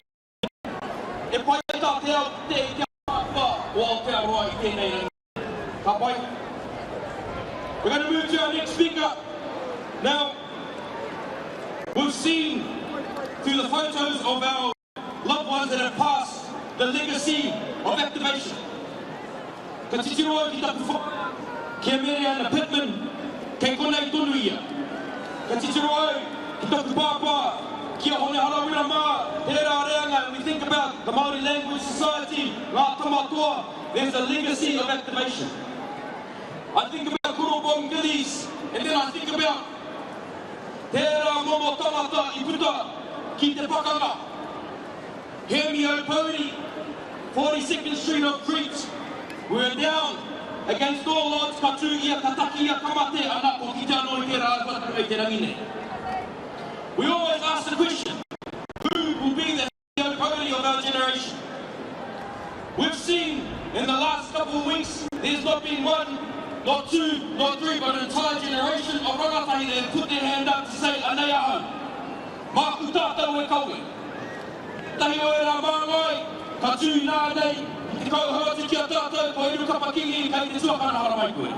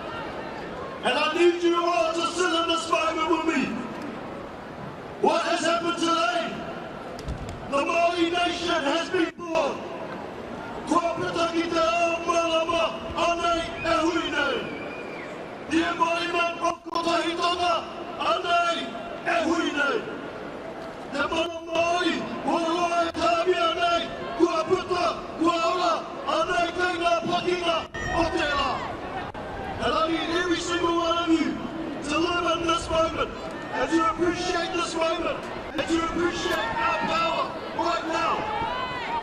Tikata kōrero atu tua tana kiwi. This is not a reaction, it is a response. This is a Rangatira response. This is a mana response. And this moment, look at us. What a moment this is, what a response this is. I'm proud of every single one of you for stepping up today, standing in this mana, and standing in this moment. It's up to us whether this moment dissipates after today or whether it lives forever. We must make this moment live forever. Toi tū te tiriti, ki te ake ake, te tiriti is forever. Toi tū he aka putonga, ki te ake ake, he aka putonga is forever. Toi tū te tangata whenua, ki te ake ake, we are forever. The only thing standing in our way is ourselves in Tātou mā. Not this money, kahore. This hīkoi does not end here. This money could never help us or guide us to live our best Māori lives. Only we can do that. Me mutu te haka pono ki tēnei whane. He maumon, Māori mā. I hope you all realise what you've committed to today in Tātou mā. Every single one of you who joined this march. I'm Every single one of you that joined this march today. I hope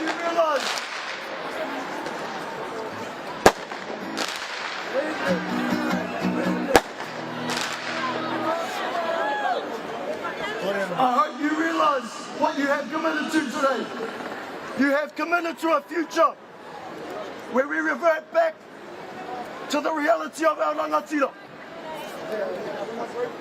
I hope you all realise that we have all in this moment committed to a journey of liberation, to a future where we are the captains of our own waka, where we shape our own destinies and where we guide the lives of our tamariki and our mokapuna. No one else. Because that in its essence is what Te Tiriti o Waitangi protected. And that was something, that was a reality in the universe, a rangatira universe that our tupuna lived in not even 200 years ago. I mua i te taima mai o te Pākehā. That is where we're going. Pākehā mā, you should not fear Māori liberation. Because Māori liberation goes hand in hand with the liberation of all peoples who live in Aotearoa.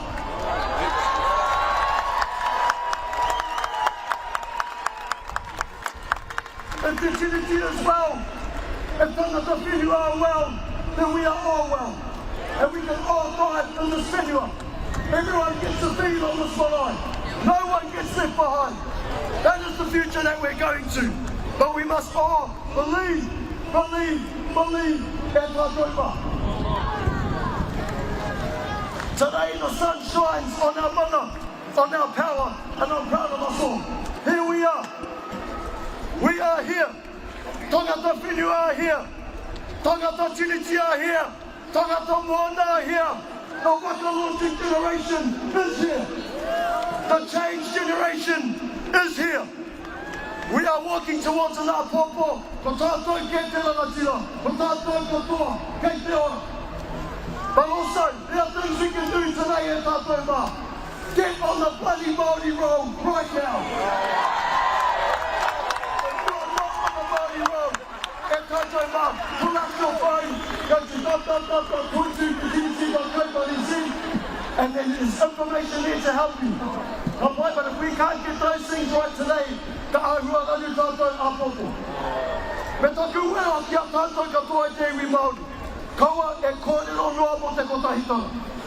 Kaua tēnā e waiho, hei kupi, tukuna, te Māori ora, te Māori kori ki roto ki aia, kia tūturu, kia pono. Hoia no, I want to say again, I'm proud of you all. Let's get on this waka, let's go to our Hawaii ki mokopuna. Really noi tēnei, wahi, I love you all. Nui te aroha, tēnā tātou katoa.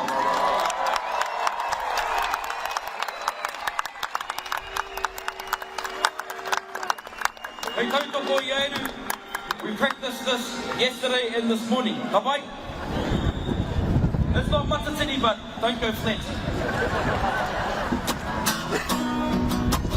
Wai te tai tātou?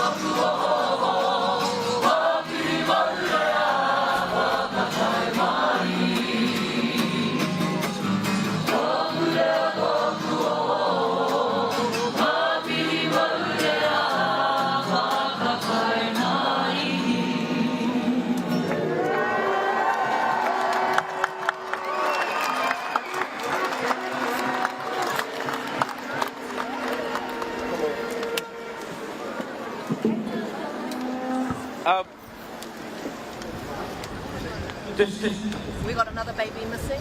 Okay. How many Reihana? I need everyone's help here. Tuatai, we are looking for a 9-year-old named Izzy. Okay? Because you're all her parents, Mātua Rautia, you all have a responsibility to help us find Izzy has pink leggings. Okay?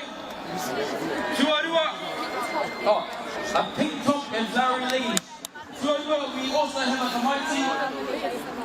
How many Reihana, Wally, Te Uru nei, he's got you. He's got his parents and aunties and uncles and banking. Engari, don't wait until the very end to come get it. Come see how you know. And please come out anyway, we've had 4 people faint, because I don't think it was because of the recording. All this looks for the youth. Our next Ngāti Porou, we're not only here to advocate for our rights as Māori, but we are here to contribute to the global dialogue and pakanga for the rights of Indigenous people everywhere. Edu said, when Māori do well, we all do well. Kua roa te iwi Māori e tūana hei pauranga mo ngā iwi take o te ao. Our next Pōkōrero is here to share in the global battle and to give the whakaaro o te iwi o Paraniga. Ko nāria amu sana tēnei kua roa e tohe ana I ngā kaupapa I Palestine, ana ko haramai ki te tautoko I te kaupapa I konei kei te tuai ne haramai rā.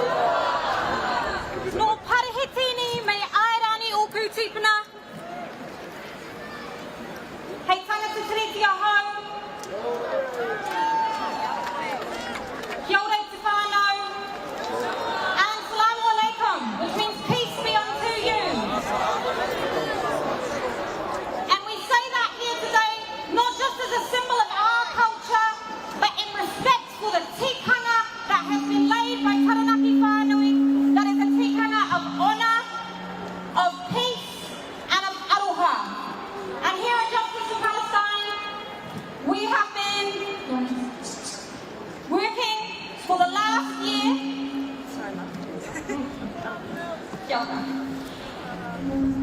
We have been working for the last year under that tikanga, and you have honoured us, Māori Mā. You have honoured us as the people of Palestine. You have honoured our community.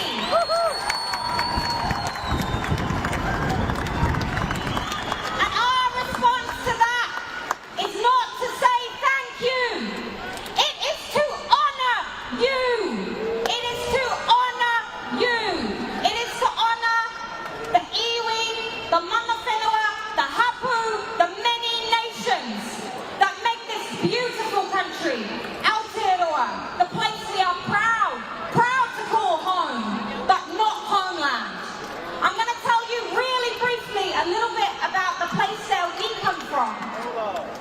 100 years ago, our grandparents were born in a place called Palestine.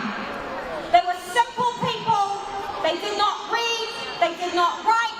They were farmers. They worked the land. They loved the land. We think of Palestine as a place of spirituality, of the birthplace of many religions. But whānau was also the birthplace of agriculture. And our people have always had a spiritual relationship with the land. 100 years ago, the British made an agreement that we weren't even a part of. They gifted our lands to European Jews to create a safe homeland, and they gifted them that because Jewish people had faced the crimes of racism that are the bedrock of Europe. They are the bedrock of Europe. And in 1948, our people, most of our people, were pushed off their land in the same way that the mana whenua of this exact place were pushed off their land. And while the numbers and the technologies are different, know that in I think it was 1881, and I don't need to tell you your own history, but I just say it to clarify something, that they had pushed the Māori population of Wellington down to 40 people through the destruction of Marakai, through the destruction of Awa, that is ethnic cleansing. And it will be done time and time again to Indigenous people, while these colonial ideas still reign. So what we're here to say today is that we have been supported over the last year by Māori as our people have faced an ethnic cleansing and a genocide. And we have felt that support. In fact, we've never felt a support like that before. Now, we could be Palestinian anywhere in the world except for our own homeland. Many of us are not allowed to return to our own homeland. But we can only be Te Tiriti here. And I believe that makes this, apart from our home, if we cannot be at home as we wish to be, and as we wish to march home, that makes this the best place, I believe, to be an Indigenous person. And do you know why that is? It's because of Māori Mā. Māori Mā have laid a strategy. Now our people see it on the news, and they see the haka, and they admire the waiata, and they feel it even if they do not understand the kuku. But what we know from living and existing here is that that's generations of strategy. That's solo mamas doing kohanga rio. That's generations and generations of mahitahi that was never easy. Every single bit of it was hard grind. When the colonizers came for us and when they displaced us in 1948, the then Prime Minister of Israel said, guess what? The old will die and don't worry, the young will forget. But do the young forget? The young do not forget. The young do not forget. So we have a blueprint in Aotearoa for not only a better country, but a better world. Because, as many people have said before, you cannot build a nation on colonial lies. You cannot build a nation on erasure. There is no equality in whatever excuse you put up to steal people's land. Whether it was your own oppression, whether it was because you thought you had a righteous system of government, was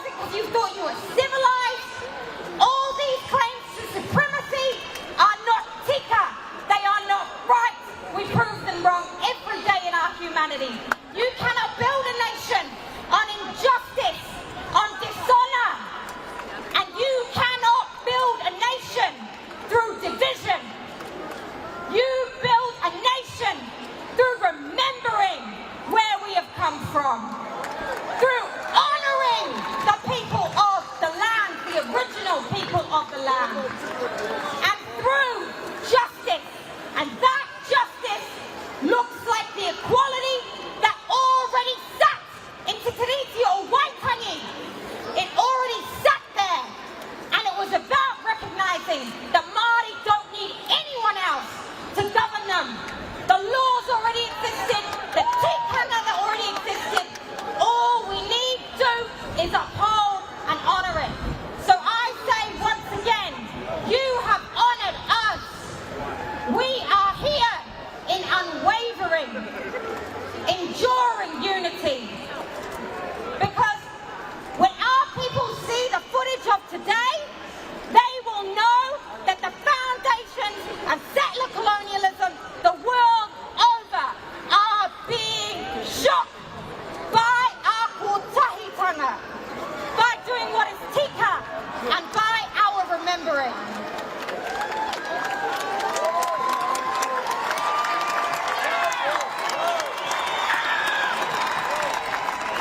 So we say all that to say this: we are engaged in a global and forever struggle without end for life, for justice, and for honour.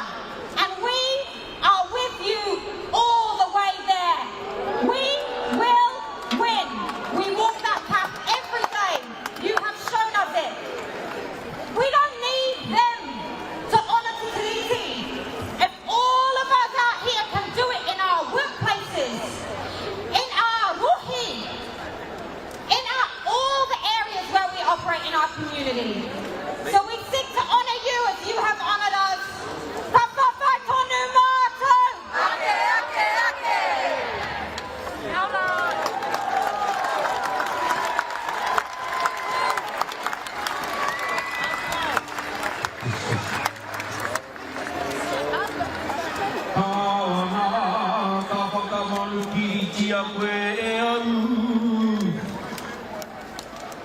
That was a good reminder there, e Homa. This year, there have been many activations. The one thing hasn't necessarily been about activating your waiwai with a hīkoi, but it's about the activation of our whakaaro in our minds. It's about, as the tuahine mentioned, remembering rangatiratanga isn't something that we take from the crown, but it's something we awaken within ourselves under the years of colonisation and colonial ideology. It's about remembering we are sovereign. And if you're not going to listen to me, then I'll get Takutuahine Jordan to sing it to us. Kia ora rā tātou. Kia ora e Tiwi. I'm just here to kautoko the kaupapa like every single one of us who's made time, paid money, created the way and space to get here, kia tūkotahi tātou, to remind ourselves we are the sovereign.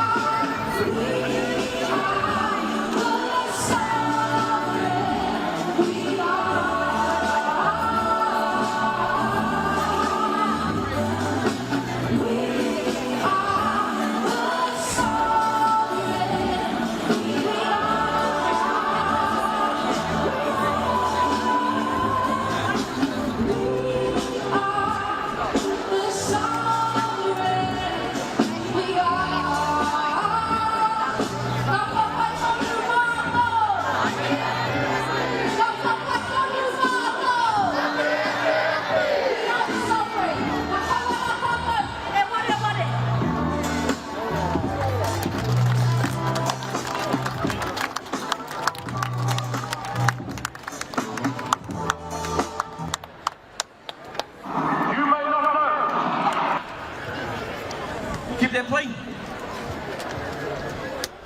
Your mother, you may not know your awa. Your mother and your awa know you. Ko ora tonu tātou. We can do better than that. Ko ora tonu tātou. Ko ora tonu tātou. Kei te motu whānui, we're almost getting to halfway. Stick with me. Hold the line. Stay in it. Liberation knows no end. We can't get fatigued. We're only getting started. Tuatahi, a he whānui nā ku pakake, me ka o tātou e hauputi a tātou tamariki. Let's not cut off our children, our mokopuna. This Hīkoi isn't just about our own liberation, but it's making sure that we never have to have this Hīkoi again. Nō reira, whakātu hia, te ara e tikana ki a rātou, let them see. Ne? Tuarua, kōrero ki taku whaia, ki whaia mere ana. She wanted to reiterate a point. The generation that we have here, well, she called us the guinea pigs or the testing generation. He high, because they sent us to kohanga, they sent us to our menekura, they taught us on our marae. They didn't know what the outcome was, but they knew. They didn't want us to experience what they had gone through. And so, ko taku wero ki a tātou, ka mutu ana tēnei Hīkoi, what are you going to do next? Ka mutu ana tēnei Hīkoi, what are you going to do with your tamariki? What are you going to do with yourself? Because this is just the beginning. And this isn't just a kōrero to us as Māori, engari kia tātou katoa ngā tangata tiriti. Ki taku kura, te kura kaupapa Māori o ngā mokopuna, he Pākehā kei reira. E ako ana i ngā kōrero. Role clarity though is key. And we're going to listen to a tangata tiriti who's going to articulate exactly what that role looks like for all of us, for our tangata tiriti. A kei te hoa, kei he peni.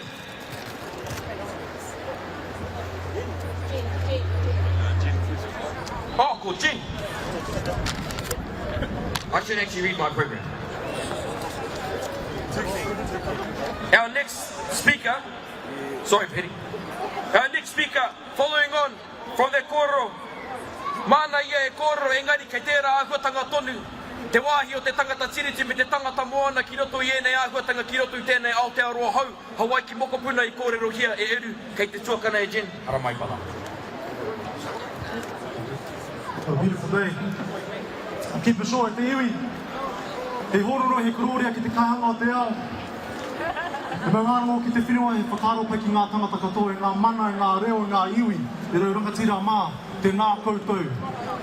He uri no te moana nui a kiwa hau, ko Tonga, Kingdom of Tonga, toku I Taipo.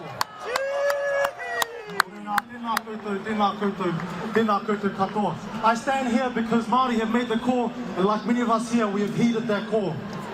I stand here as a proud tangata tiriti, proud tangata moana, proud grandson of Tongan migrants. But I can't help but wonder, at the Hīkoi up in Tāmaki Makaurau, at the Hīkoi here, I can't help but wonder and think about all of us who have a family member or a friend who isn't here. We all know someone who doesn't support the Hīkoi. And for whatever reason, there are many reasons. Some people are just too busy. I get it, get the pai.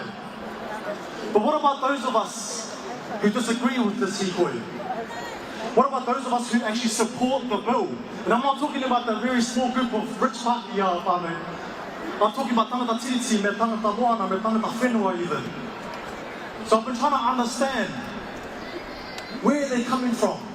Why are they supporting this bill, or why are they disagreeing with us? And I've heard all the arguments. I've read the statements, I've read the comments, I've seen the videos. Heck, I've even seen random American YouTubers chime in on what's happening here. You can always count on a random American YouTuber to tell us something that we didn't ask for. And I've heard members of the coalition government spit out their buzzwords.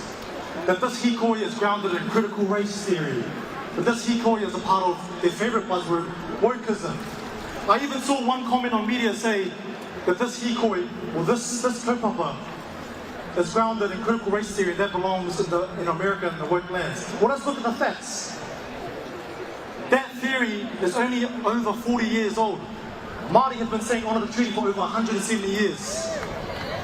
You don't need to be a historian to know the facts, to look at what Māori have been doing, to look at Kīngitanga and the Waikato, with Princess Tupaya Herangi, to look further up north, Ngāti Whātua of the Kotaitanga movement, with Pāra Tūhaere, to look down to Parihaka, the Whiti o Rongomai and Taranaki. In the 1920s, when Samoa was standing for their independence and started the Māo movement, and they had the massacre in 1929, there was Māori politicians here in Aotearoa advocating for them.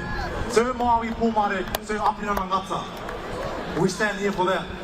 But as Māori have been standing here in the 1800s and 1900s, standing for what's right, our leaders, our chiefs, our kings and our queens across Samoa and Nuiakiwa, across the Pacific, have been doing the same thing. King Takumbau from Fiji was sending a letter to King Kamehameha in Hawaii, saying we need to unite. It was King Kalakaua in Hawaii who saw the wave of imperialism coming and said, Oceania, it's time for us to stand up. Moana Nuiakia, it's time for us to stand up. And he was sending letters to King Tabo in Tonga, sending letters to Māniapoto and Laupepa in Samoa, sending letters to King Pūmare V in Tahiti. And his letters almost got here to Aotearoa, where he got stopped in his tracks. In 1887, word got out that the indigenous populations of Wānuiakiwa were standing up to unite.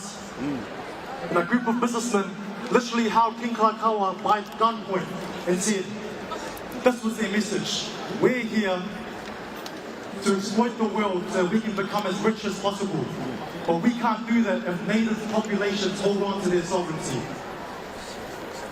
In Te Iwi, that's the same message behind this bill. Let us not be fooled by the pseudo-equality sales pitch that's from David Seymour. When David Seymour writes down, I'm doing what's right for everyone, know that there's an asterisk beside everyone. And when you read the fine print on the bottom, what does it say? It says when Mr. Seymour says everyone, what he means is a very small group of people who are already economically and politically privileged. Facts.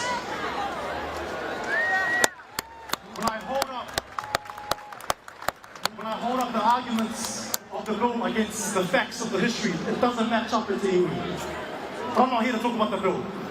We're not here to talk about the bill. We're here to stand in unity. Tangata tiriti, tangata Moana, without tangata whānau. Without tangata whenua whānau, sorry. We're here to stand, not to talk about the bill, but to stand for our future. In just a few years' time, it will be 2040, marking 200 years since the signing of Te Tiriti o Waitangi, the foundational document of this land. My question to everyone who's listening in, whether you're standing here or you're listening in through the live stream, is what kind of Aotearoa do you want by 2040? Better yet, what kind of Aotearoa do we need by 2040? Simple. In Aotearoa where tangata tiriti are thriving. In Aotearoa where tangata whenua are thriving. In Aotearoa where tangata moana are thriving. In Aotearoa where our land, our seas and our oceans are healed and healthy. In Aotearoa where the spiritual and social landscape is at peace and harmony and healthy. In Aotearoa that's marked by unity, kotaitanga, and love, aroha.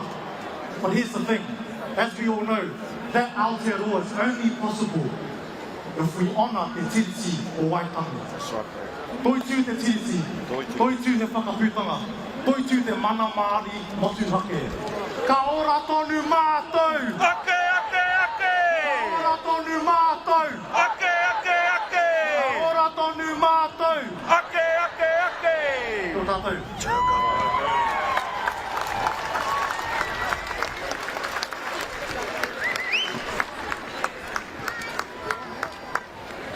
Kotahitanga. Ka tahi rā te tauira o te kotahitanga, tērā ko whakatōkia, kau e ngā mātāpono, te tiriti ngā mātāpono o ngā marae ke tēnā tōpito, ke tēnā tōpito, te nusu tēnā tōpito. Our next Pōkōrero, some people might know him as a Member of Parliament. Engari, some of the most profound kōrero that we hold on to as Māori, ko te reo, te Māori, o te mana Māori, as well as we've come too far not to go further, we've done too much, not to do more. Ko eri hia ki ngā pāsi o te hininga ro tēnei tanga. Nō reira tēnei tuku te mihi ki a koe, kei taku tuakana e pēni hara mai rā koe. Kia ora tātou e te arikinui, tātou e ngā whanganui, e ngā kapurui kua Taranaki tēnā pūkau, e mihi atu ana kia koutou. If you've ever paddled a waka in Waitangi, you'll know just how hot it is for these tāne and frontier and our tamariki and mokopuna. So I'm going to keep this short and sweet. David Seymour asked, we just want to have a conversation. And we're saying, here we are, whānau, we're here to have a conversation. We want to say to David Seymour, where is the privilege in Māori dying 7 years before non-Māori? We want to say to David Seymour, where is the privilege in being the most incarcerated race in our own whenua? We want to say to David Seymour, where is the privilege in suffering in an education system that has not looked after our language or our people? We want to say to David Seymour, there is no future in Aotearoa without the Tiriti o Waitangi. We want to say to David Seymour, there is no future in Aotearoa without the whakaputanga. And I'm going to leave the final words to my whānau from the far north, who will haka for us the haka of Kawiti. Nō reire o kurangatira, ka kohuko, ka kohuko.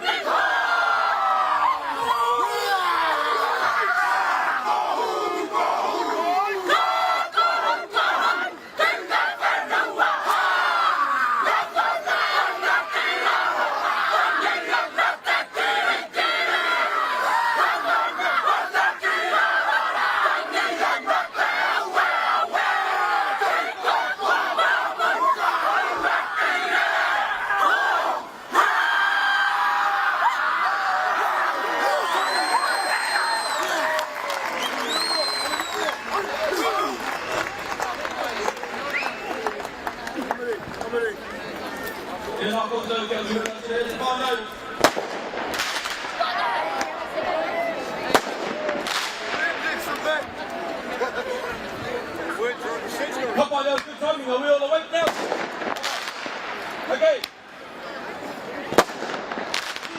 Listen to my directions carefully. If you have a bottle of water, hold it up.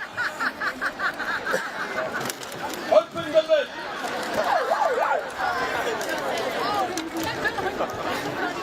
And have a drink.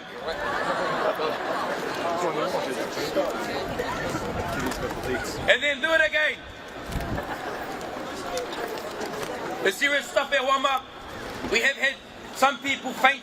He wera rawa tēnei rangi, kaua I te rā, engari, I ngā kōrero. Nō reira, me ka hata tātou inu wai. Ka pai? So one more time, get your bottle, have another inu. No kahu, not that kind of inu. Anyway.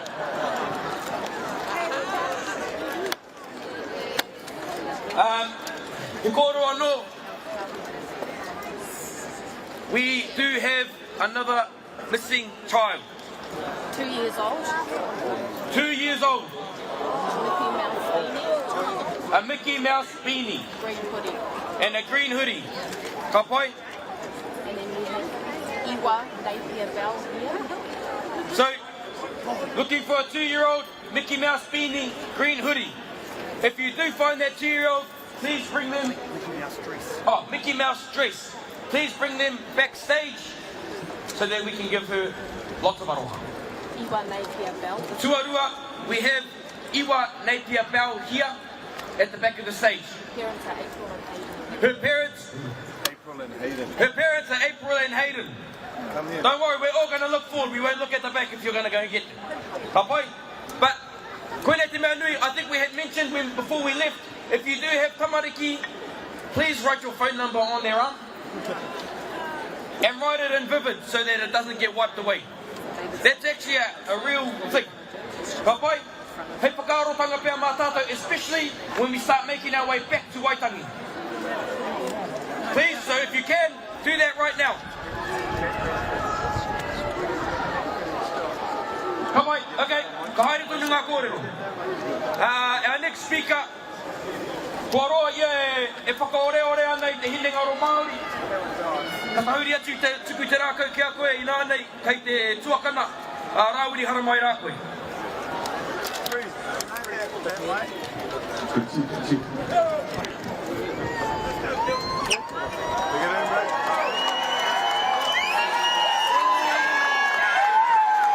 Ko te iwi Māori e nguru nei. Ko te aroa e nguru nei. Ko tangata whenua e nguru nei. Ko tangata tiriti e nguru nei. Ko tangata moana e nguru nei. When I say ana, you say hiha, ana, ana. When I say ana, you say hiha, ana, ana. Kia ora, my sovereign peoples. Ana.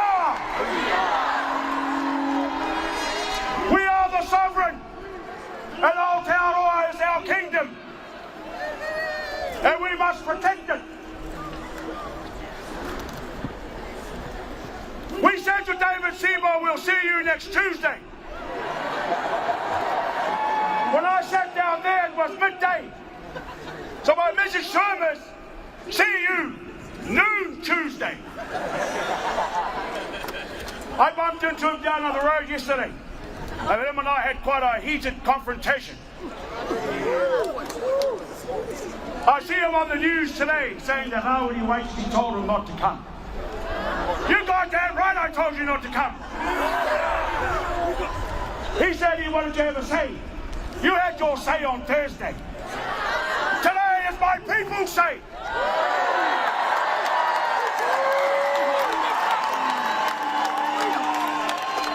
Te Tiriti o Waitangi is not up for debate.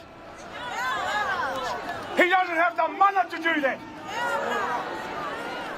Now if you want to look at principles, you look at principles in the Kāwanatanga space. But soon as you dragged Rangatiratanga into that bill, you crossed a line you never should have crossed.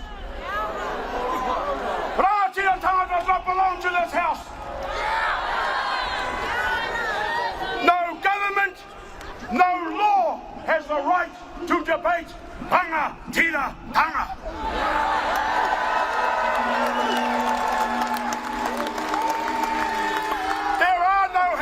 In Rangatiratanga. And we got a message to this government. Kill the bill! Kill the bill! Kill the bill!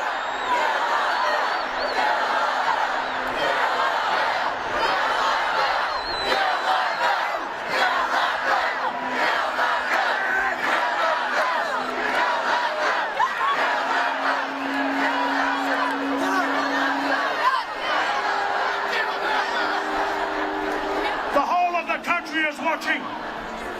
The whole of the country is watching. And thanks to Hana, the whole world is watching.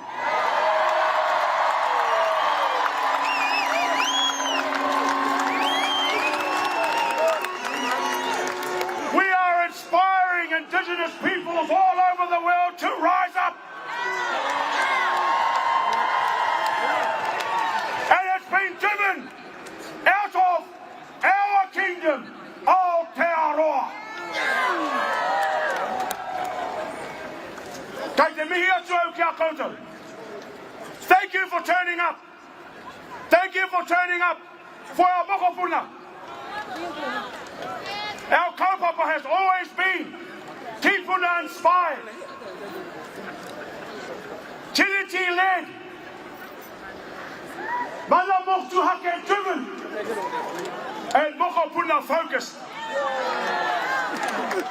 Ana hina, koia te kaupapa. My last thing to us, where to from here? Yes, Rangatiratanga belongs to us outside this house, but we've got to have a Kāwanatanga strategy.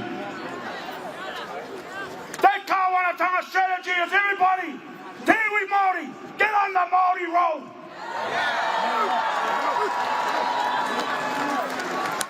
We have to make this a one-term government.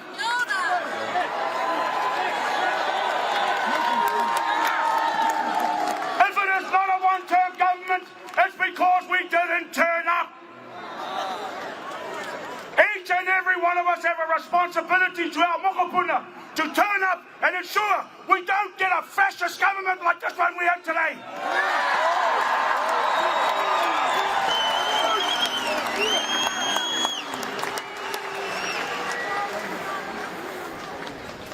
So that's my spiel. It's been wonderful to be part of the Hīkoi, from Te Rerenga Wairua all the way to Pōneke. My sovereign peoples, we are here and we're not going anywhere. Kia ora tātou.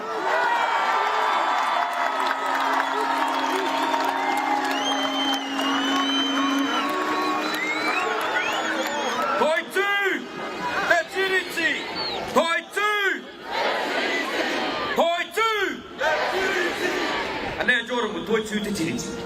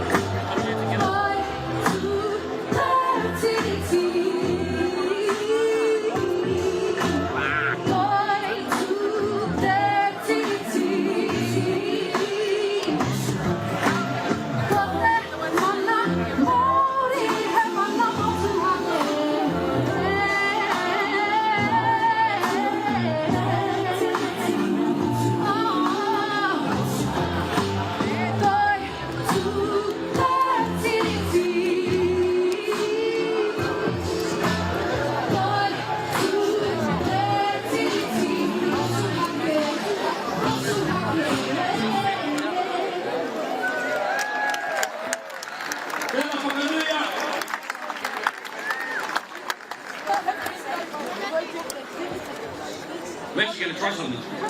Did you fellas ever see the Viking clip? We're going to call this the Māori clip. Ka pai?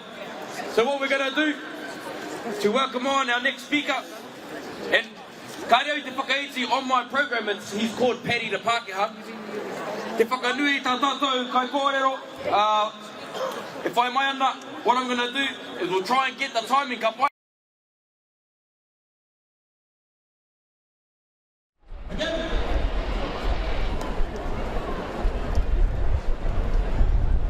And hopefully the clap is a good reminder for Iwa Belle's parents, because she's still at the back waiting. April and Hayden. Also, Izzy has been found. Tēnā koutou.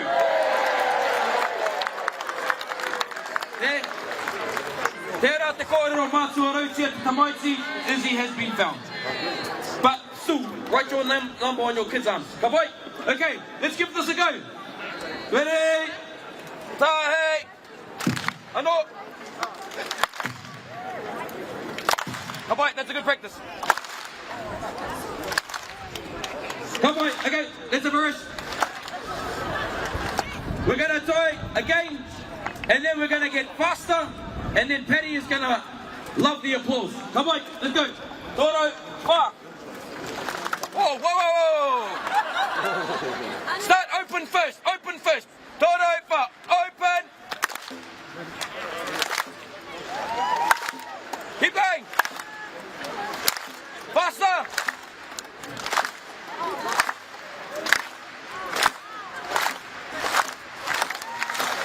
And there is Whakanuia, Paddy the Pākehā!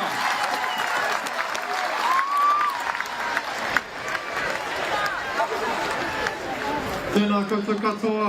How are we feeling out there, te whānau? What an honour it is to be here at this moment in history.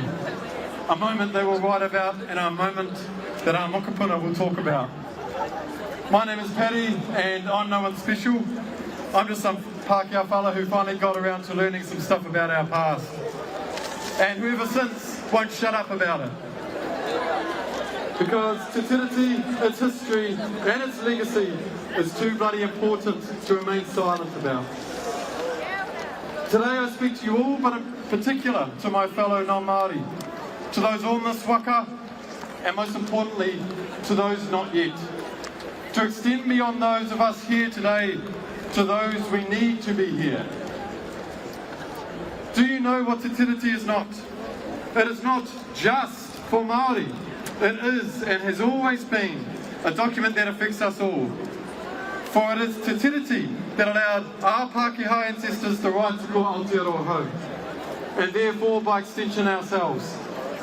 And although the promises made in 1840 were never truly realised, although there were countless breaches and attempts to undermine, that does not give us the right to do the same today. And it certainly does not give anybody the right to rework it to their liking, because Te Tiriti endures. Te Tiriti is not exclusive to one political view, one political party, the left, the right or the centre. Te Tiriti is truly apolitical and therefore welcomes and holds space for all those who acknowledge its importance, whether we agree on other things or not. Te Tiriti is not just some historical text, a piece of paper that lives down the road there, locked away and frozen in time. It is a living, breathing document with a vision for an Aotearoa for everyone.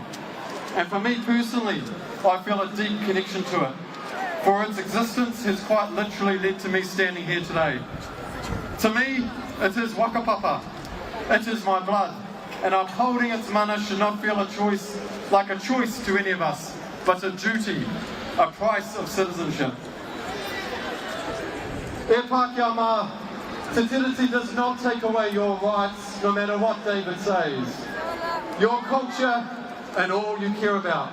After all, the entire system is designed in our image to look and sound and work the way we please. And yet somehow we are worried about our rights, where tino rangatiratanga is something to be frightened of. So much so that some are rushing to try and give it away to everybody now, so that it becomes meaningless. where Māori deciding how they wish to be Māori is something we should fear. Fear, so much fear. This bill reeks of it. Te Tiriti is not a matter of public opinion, it is and always has been a covenant between two partners. Not something that can be overruled by a largely ill-informed public. And I can say ill-informed because I was one of those people. And unfortunately, a large part of this country still lives under a shroud of ignorance regarding our past. But it's time to wake up. You are not to blame for what took part in the past, but you are responsible for ensuring you do not blindly repeat those same mistakes today.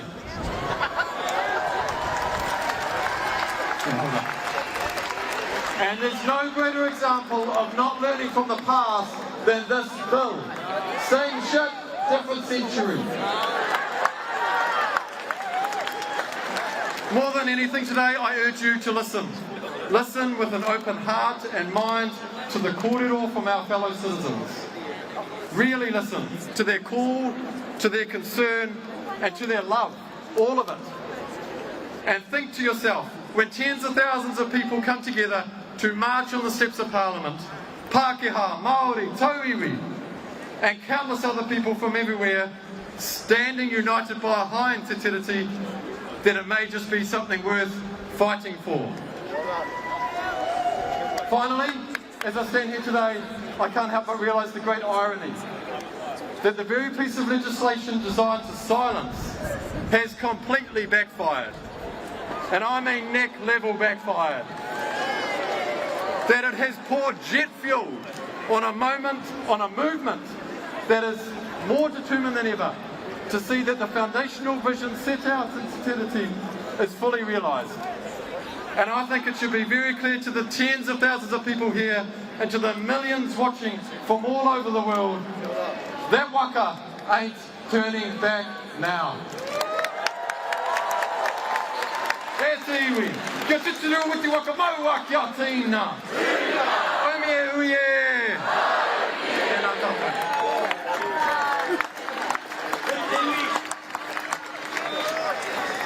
Heri, he tangata tiriti.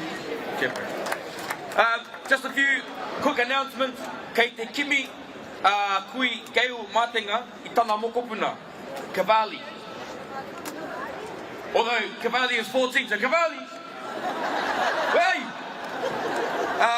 Tuarua, kei konei tonu, a iwa bell. Kei konei tonu e tatari ana. Ka pai? So if we can, again, to reiterate that message, these are all our tamariki.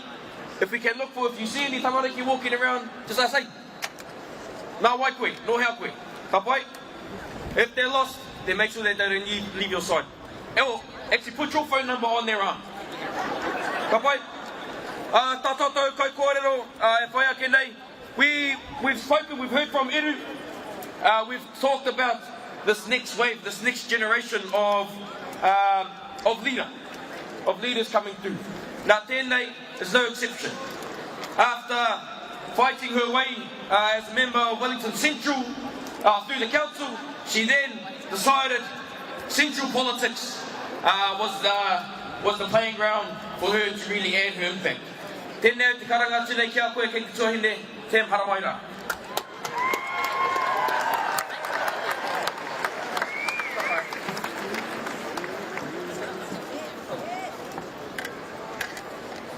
Kia ora tātou. My name's Tab, and I'm lucky enough to represent this election of Wellington Central. And I just want to say, no mai haere mai ki tēnei whenua. Now, I want to talk about the feeling that I felt when I sat in the House, when that haka that is being heard around the world happened. Because on Thursday, when these buggers tried to make it about their stupid little bill, we reclaimed that mana. Because on that day, our people were crossing the Auckland Harbour Bridge, shaking the Auckland Harbour Bridge as our ancestors did. We had the haka in the House, led by my sis Hana. Give it up for Hana.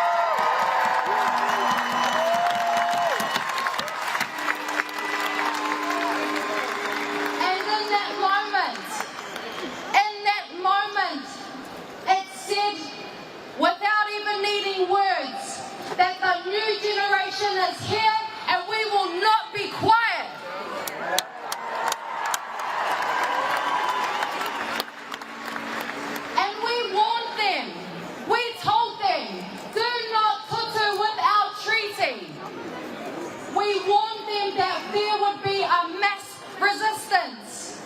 But what we are seeing in front of us today is a unity, a kotahitanga, Māori, Pākehā, Tauiwi, people born here, people born afar, all united to say we deserve better and we will not let this place trample on the mana of our treaty.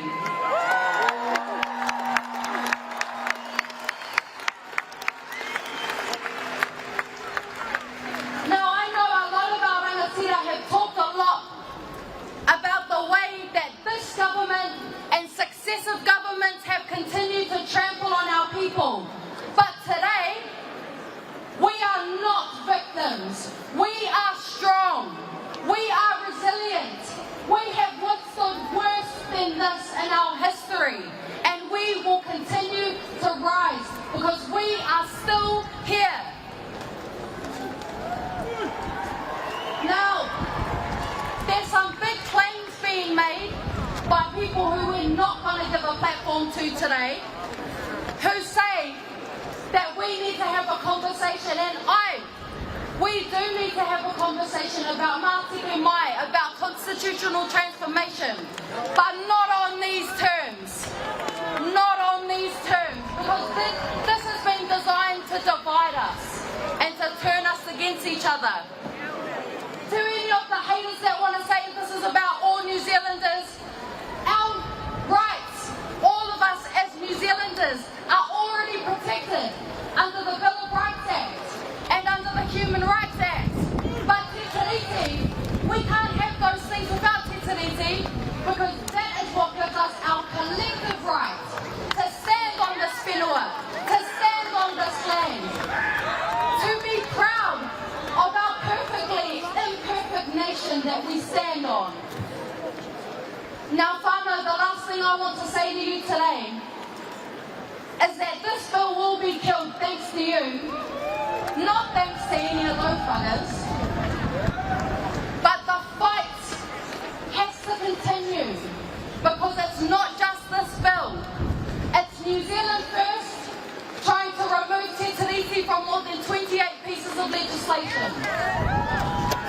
It is the fast-track bill that is trying to destroy our whenua and attack our environment. It's these buggers that are trying to put our rangatahi into boot camps. So whānau, the fight will continue. We have to keep this momentum going, because the fight is far from over when we kill this bill. But in order to do that, we have to look after each other. Ka ora tonu mātou. We have to look after each other so that we can continue to stand and fight all of the nonsense coming out of this house. Kia ora tātou.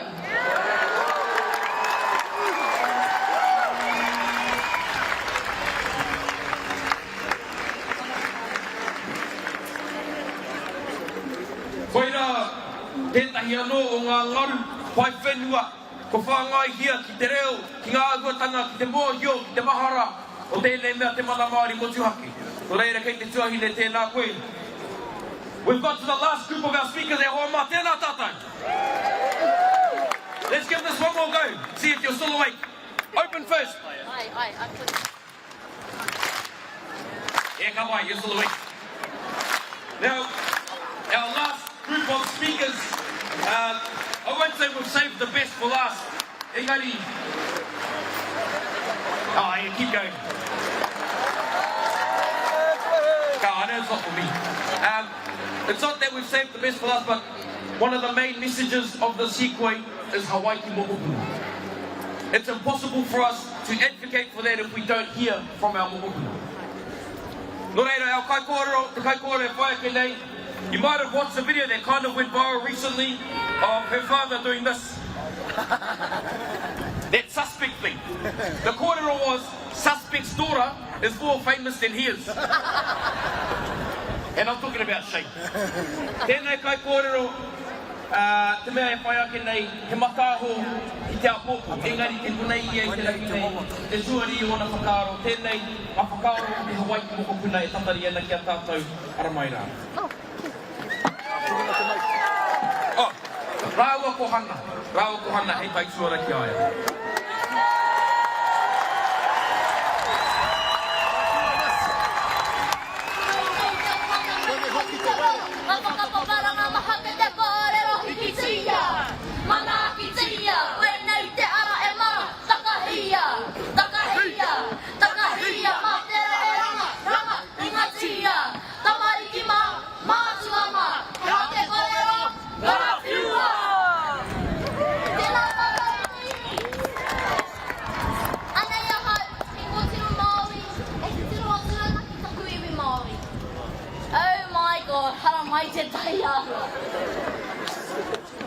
Ko te kōrero ata he mihenare e ki ana. Whakawhiti rawa tā tātou haere, kia kaua e haere tonu. And as I think about those words, I can't help but say, I am Marika, yes. We have come so far, not to keep going. Oe. No reira. We have marched all the way from Hiko o Te Ika, and I watched my nanny march from Motupohu in Te Waipounamu. All of us are here marching, kia poi tū Te Tiriti.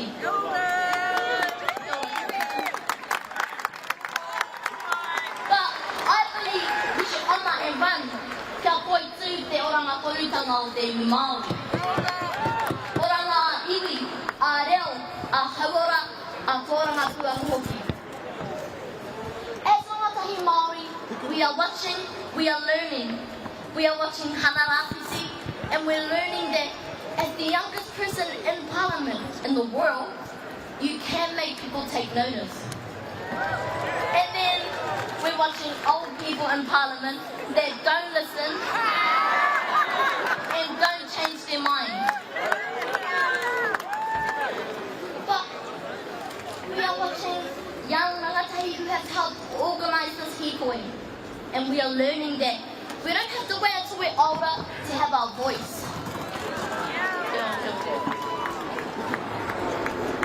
Hey Tawira, kakikima, if you're here today, but you have not registered to vote, kia ai. Mātua, if you have not enrolled your tamariki into Kura Kaupapa Māori, kia ai.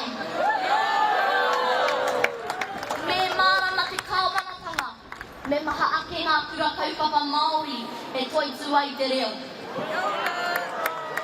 Ko te wero o tira ko tāku tono ki a tātou, I ask you to enroll and vote.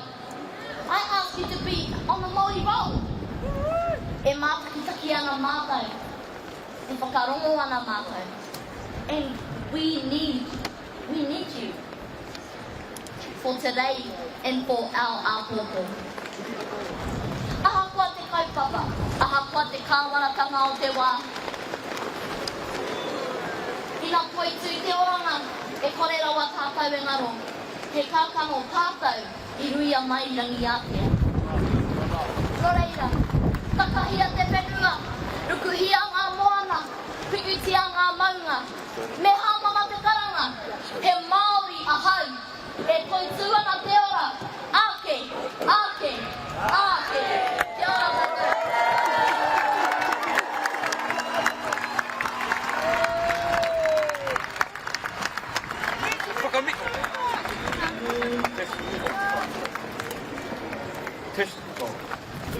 They actually just did my mic off so they can keep listening to her. No surprise why she's more famous than her dad. Engari, e tikana ke whakanui a tō tātou, a pōpō.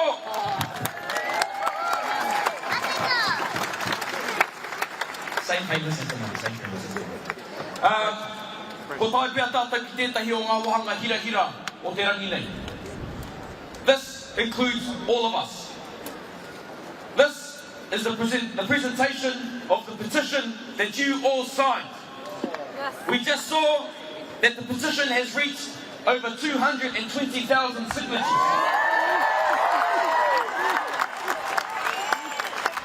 Someone can fact check me later.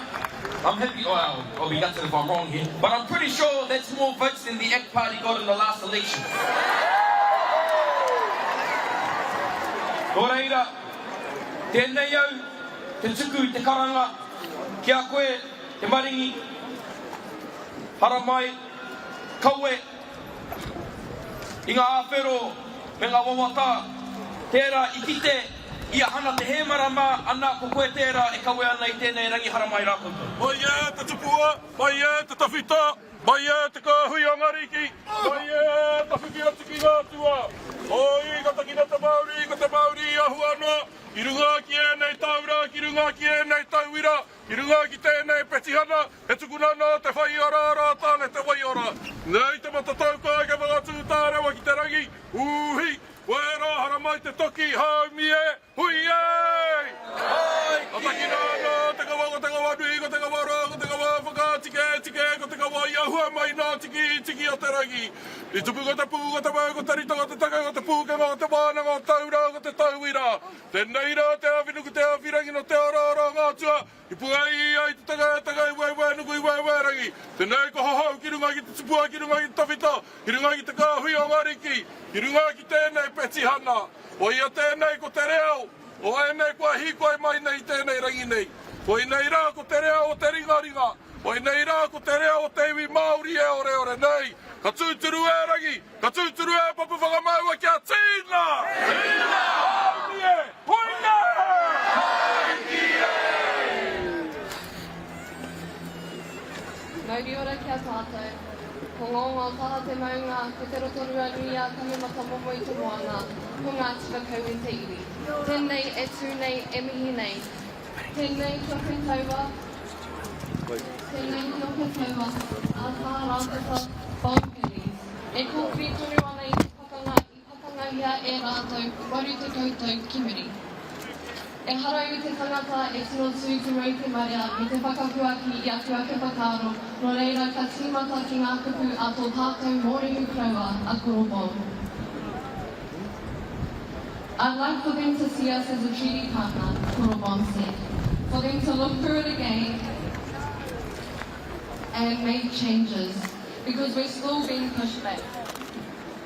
Māori to this day are sometimes still treated as second-class citizens. In a way, we're still fighting for a place in our own country. Today we honour his legacy and all those who paved this way before us. And we recognise that our mana motuhake does not rely on any outside recognition. It is our birthright, embedded in our whakapapa, strengthened every time we return to the marae, uphold tikanga, and continue the mātāpono that people like Korimako left with us all. So I stand here today to say to the government, Te Tiriti is not a gift to be interpreted with at whim, and we will not stand by as the Treaty Principle Bill tries to diminish our rights under the guise of equality. Our rangatiratanga cannot be defined by legislation. It is defined by us, by our actions, and by the way we commit to upholding the mana of our tūpuna. To all rangatahi gathered here today, let us not be defined by this, but define ourselves. We are the ones who will continue this fight, not only for ourselves, but for our tamariki and mokopuna. It's our voices that carry the weight of this kaupapa. So send in your submissions. Unite your whānau and let our opposition to this bill be undeniable. E mihi nui ana ki ngā tāngata katoa I haina I tēnei pētihana. Ka haruru te whare mire I te kitenga o te raumano tāngata e whakahea ana I tēnei pere. Nā tātou I ruai te whenua. To everybody who signed the petition, all 203,000 of you, your voices are part of this kaupapa, and your support strengthens our collective movement. Whether you are tangata whenua or tangata tiriti, this kaupapa is for all of us who fight for a place that we call home. Together we send a powerful message to this government that we must protect the rights of our mokopuna. Ka mutu ki te tei whakataumaki a tino hoku. Hei aha au te mate noa ake mā ku pākāri tau kātupu. Nō reira kei ngā tini pāhara ki te puri noa te motu. E tupu, e tupu. Mauri ora. Mai ana nā te lagi e tū nei, mai ana nā te whenua e tangata nei. Haurangaranga ki runga i hirangaranga ki laro kei runga kei te whenua e pupungaranga tapu e whenua kuna e kuna tangata. Kei runga kei matanuku e ko hau ko tāne tū māro hirohi nei. Hui te paki o lehua i te paki o puangarua i te paki i te ao marama. Tuku hau kia puta ki waho, tuku hau kia puta ki tua. Kia hīkoi a te whetū, kia hīkoi a te marama. Ko e nei makaurangi, ko e nei tuhitui, ko e nei kupu ka u ka mau. Ki te tūlanga matua, ki te tūlanga ora, ki te tūlanga rangatira, ki te tūlanga toa. Ki te tūlanga o te ake, whāno, hara mai te toki. Uie!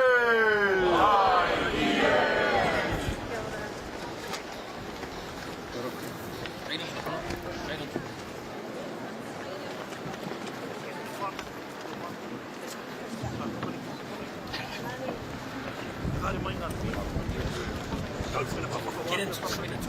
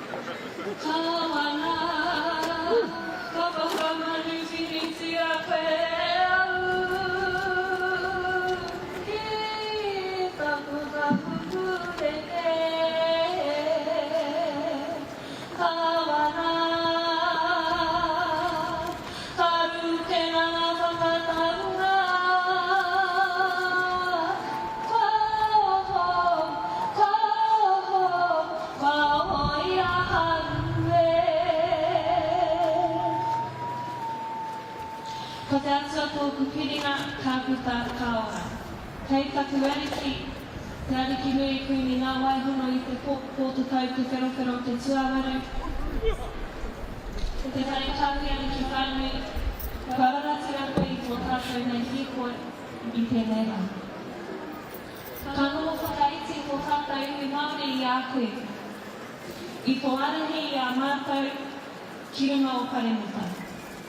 Ka noho whakatihi tō tātou kiwi i a koe. Our sovereign, my queen, who came out of mourning and heard the cries of her people to carry them on their last leg. Ko koe te rā taku queen, pai mariri ki a koe. I may have been suspended for 24 hours and not let in the gates to the debating chambers. Well done.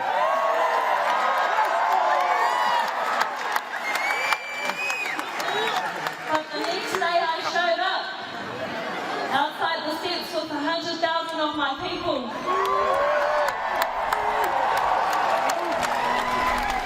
Marching with our heads held high and our flags waving with pride. This march was never about the bill. I ripped that in half and chucked it away. This march was about us. Walking, marching, side by side, generation by generation.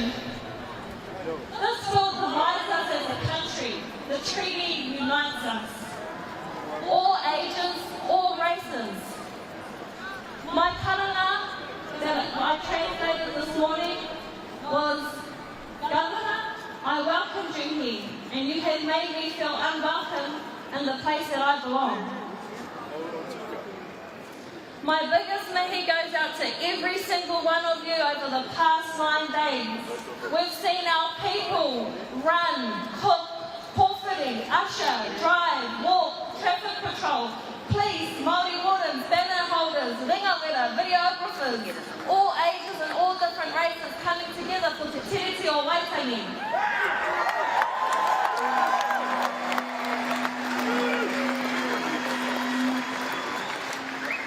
My kura who woke up at 2 a.m. this morning. E kore are wari e te ake a koutou ngā tamariki, ngā mokopuna, I whikoi mai te rerenga wairua, whainua ki Pōneke. This place is lonely. This place is isolating. We hear you and we feel you. So go on your phone for 2 minutes and register on the Māori roll. Because if every single Māori person registered on the Māori roll, we would have 20 automatic Māori seats here in Parliament.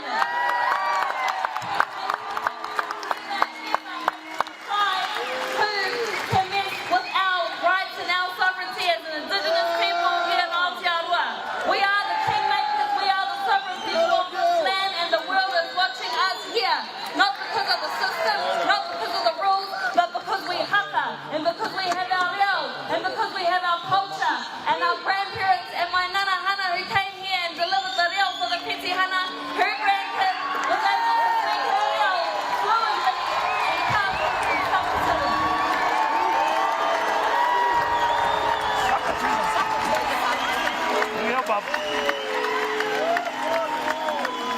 I'm not here to speak long, because my job is not to speak out here, it's to speak in here. But I just want to thank for all the opposition parties who came out here in full force, not just Te Pāti Māori, Te Pāti Kākāriki, Te Pāti Rei Koutou Katoa. We are a strong, united front.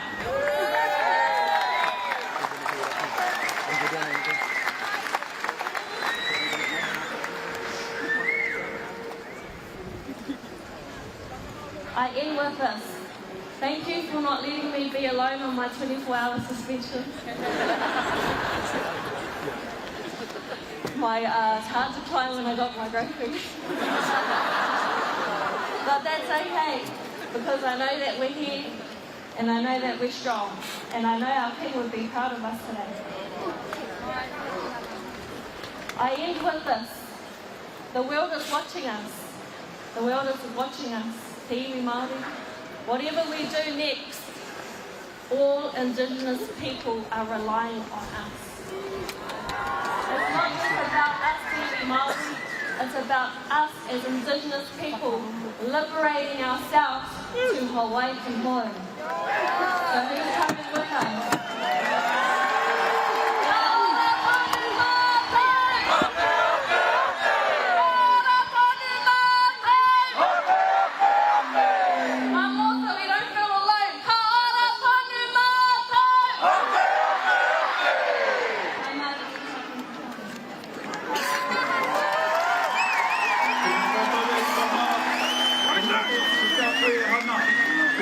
Te whakatauri a tātou te Pōkōrero. Tēnei te tirahau e whakaeke mai nei. Tēnei te tirahau e whakakake mai nei. Tēnei te tirahau. Whakatūtuki ai nā moe a rātou mā. Nei nā te haka a tātou. Nā taku pāpā tēnei haka I tito. Te tau watu tau ngā ono. Ko te ingoa tēnei haka. Ko te tiriti o Waitangi. Katoheo, katoheo. Katoheo ki ta mana nāna nei whakatau he kareka ki a te tiriti o Waitangi. Tāna mā kiari te rākaua kiari te. Kiari mānei. Tukia tēnei haka. E haka mā. E huti mitai. Kakura. Hangi nui waka.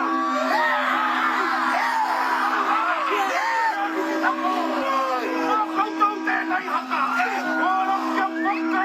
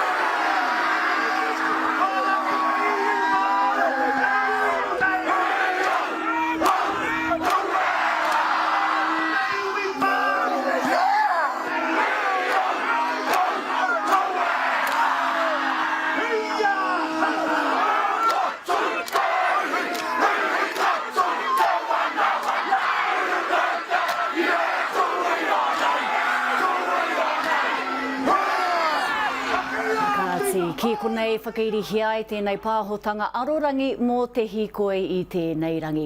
Ka mihi kau atu kia Aukaha News, kia Tahu News, kia te Karere o tira ki ngā reo iwi Māori me ngā wharepāpāho Māori i whai wāhi hoki ki tēnei kaupapa whakahirahira. Nā manaakitanga a te wāhi ngaro ki runga kia koutou katoa.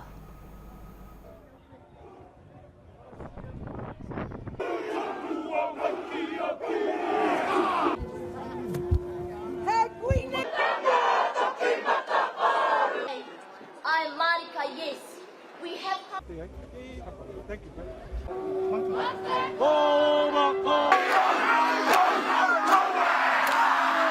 We are here and we're not going anywhere. Just need to speak fast there.